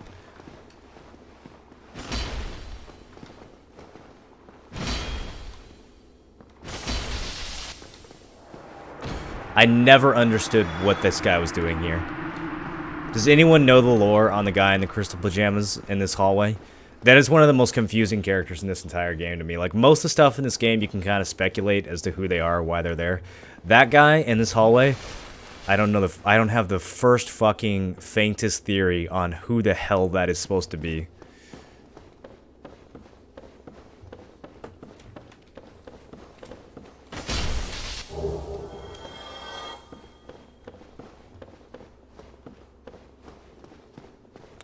As we go up this hallway, more and more crystals protruding from the walls until we get to a place that's, well, pretty crystally.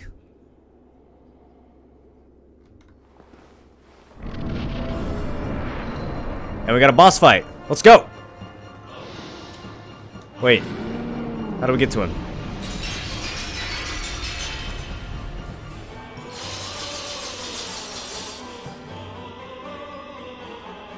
Yikes.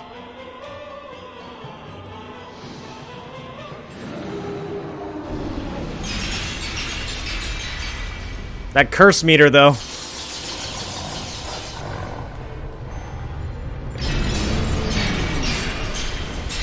I really should have put the curse bite ring on.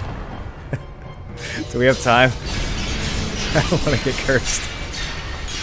Where is it? Do I even have the curse bite ring? I don't think we have it yet. Oh god. Leave through the white light? Yeah, let's leave.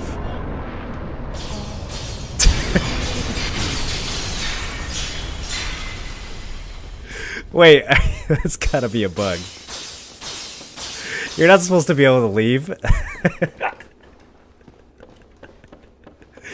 Why does it let you leave? I'm like 90% sure that it did not let you leave in the original. This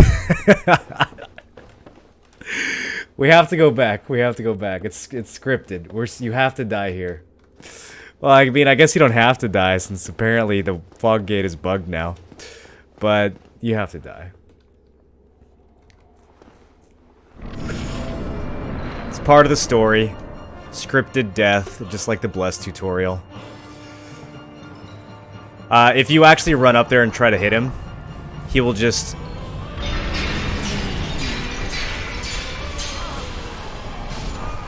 He will just keep healing continuously.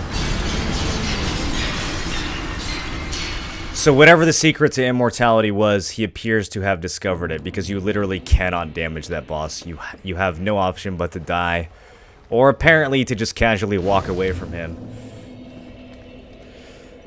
I don't think you're supposed to be able to walk away, though. I think that's a bug in the remastered version. Alright, and we're taking this bonfire in a prison. That's fine, though. We can just warp out. This bonfire is cut off from others. Cannot warp. Shit. Wait, we are actually in prison, boys. We are actually in prison. And we've got cellmates that are gonna just sit here and spawn camp us.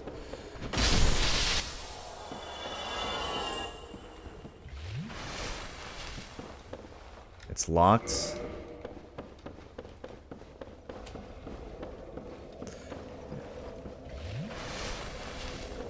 Also locked.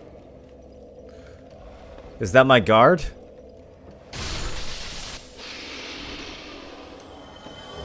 I found the key, you guys.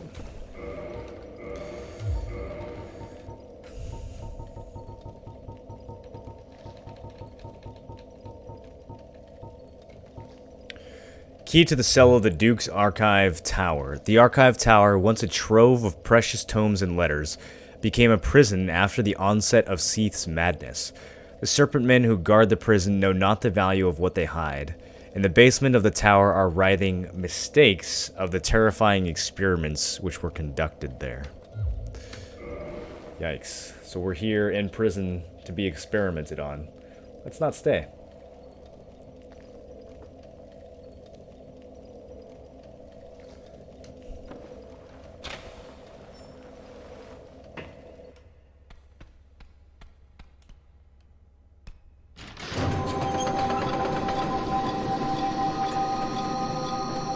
Did they remaster the alarm in this one?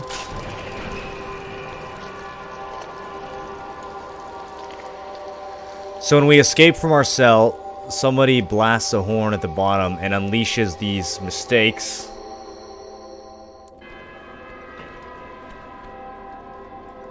There's also these lizard guards that don't want us to get out. Wait a minute, they just... Wait, he doesn't want to fight. What about you? You don't want to... Oh, they're not having it. They don't give a fuck about guarding us.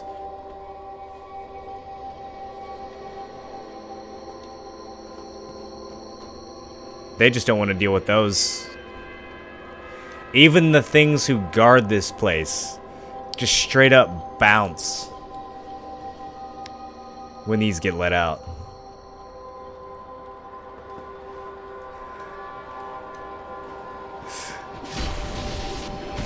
Yikes.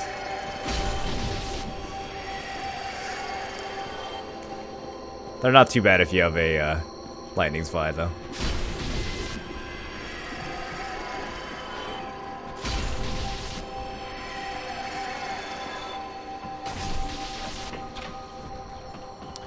Alright, let's check the other cells. See who we can break out of here.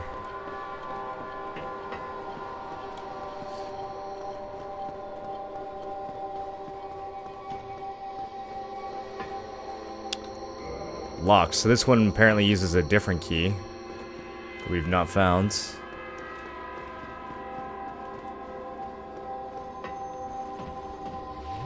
I keep doing that. I keep pressing E to open doors. It's the wrong button.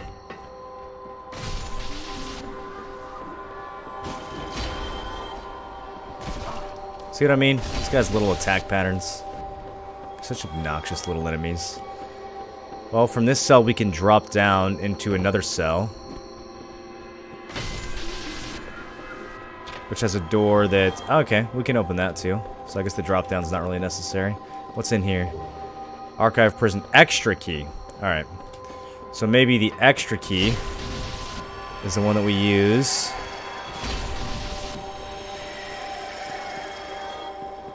To get through that door that was locked up here. Why are they running? What is so scary? You don't think those things are scary? Those things are pretty scary, dude. That's some Bloodborne shit. Alright, we use the extra key. What's in here? Just a large soul of a brave warrior.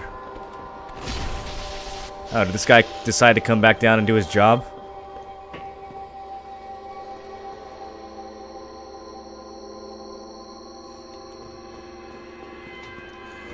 Let's see what the description of the extra key is.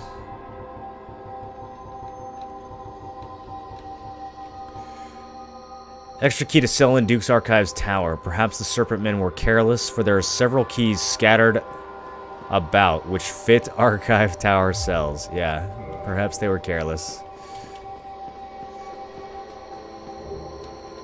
Humanity. An interesting drop from creatures that do not appear to be human whatsoever. But we know from the first key that there were mistakes made down here and that experiments have been happening. So, were these once people that have been transformed into these horrible things because of Seath's experiments?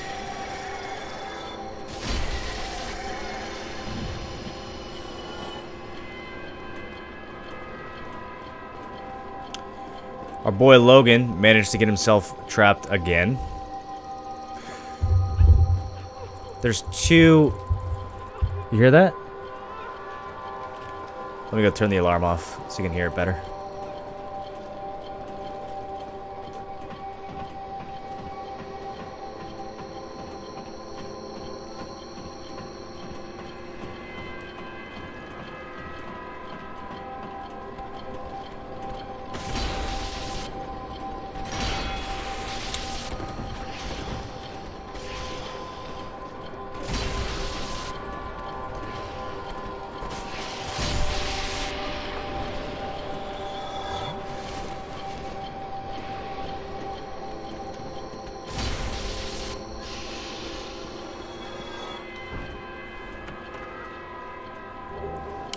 Archive Tower giant door key.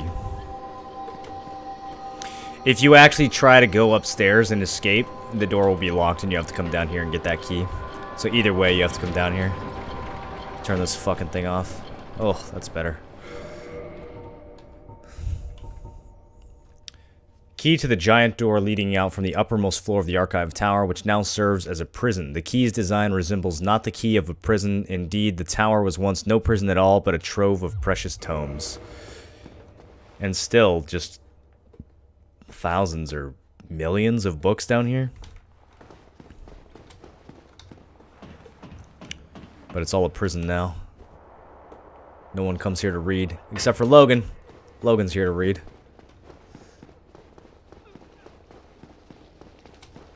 Hello again. What a chance meeting this is. Alas, I'm imprisoned once again. I don't suppose you could stage me a getaway. The archives. Such a storehouse of knowledge. So close, but just out of reach. The thought offends me so I could simply die. As a student of the arts, you understand me, yeah? So he's managed to get himself thrown in prison again. Hello again. Alas, I'm the art. And he asks us to save him a second time. Came to the Duke's Archives seeking Seath's knowledge, but he ended up in jail. How closely tied are the stories of the 3 Dark Souls games? I mean, they're tied pretty intricately, but not in ways that are obvious at all, especially Dark Souls 2. Dark Souls 2 is almost completely new characters, although it's hard to say because it's a game about souls. So, like, the soul or the spirit or, like, the essence of certain characters is there in Dark Souls 2, but they have different names and different appearances. I can't really answer that question without like talking about the nature of like the soul and what that means in this game and giving you like an overly complicated answer. But basically, yes, they are tied together. And then Dark Souls 3 is more explicitly tied to Dark Souls 1. You see some of the same characters popping up.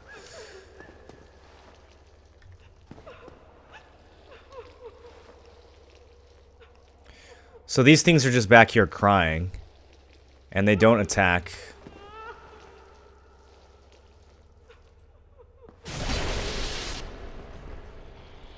Even if you attack them,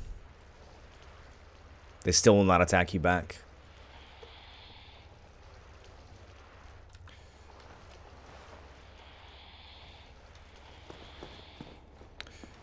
Let's put them out of their misery, shall we?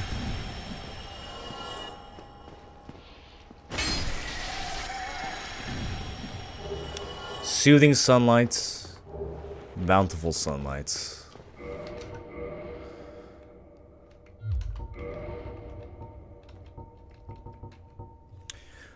Special miracle granted to the maidens of Guinevere, Princess of the Sun, restores high HP for self and vicinity. The miracles of Guinevere, the princess cherished by all, grant their blessings to a great many warriors. Special miracle granted to the maidens of Guinevere, same description. Bountiful sunlight, soothing sunlight. There's a heal and a gradual heal. So, it seems like Seath has kidnapped maidens that are in service to Guinevere and brought them here. But Seath and Gwyn are supposed to be allies, so is he doing this behind Gwyn's back? Kidnapping maidens from Guinevere's service and transporting them to the archives where he experiments on them in his quest to discover the secret behind immortality?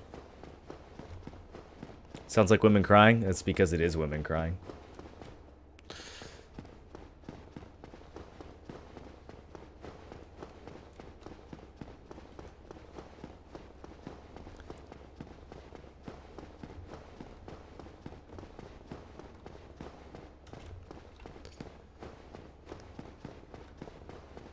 And back up we go. As we come up the stairs, looking around, we can see some interesting little areas that appear to be inaccessible, but they have items on them, so there's got to be a way.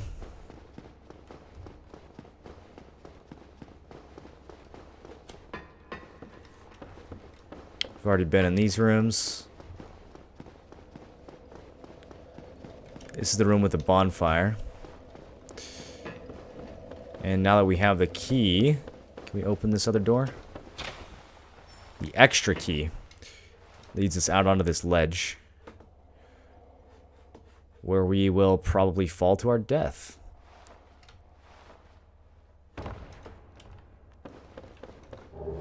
Another soul of a brave warrior. Little platform out here that you can fall off of if you want to kill your character. Another ledge over here that seems promising. You might be able to tank that fall damage. That might not be a guaranteed death.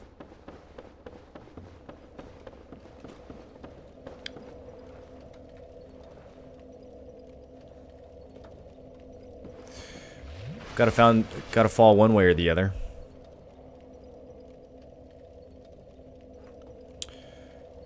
This looks a bit less dangerous.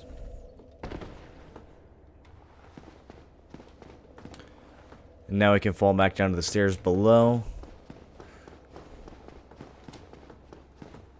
That seems to be our best bet.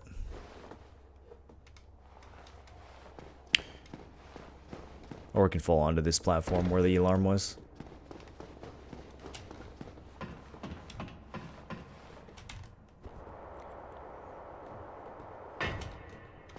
We're not letting Logan out of jail. We don't have the key. Still locked. Even though we found 3 or 4 different keys down here already, none of them work for his cell. So, we're gonna have to keep searching for that.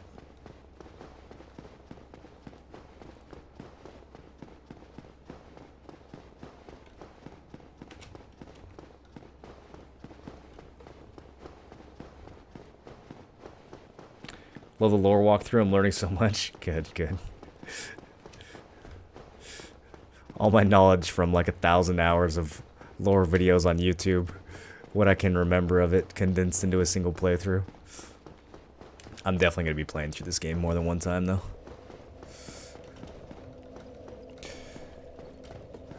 Alright, well, that's it, right?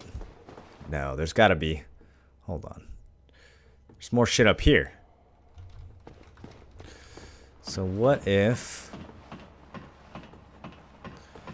Ooh, this looks dangerous.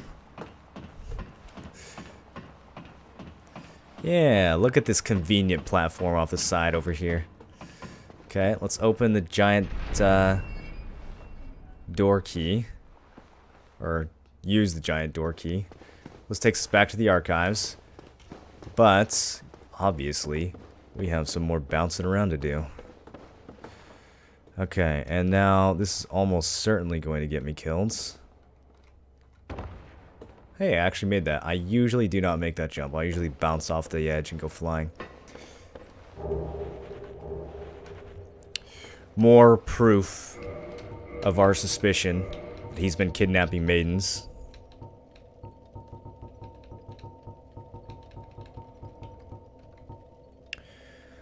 White hood worn by traveling maidens. It is part of their formal attire regardless of rank. It is soft and well made, but does not offer much in the way of defense, making it ill-suited to use in battle.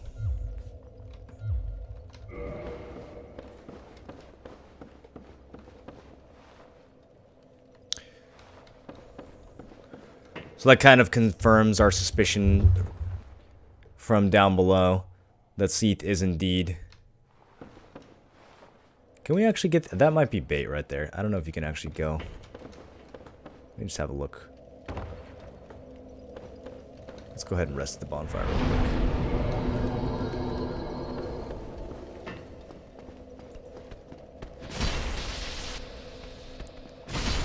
I don't actually remember if we can.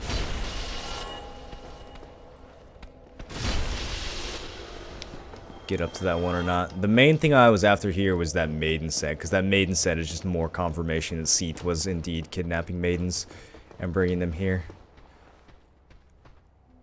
I think it's just background though. I think it's just decoration. I don't think there's actually a way to get over there. Same with these cells over here. So we can move on. Oh, but we got something else besides the maiden set. We also got a ring, didn't we? A divine ring entrusted to the head bishop of the Way of White, an apostle to Allfather Lloyd, uncle to Lord Gwyn. It grants additional attunement slots. The head bishop of the Way of White is the guardian of law and caste and one of the great royals of Thurland. We've heard Thurland before. There was a cleric who wears the maiden set that we just found at Firelink Shrine. And her name was Rhea of Thurland. And she is having a hell of a time at Firelink Shrine. Last we heard of her, she's trapped in the catacombs. We never really went and checked up on her. Keep getting distracted. We really should make our way down there sooner or later, shouldn't we?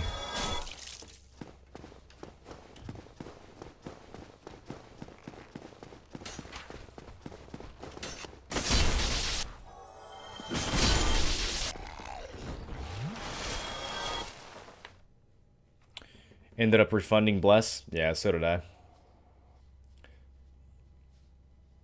I beat this game once. There's so much going on, you need to do multiple playthroughs? Yes, you have to. You gotta do multiple playthroughs of Dark Souls. Even if you don't like the story. Just do it for the gameplay. Do it for a different build. Alright, and now everyone's favorite level. This is my favorite place to invade because of how much cancer this place is. It's just a puzzle of ledges and fuckers with soul arrows sniping you from areas that you can't reach. It's not too bad if you have a bow, though. That's how I beat this area the first time. I just shot everything with a bow. That was my solution.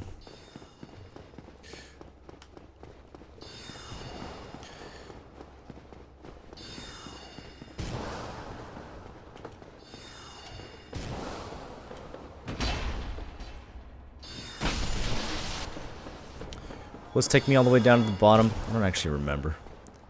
Looks like we can just hop down.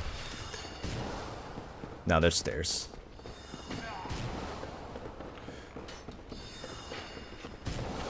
So this looks just like the first room that we entered, but it's not. It's different. This place has two kind of different sides to it that look identical, which is fun when you're going through it because you always forget which side you're actually on. Let me reverse hollowing so that I can get my karma from all those times that I spent invading people here. I'm sure someone will take the opportunity now to invade me and pay me back. But we've got a bonfire, and this bonfire is not cut off from the others, so we're back. We're free again. We can warp out of here if we need to. But we're not in a hurry to leave. Although, it's unclear how exactly we're supposed to get the Lord Soul from Seath, since Seath is unkillable. And when we fought him before, we couldn't do any damage to him. And he fucked us up pretty badly and sent us to a prison, so...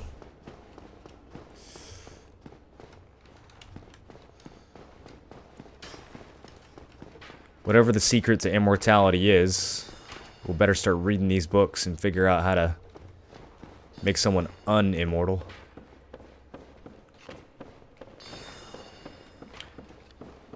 Never noticed the dents and scratches on the big door. Yeah, they do that in a couple places, in the depths as well.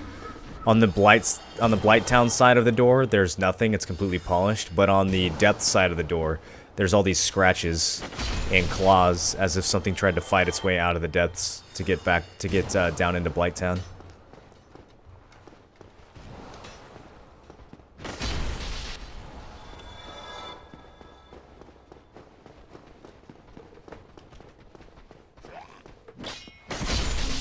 So now we're back in the first room.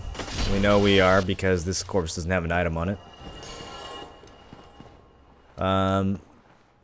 Chests over there should already be looted. That's the entrance back to the first bonfire, where you first entered the archives. And this lever right here would take us back up to Seath. I think. Was this hallway here before?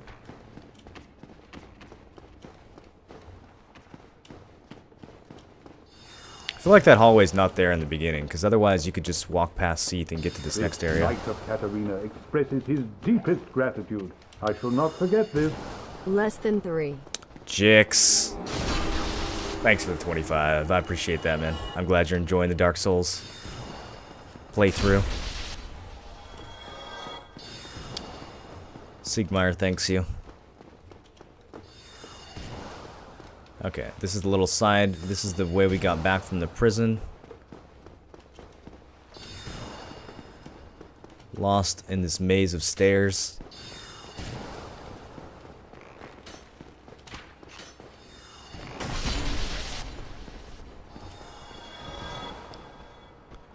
Let's see how well I remember my way around this place from back during all the invasions.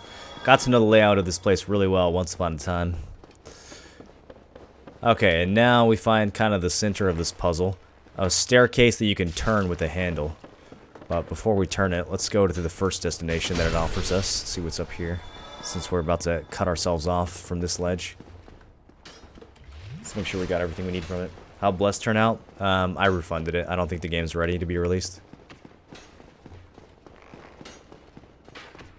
It feels super early access. It does not feel like a game that I want to invest time in right now.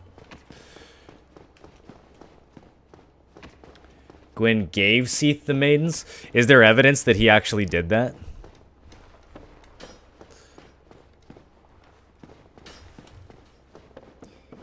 He gave Seath the servants of his own daughter? That's fucking cold.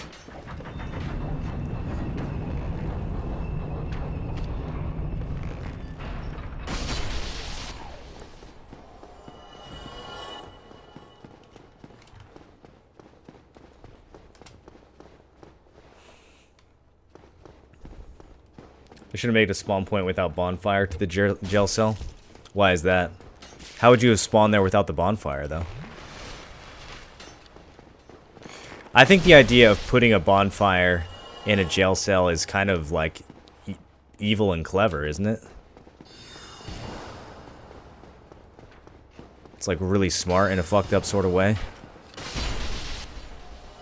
Because the undead that are there, if they die, like not even death is an escape. Normally, if you were in a jail cell and you died, you would at least return to wherever your bonfire was, presumably, unless you just hollowed out.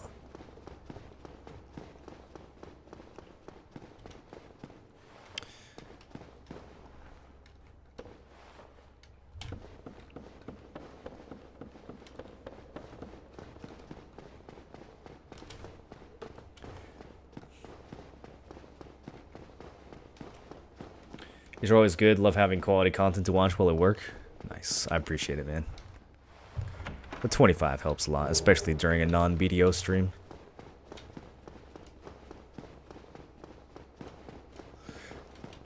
They clearly aren't going to change anything. It's been out for a long time. It's a cash grab now. Yeah, I mean, I feel like calling it a cash grab, like there's people who are genuinely working on the game, right? Like the company that's making it is not just a bunch of like greedy, you know, executives. There are game designers too that I'm sure are doing their best, but I do feel like the game is not in a state where they should be asking people for money. And that's why I asked for a refund. It's clearly a game. If by cash grab what you mean is that the game has been released early so that they can start to get money back, then yes, that is absolutely what's happening, because it is not a game that is ready to be released. And I can see why it's failed in other regions. What I don't get is people are saying that like our version is even clunkier than the Japanese version. I don't know how that's possible. I don't know how they could make it worse.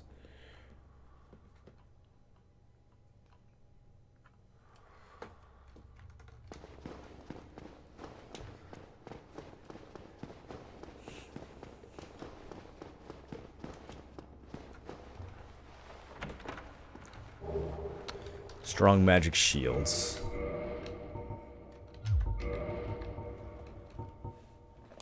Sorcery which improves upon magic shield. High magic augmentation left shield. At Vinheim Dragon School, only magic swordsmen on special orders are allowed to learn this spell, which grants temporary strength to great shields. Won't be using it in this playthrough though. But more Vinheim sorceries. The Vinheim sorcery here in the archives. I don't know if that means something. Okay, we are pretty much, I think, done with getting all the chests and stuff. I think we can move on to the next area. There's one more puzzle that we can do with this staircase. There's actually there's a way that you could jump off of the staircase while it's moving to get to a chest that's otherwise inaccessible. And it's pretty fucking hard to do. Let me unlock this shortcut over here before I do it.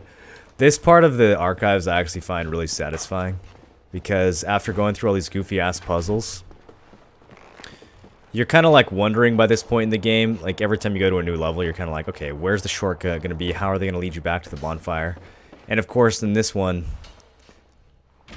it's a secret bookcase.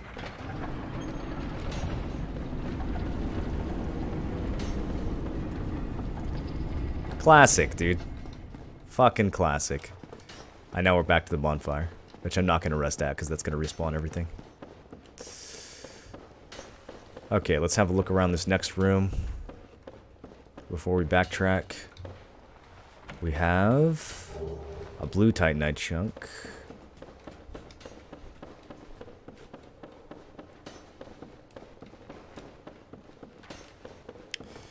We have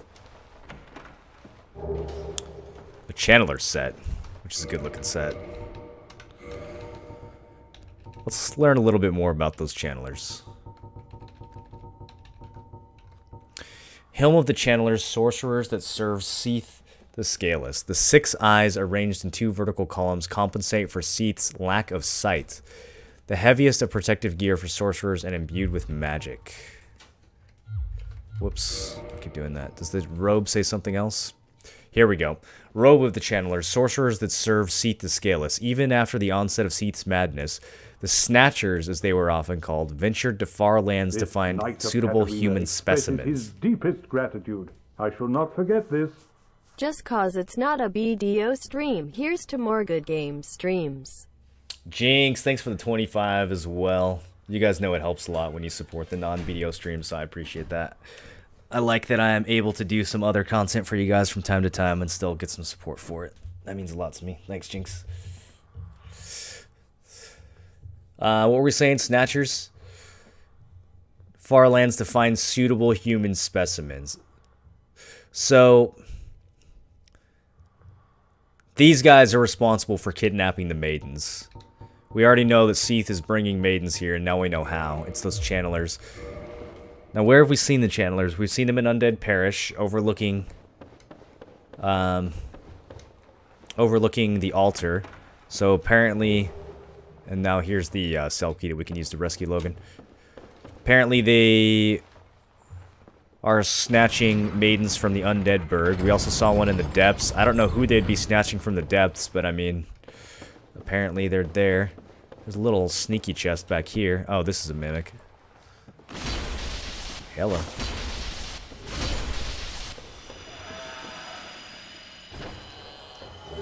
Enchanted Falchion, and then behind him, the Crystal Ember.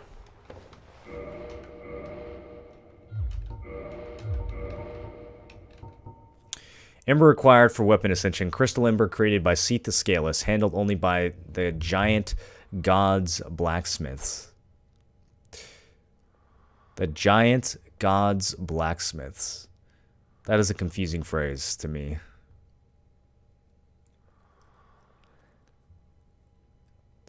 I wonder if that's translated properly.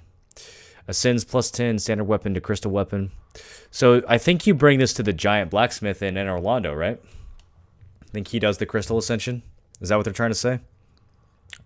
I don't think you take it to Andre or anyone else.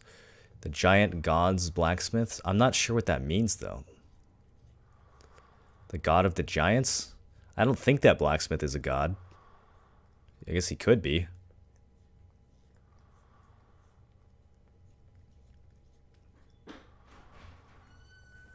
It sounds like it's trying to refer to the blacksmiths of the giant god. Which I don't have any idea what that would even mean.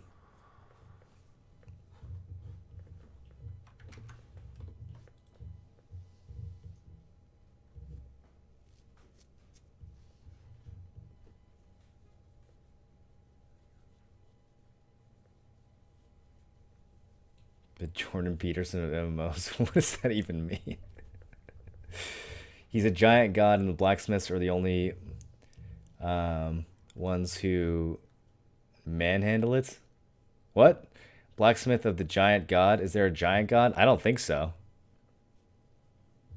I mean, all the gods are big in stature. But I don't think there's a giant god in this game. It probably just got translated weird. I think what it's trying to say is that you need to take this to the blacksmith, to the giant blacksmith who works for the gods, which would be the giant blacksmith in Orlando. I'm not sure what to make of this phrase. Sounds like it just came out wrong.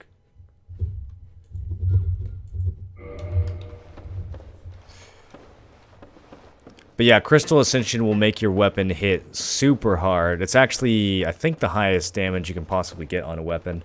But it also makes it so that you can't repair them. So they have limited use if you go that route.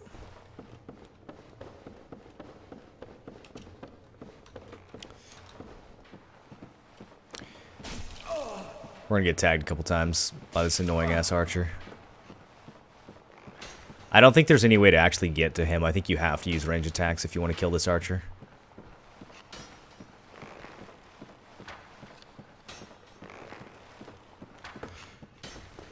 Alright, but now that we got the key, let's go visit our boy Logan. Hello.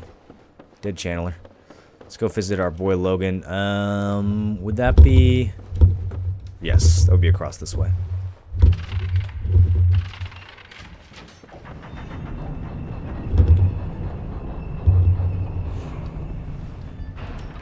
The giant is the one making weapons for the gods?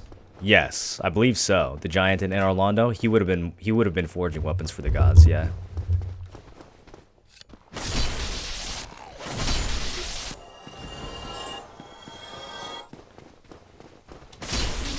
Alright, and now we gotta hike all the way back down to the bottom of the prison. Maybe we can take a shortcut. No, I'm not gonna risk that. That's gonna get me killed. That's gonna for sure get me killed. If I try to roll all the way down there off the side ledges.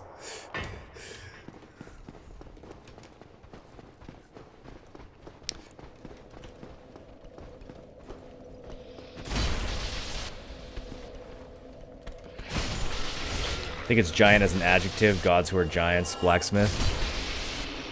Yeah. The very large gods, blacksmiths, are the ones who are supposed to use that ember. That's probably what it's supposed to mean. What is a god? Didn't we already have say the definition of god is hazy? So couldn't the smith be a god? Possibly. I mean, Anor Londo is the city of the gods. I think roughly the definition of god that the game tends to use, and it's not really the game. We shouldn't say that the game has a definition, because no, that would imply like a degree of omniscience that doesn't really exist in Dark Souls. But from the perspective of the characters that we've talked to, gods seem to be beings who have great souls. So, who knows what that I don't know why I'm climbing this ladder. We don't need to go up here. Who knows what that standard is? I mean, it's kind of arbitrary, right? It's kind of up to, like, whoever decides... Whoever calls themselves a god so that they can try to get followers. Or whoever earns enough respect from the existing gods that they are added to the ranks alongside everyone else. At one point, one of the gods was stripped of his godhood, right? I think we have an item that talks about that. Oh hey, look, it's coming downstairs.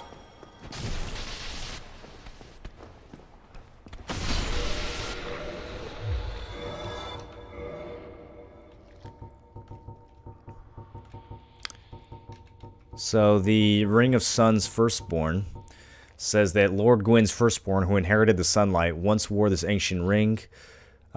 He was a god of war, but his foolishness led to a loss of annals and rescinding of his deific status.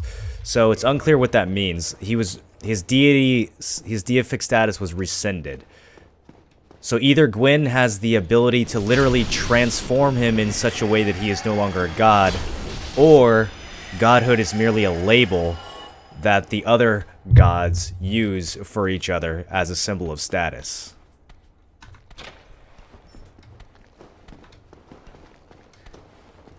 I kind of think it's the second one. I don't think it's much more than a label. Oh, thank you very much. I'm saved. You're welcome. That makes twice. I must be sure to repay you. I will visit the archives. If I discover any new spells, I shall share them with you. Prepare to be impressed by the onward march of sorcery. Hello. I'll head out soon.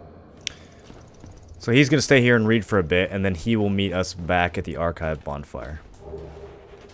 And in the back here, there's a Firekeeper soul. More proof that Seath is capturing maidens, in this case capturing a Firekeeper, and imprisoning her in this special big cell that he has at the bottom.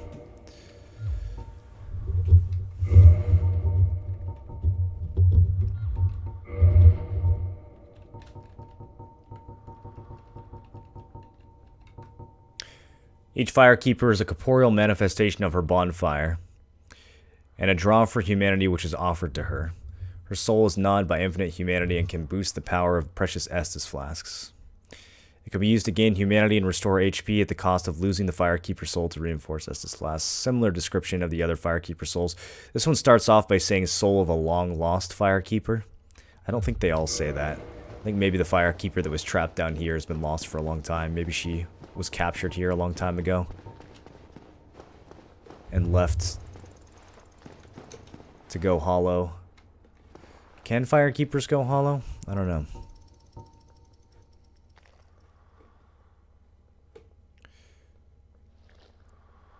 Okay, let's bone back to the front.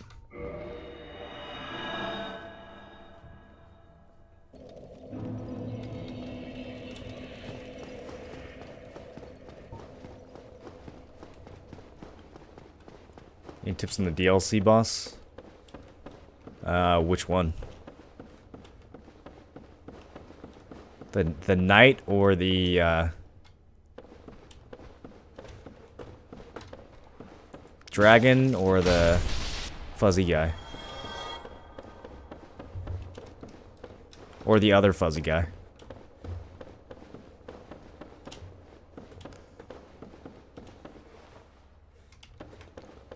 Is Logan over here? I think he's already over here, right? I don't think he takes that long. Let's go have a chat with our boy. Hello there.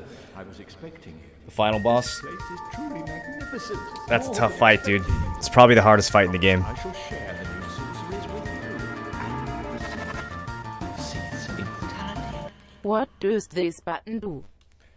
Master Geek, thanks for the resub. Welcome back for 3 months. I appreciate you. Thanks for sticking around. Dan, you just got to get really good at iframing through the dark sorceries. Either that or there's an item that you can use to repel dark sorceries, but it's really hard to use it. It's equally hard to use that or to roll. Alright, so Logan will sell us all these sorceries, even though we're too dumb to use them. But we can finally get some descriptions, though, on items that we couldn't see before. Soul Arrow. In Vinheim Dragon School, the acquisition of this spell marks an apprentice's coronation. So this is Great Soul Arrow. You have Heavy Soul Arrow. Great Heavy Soul Arrow. Difficult to use, but powerful to make it well worth it. That's the slower Soul Arrow that does more damage. You have Homing Soul Mass. Sorcery developed by Big Hat Logan. Fire Homing Soul Mass. Life originates in the soul. No wonder the Soul Mass draws toward it. This sorcery is a window into Seeker Logan's methods. So this spell will create little soul masses around you that seek towards any living target and will attempt to destroy it. Which really makes you wonder what the nature of these sorceries is. Kind of some dark shit. Sorcery developed by Big Hat Logan. This is Soul Spear. A symbol of Logan's strength, the Soul Spear is referenced repeatedly in legends and is said to be on par with Lord Gwyn's Lightning. It's a super badass sorcery. Does a shitload of damage. It's like Soul Arrow on crack. Sorcery for casters who wield swords. This is Magic Weapon. We have Magic Shield. And then Crystal Soul Spear. Sorcery boosted by the knowledge Logan acquired in the Regal Archives. So he took this spell that he invented, Soul Spear, and using the knowledge that he learned here at the Archives, he transforms it into Crystal Soul Spear, which is an even stronger version with a 44 intelligence requirements. These pale magic spears sharpened through crystallization are on par with the armaments of the ancient lords. It's basically the hardest hitting spell in the game. And then he also has Crystal Magic Weapon, which is same thing. It's like a steroid version of Magic Weapon.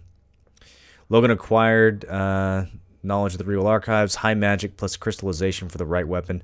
Logan's trials were successful, and the crystal medium facilitated a stronger bond between weapon and soul. So you can use this weapon to enchant. You can use a spell to enchant your weapon temporarily with crystal damage, which allows for some of the highest DPS builds in the game. You put this on a fast-hitting weapon with a high Dex Int hybrid build, and you'll shred any boss in the game. And then the original Soul Arrow. Soul Arrows inflict magic damage, making them effective against iron armor, tough scales, and other physically resilient materials.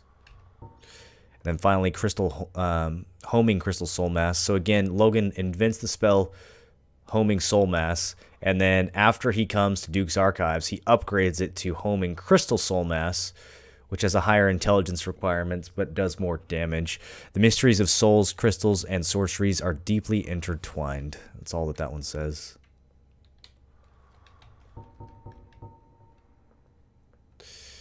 And we can't use any of these, but for story reasons, I'm going to start buying them anyways. Because once we buy all of his sorceries, something might happen. We'll get the rest later. Come again. The knowledge here is limitless. I will absorb it, then share it with you.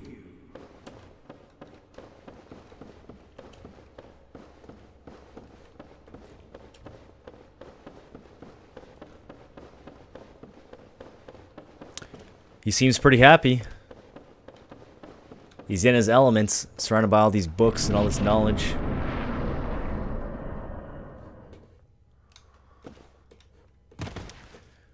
So we go through a white fog gate, but this time there's not a boss on the other side. Instead, there's an area out here with another one of these golden golems.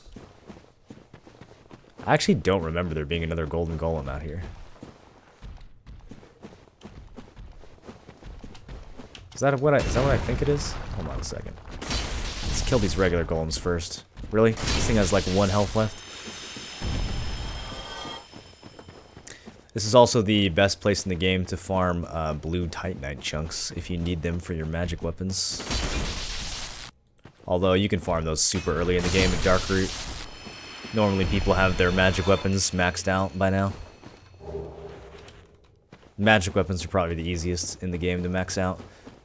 Because you can get the Titanite chunks really early on in the garden, and then up on the other side of Darkroot Basin, by where the Forest Covenant is, you can even get the blue slab super early. You can have a plus 15 blue weapon in this game really, really fast. It's honestly just the green Titanite. That's the bottleneck at the beginning of the game. Otherwise, you'd be able to get it almost immediately after leaving the asylum.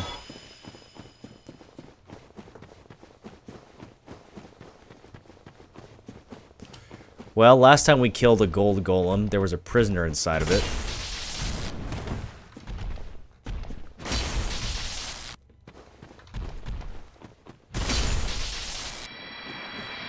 And this time there is as well. I don't remember that. I thought she was just chilling out here. I didn't realize that she was taken prisoner.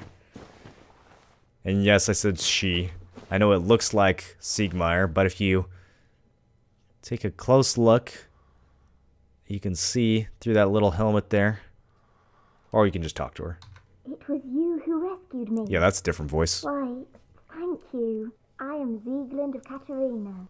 I don't know how I ended up in that crystal. It wasn't terrible in there, but I could hardly move. I must think of some way to repay you. Oh, have you seen my father? You wouldn't miss him. A suit of armor just like mine. We've seen him once or twice, haven't we? Thank goodness. I knew he was here somewhere.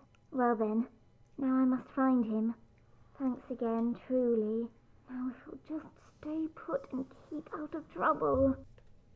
So she's here from Katarina looking for her dad, who's constantly getting into trouble. Thank goodness. Well then, now if you'll just stay If you'll just stay put. Poor Sieglind.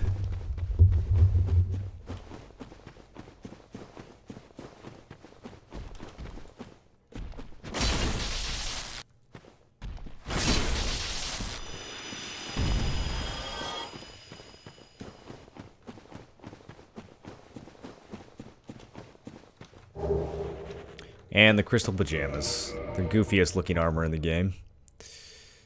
And that's saying a lot.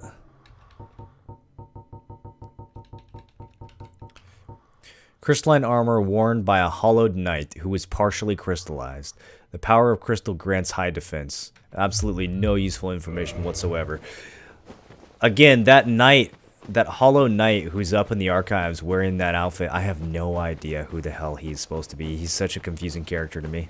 But we find his set out here. For whatever reason. Whoever he is.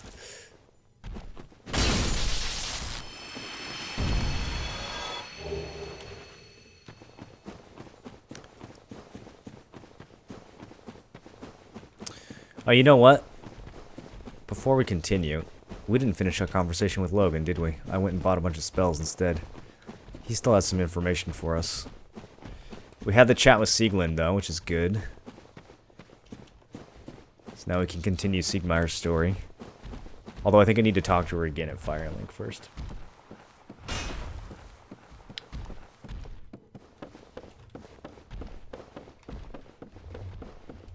You have some serious weight limit on inventory slots. Dude, if inventory was limited in this game, I would be in a bad place.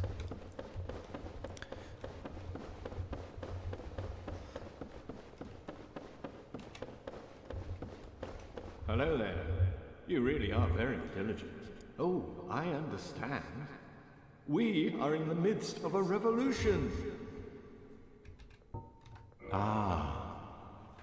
The secret of Seath's immortality. Yes. If you have fought him and were imprisoned, you must know that Seath is a true undead, different from ourselves. His wounds close promptly, and no mortal blow affects him, granting true insulation from death. What are subtitles go? His wounds close promptly, and no mortal blow affects him, granting Huh, true that's a weird bug. I think that's new for the remaster. It is an effect of the primordial crystal. A sacred treasure pillaged by Seath when he turned upon the ancient dragons. So only by destroying the primordial crystal can you so much as scratch his hide. And it so happens the primordial crystal is in the inner garden of these very archives, the Crystal Forest. Okay, so he calls Seath a true undead, which is an interesting phrase.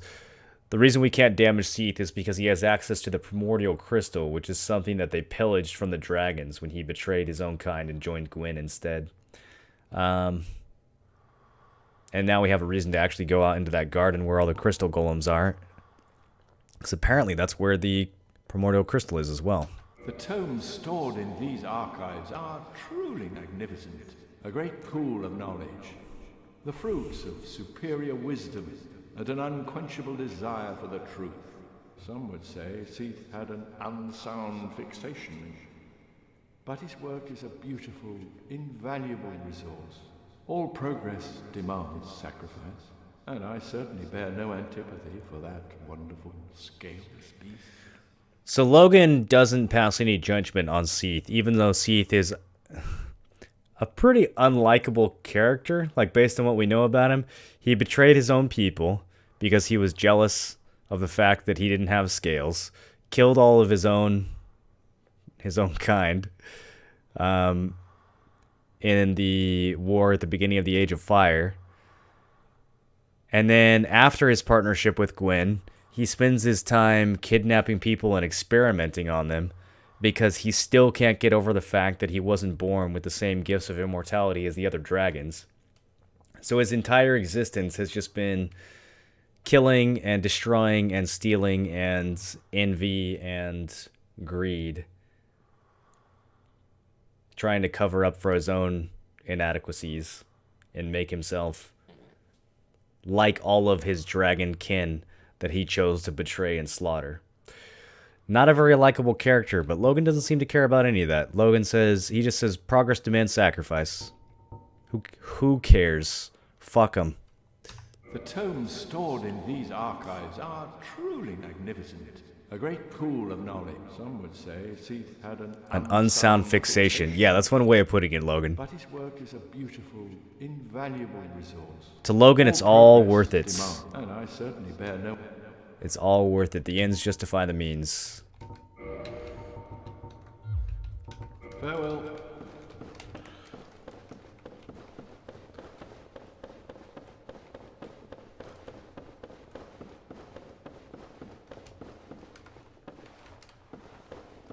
Seath is actually the good guy?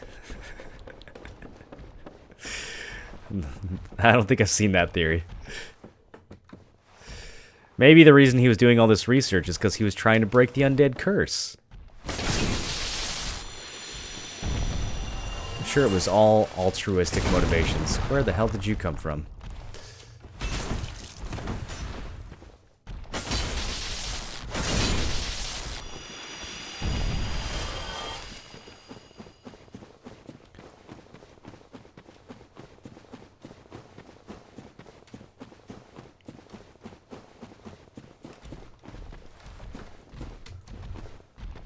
Ah, shit. That was too short.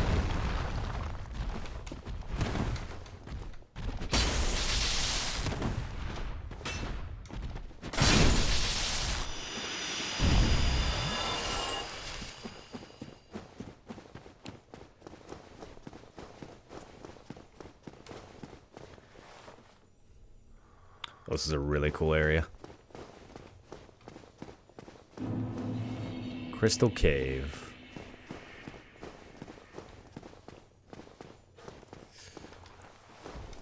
Land of narrow ledges.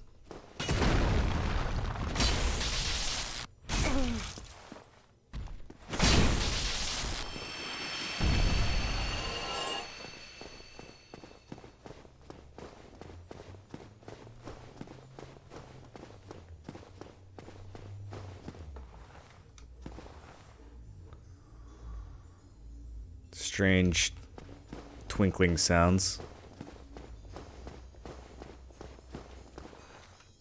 You can see the snow falling on some kind of invisible ledge. And sure enough, you can walk across it to get this humanity that's hidden over here. And a moonlight butterfly.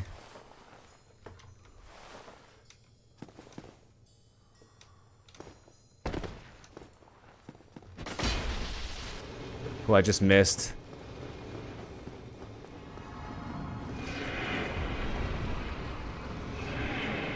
Casting her sorceries as usual.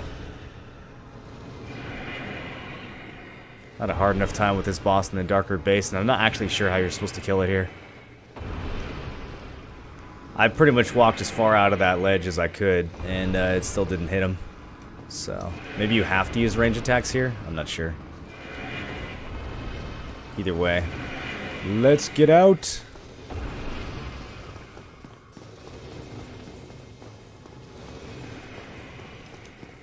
We don't need to go that way anyways. What way do we need to go? Okay, so we come down here. We see this invisible ledge. Right. Okay.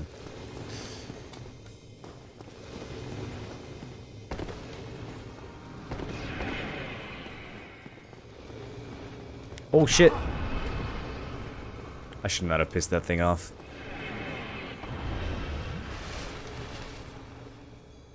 Man, it is really aggressive. I didn't think it would stay aggro on you from this far away.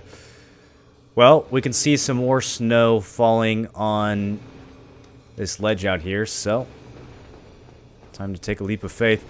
This, of course, is not all safe.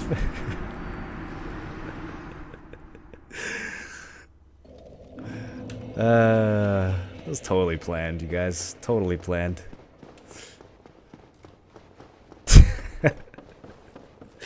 I was literally just about to say, you can still fall off of here. What a good demonstration.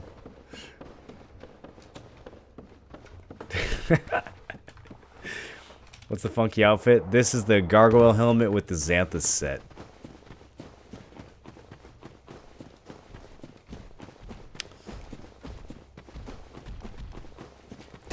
Alright, let's go back, and this time let's not aggro that moonlight butterfly. That way I don't have to be as frantic when I'm going across the bridge of invisibility.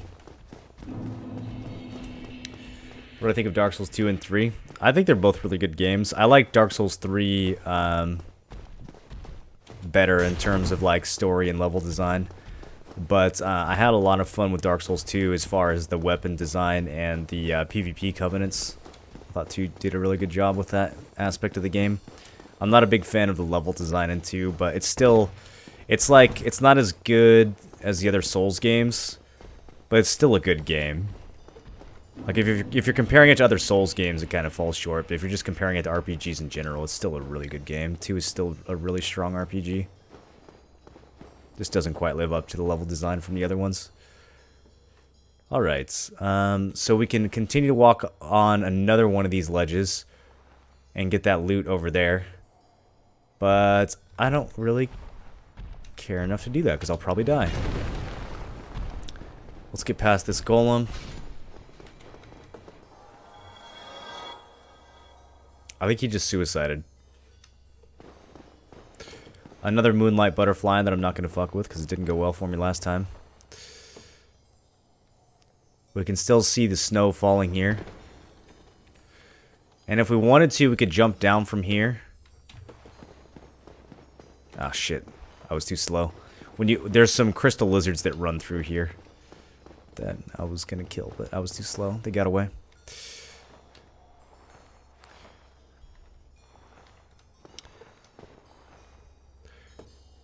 But yeah, if we want to, we can jump down here and grab this item that we saw a second ago. But it doesn't look too safe to do so. There's also a pathway out here. And I forget what's over there. I think there's a blue Titanite slab over there. There's something really good over there. It would make sense that it was a blue slab. Of course, there's a much easier blue slab to get somewhere else in the game, so we don't really care that much. Oh, now that I think about it, the easy blue slab is in the DLC. That's actually not in the base game, so you can't get it super early. I was mixing it up with the Enchanted Ember.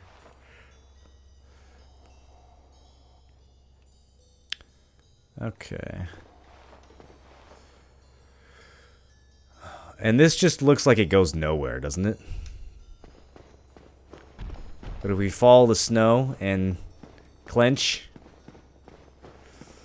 there's a little bit of an outcropping that you can start to see on the other side here. And if we head right towards that and follow the sparkles, then we make it across the other side safely.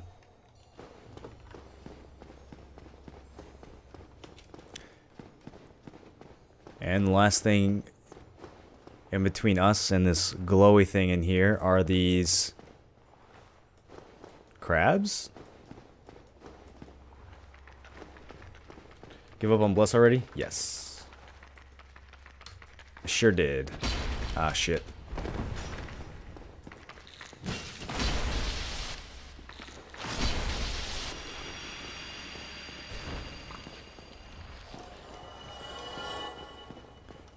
These guys are also the best source of Twinkling Titanite in the game.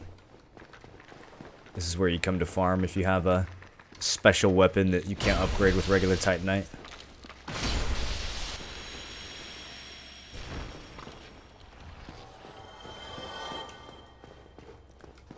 Like a Black Knight weapon.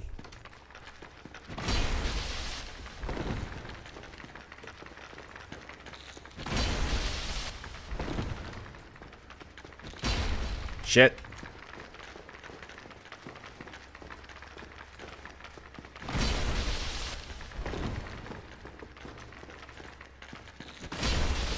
Gotta keep these at range. Nope. That attack's too fast. Alright. That's pretty good. We didn't take too much damage from that. Any of these drop twinkles? We don't really need Twinkling Titanite for this playthrough, but there we go. We got some. Okay, and then as we head down,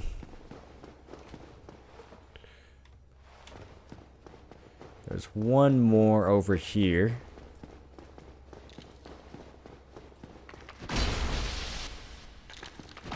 Just in case.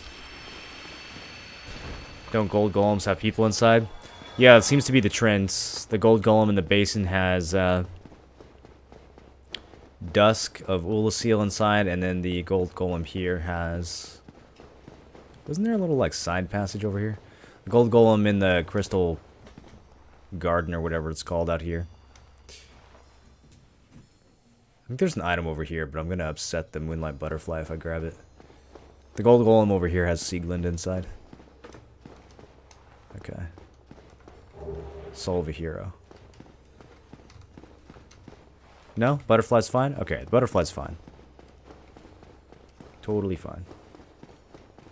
The DLC levels were great, and a few areas were very good, but a lot of Dark Souls 2 is pretty dull. I feel the same way. Some parts of Dark Souls 2 were pretty good, and the DLC was fantastic. But the main, like, story area of Dark Souls 2 that you play through just felt way too long and dragged out. And, like, not that interesting. Okay. Well, there's a big shiny crystal over here. Could this be the primordial crystal that Logan mentioned to us down in the cave.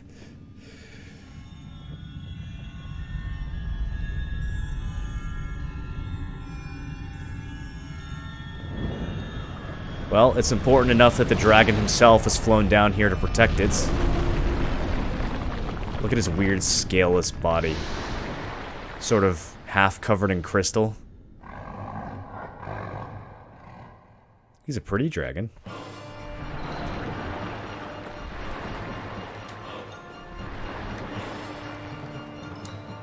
You're supposed to come over here and hit the crystal. I want to see if this still works in the remaster. Instead, if you let him charge up an attack, he will break the crystal himself and be briefly stunned and allow you to come over here and fuck up his tail. Oh, I missed! Okay, we got it. Moonlight Greatsword. That tail cut can be pretty difficult if you don't get it on that stun. Does this tail still have health? Did you guys see that? I think he just damaged his own tail there. Alright, anyways. We're going to go ahead and bait him to the left.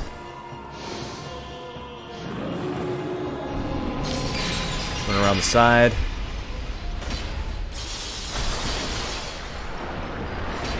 God damn it, Seath. Would you hold still?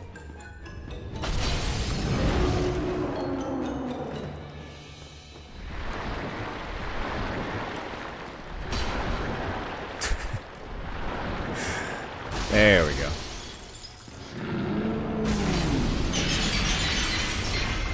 That one almost tagged me. His attacks are very frontal, other than the little tantrum that he throws with the tails. Those will definitely fuck you up if you're behind him or to the side. But his other attacks, his crystal attacks, have very long animations and wind-ups. So it gives you some time to kind of get over to the side of him. And it's also a very easy boss to kill from range. If you have a bow, you can completely trivialize this fight just by standing at one edge of the cavern and sniping him because of how slow he moves. But yeah, you just don't want to get caught by his breath attack because it can curse you. And curse is bad.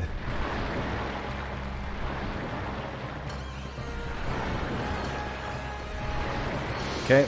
So we bait the frontal attack, and then as he's winding that up, we come around the sides. God damn it. Oh, the whiffs! Dude, he is juking me.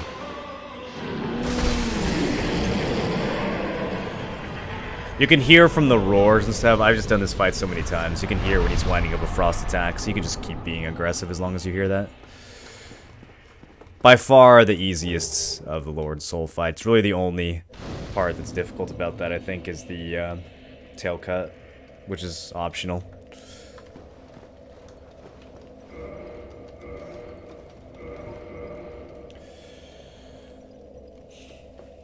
I like the story. It had more story than the others since you actually had to learn about Vindrick. Yeah, the story of Vindrick is actually, like, surprisingly good when you learn about Vindrick and Nashandra and, like, all the other characters of 2. I think I was just expecting more of a continuation from Dark Souls 1 when I got into Dark Souls 2, and for that reason I didn't find the story as gripping. But once I, like, actually went through and learned a lot of the lore about Dark Souls 2, it was pretty interesting. I just didn't like the levels. I thought some of the levels were just way too long and boring. And some of the enemies that you fight are just tedious. A big draw of Dark Souls 2 was the boss fights. I thought the boss fights in 2 were a lot more engaging than 1. Most of the bosses in Dark Souls 1 are pretty overrated, besides the DLC bosses in ONS. Yeah, I think, well, I don't know. I think the beginning part of Dark Souls is really strong as far as bosses, like the lead up from Taurus to Gargoyles to Capra. I think those are all really good fights, like for the beginning of the game. And then Quelaag is a good fight. Iron Golem is an okay fight.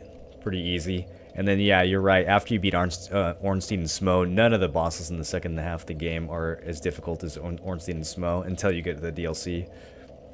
The DLC in this game is fantastic, though. I'm excited to get into the DLC section of the game. And we have access to it now. Now that we got that broken pendant. Well, we got a couple things from killing Seath. We got the... I scrolled right past it. Got the Moonlight Greatsword from cutting his tail. This is in every game, every Souls game, even Bloodborne. Further proof that the Souls and Bloodborne universes are definitely linked. Confirmed. This sword, one of the rare dragon weapons, came from the tail of Seath the Scaleless, the pale white dragon who betrayed his own. Seath is the grandfather of sorcery, and this sword is imbued with his magic, which shall be unleashed as a wave of moonlight. It's a really cool weapon. I can't show you guys because I don't have enough intelligence, but you can use the strong attack from this weapon to send out a blue shockwave. Really fun weapon to use, really strong too. And then we also got, this is interesting, a Bequeath Lord Soul Shard. Okay, so, not a Lord Soul. Seath did not get a Lord Soul from the First Flame, and not only that, a Dragon Soul is not, maybe it doesn't even exist, but just being a dragon, your soul, that doesn't necessarily make your soul powerful. And it's unclear if the dragons even have souls to begin with. What Seath has is a Bequeathed Lord Soul Shard. So he has a piece of the soul that Gwyn found in the First Flame, that Gwyn bequeaths to Seath as a reward for his service. He does not have his own Lord Soul, or even his own powerful dragon soul, if that is such a thing. Soul of the albino Seath the Scaleless, it's racist, a fragment of the Lord Soul discovered at the dawn of the Age of Fire. Seath allied with Lord Gwyn and turned upon the dragons, and for this was awarded dukedom, embraced by royalty, and given a fragment of a great soul. Although just a piece, it will satiate the Lord Vessel. So Gwyn's soul is so powerful that just this piece that he gave to Seath is enough to satiate the Lord Vessel. Gwyn must have had a hell of a soul. And now let's warp back to the archives and give the rest of these souls to Logan.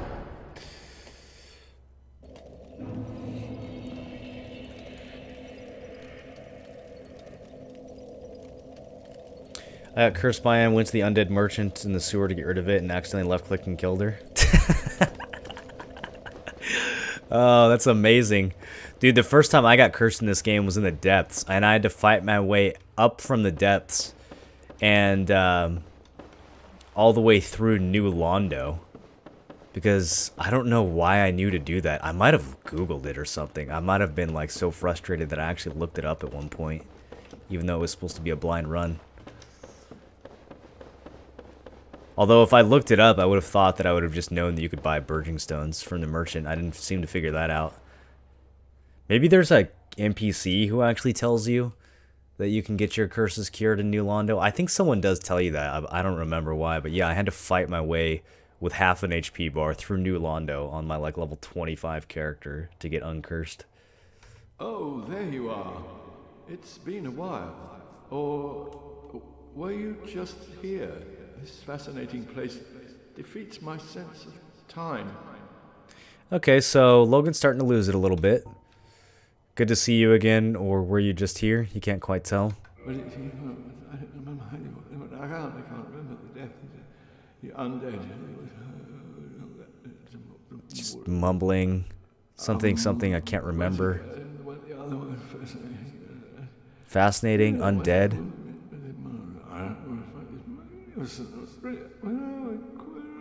Well, it could. Yeah, well.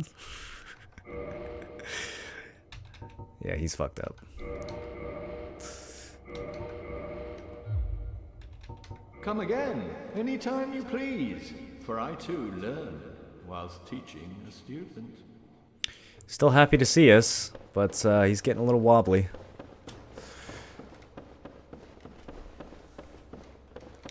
We have enough souls to finish this off, actually.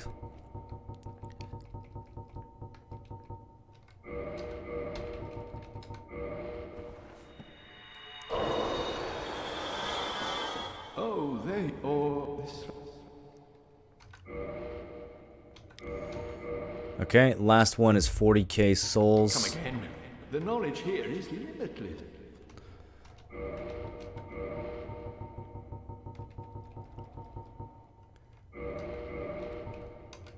So nice that you can use multiple souls at once in this game now. Oh, there you are. Oh, this. Okay, we can now buy the last of his sorceries. He has nothing left to sell. Come again, anytime you please, for I too learn whilst teaching a student. Now when we talk to him, Who are you? Stay clear of my work. he doesn't even know who we Curses are. upon you. How dare you disturb me? A little bit antisocial. Starts shouting at us for disturbing him. Who are you? Stay clear of my work. Curses upon you. How dare you disturb me? And there's no more dialogue. So he's completely lost it at this point.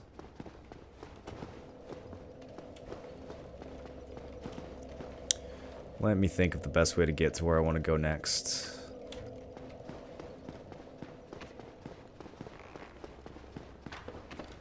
We're gonna have to get shot by some arrows here. You subscribe to the theory that Bloodborne is linked to the Souls universe? I don't really think there's very good evidence for it, but I would like to think so. There's some interesting things that happen in both games, both this and Bloodborne. But it's very vague. It's probably just, the similarities are probably just, you know, from the fact that the same people make both games.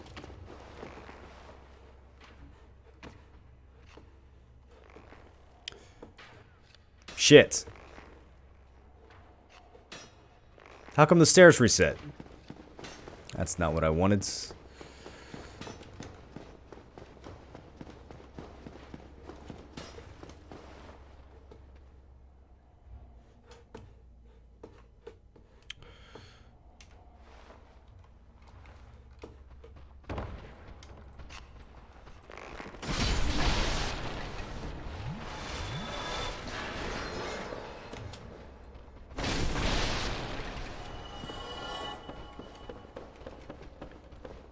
Dragons don't have souls, it's confirmed. What do you mean it's confirmed? Who confirmed it?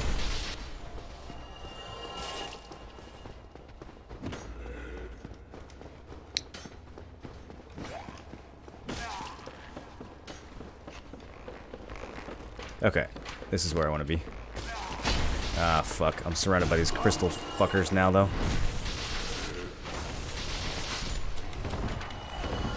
These little things add up after a while. Okay, we need to pull this lever.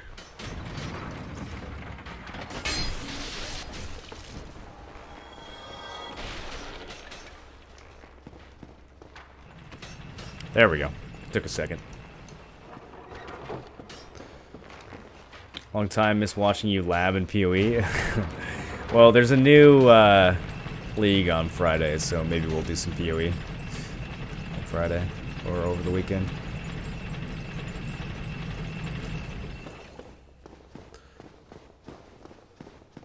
I don't know if this will work. I might have to reload for this, but on our way up here. So this is the original room that we fought Seath in.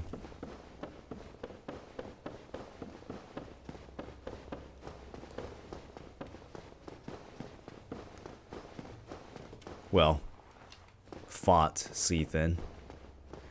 And now that he's left, come down to the Crystal Caverns. There's a chest here with a sorcery.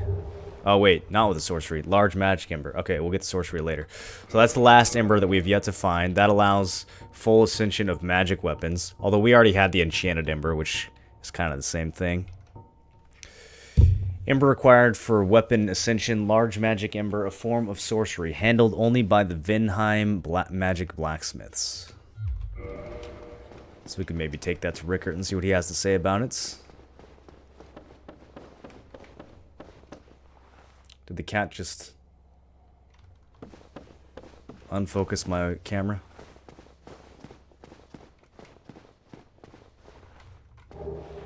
Another soul of a great hero up here.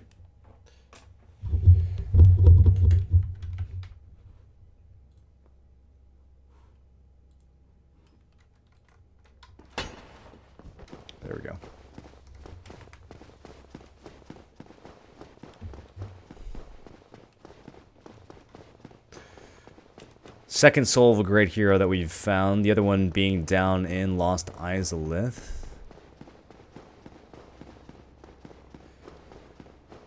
Two Lord souls acquired and 2 souls of a great hero found in the process.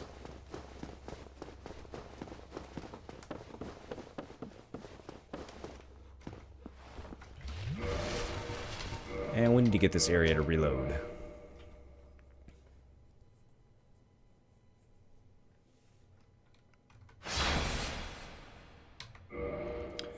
Souls born within the fire. You think so? You think the souls didn't exist before the fire? It's possible. It does say that the first flame is where they found the Lord souls.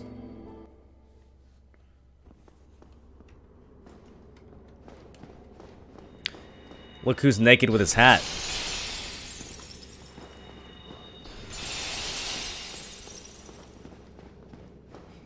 It's got a fancy catalyst, little buckler.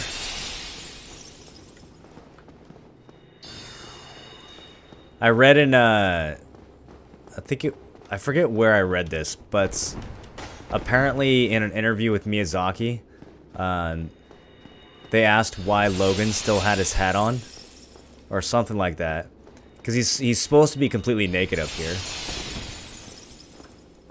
and he said the reason that they kept his hat on, even though he's supposed to strip off all of his clothes, is because no one would recognize that it was him if he didn't have his hat. He would just be a random naked dude, and like none of the players would ever be able to figure out.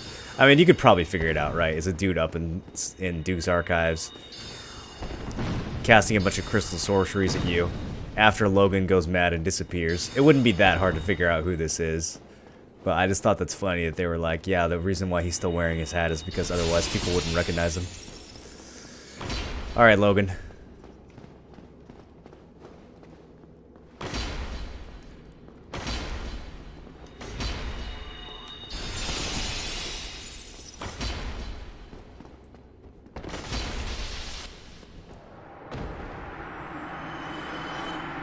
Another tragic end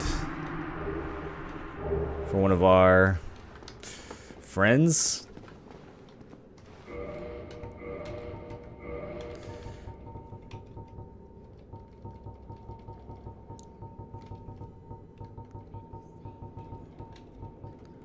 He dropped the big hat. Wear the hat. I wore one of these hats through the entire Dark Souls 3 playthrough, and people kept getting upset at me because they couldn't see anything. Gigantic hat worn by great sorcerer Logan. It completely hid his face, which led to his nickname Big Hats. Famously antisocial, Logan used it to block out noise and people's stares, so he could focus on his own thoughts, but it does not possess any special powers. Sure it doesn't. I feel special wearing it.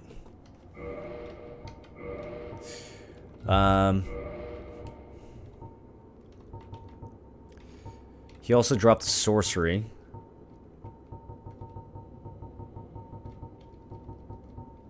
White Dragon Breath. This is the highest intelligence requirement of any spell in the game. Sorcery developed by Logan during his infatuation with Seath the Scaleless. Emit crystal breath of Seath the Scaleless. Although it no longer causes curses, what madness caused old Big Hat to appropriate this frightful power of the ancient dragons? It's a bit of a Bloodborne-y theme there, kind of a hint to the ethos of Bloodborne, that the spell that has the highest intelligence requirements is the one that was developed in madness. I can see the roots of some of the Bloodborne ideology in this game. Every once in a while you see some stuff like that that's kind of similar. But it's probably just because of the worldview of the people who make the game is similar. Look at this Vi just fucking cutting through the hat. Damn.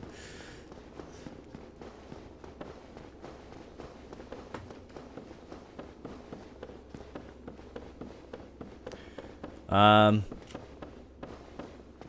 don't know why I'm running. We can just bone out of here. We're done with the archives. There's nothing left here for us. Let's go back to Firelink.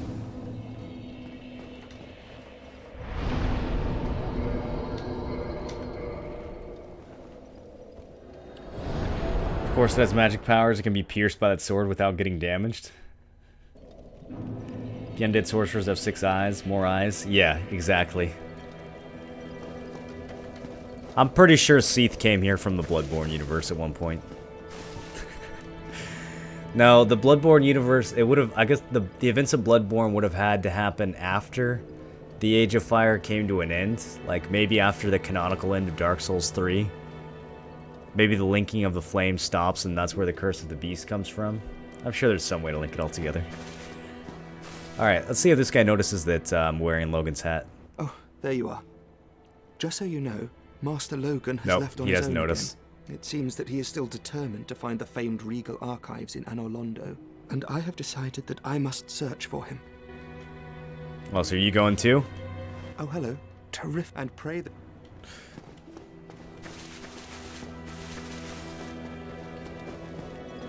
Oh, hello again. We're both managing quite well, aren't we? But I haven't found my father yet. Have you seen him? Really? Then I must be off. I'm sorry he's caused you trouble. He has a knack for that. If you just stay put. If you would just stay put. Really? I'm sorry.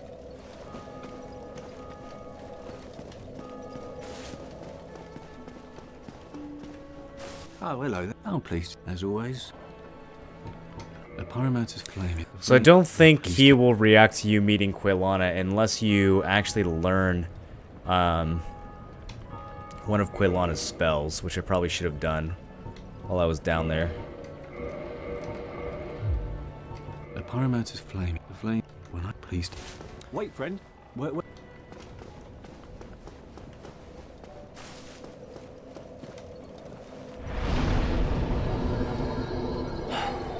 That's gonna do it for today. Hopefully I remember next time to go learn a Chaos Pyromancy so we can talk to Laurentius again and see what he has to say about that. We still have to go back into the catacombs and find Rhea. We have to figure out where Gravelord Nito is. We have to find the 4 Kings of New Londo, and we have to do all the DLC content. So there's actually still quite a bit of stuff for us to do. We have to see how Siegmeyer's story ends. And the stories of a few more of our friends here at the shrine.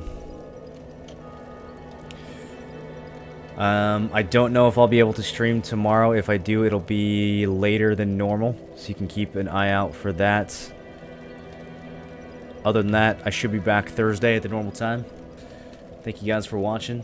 Thanks for the support that you guys showed the stream today. I appreciate that. It means a lot to me. And I will see you all again soon. Take care.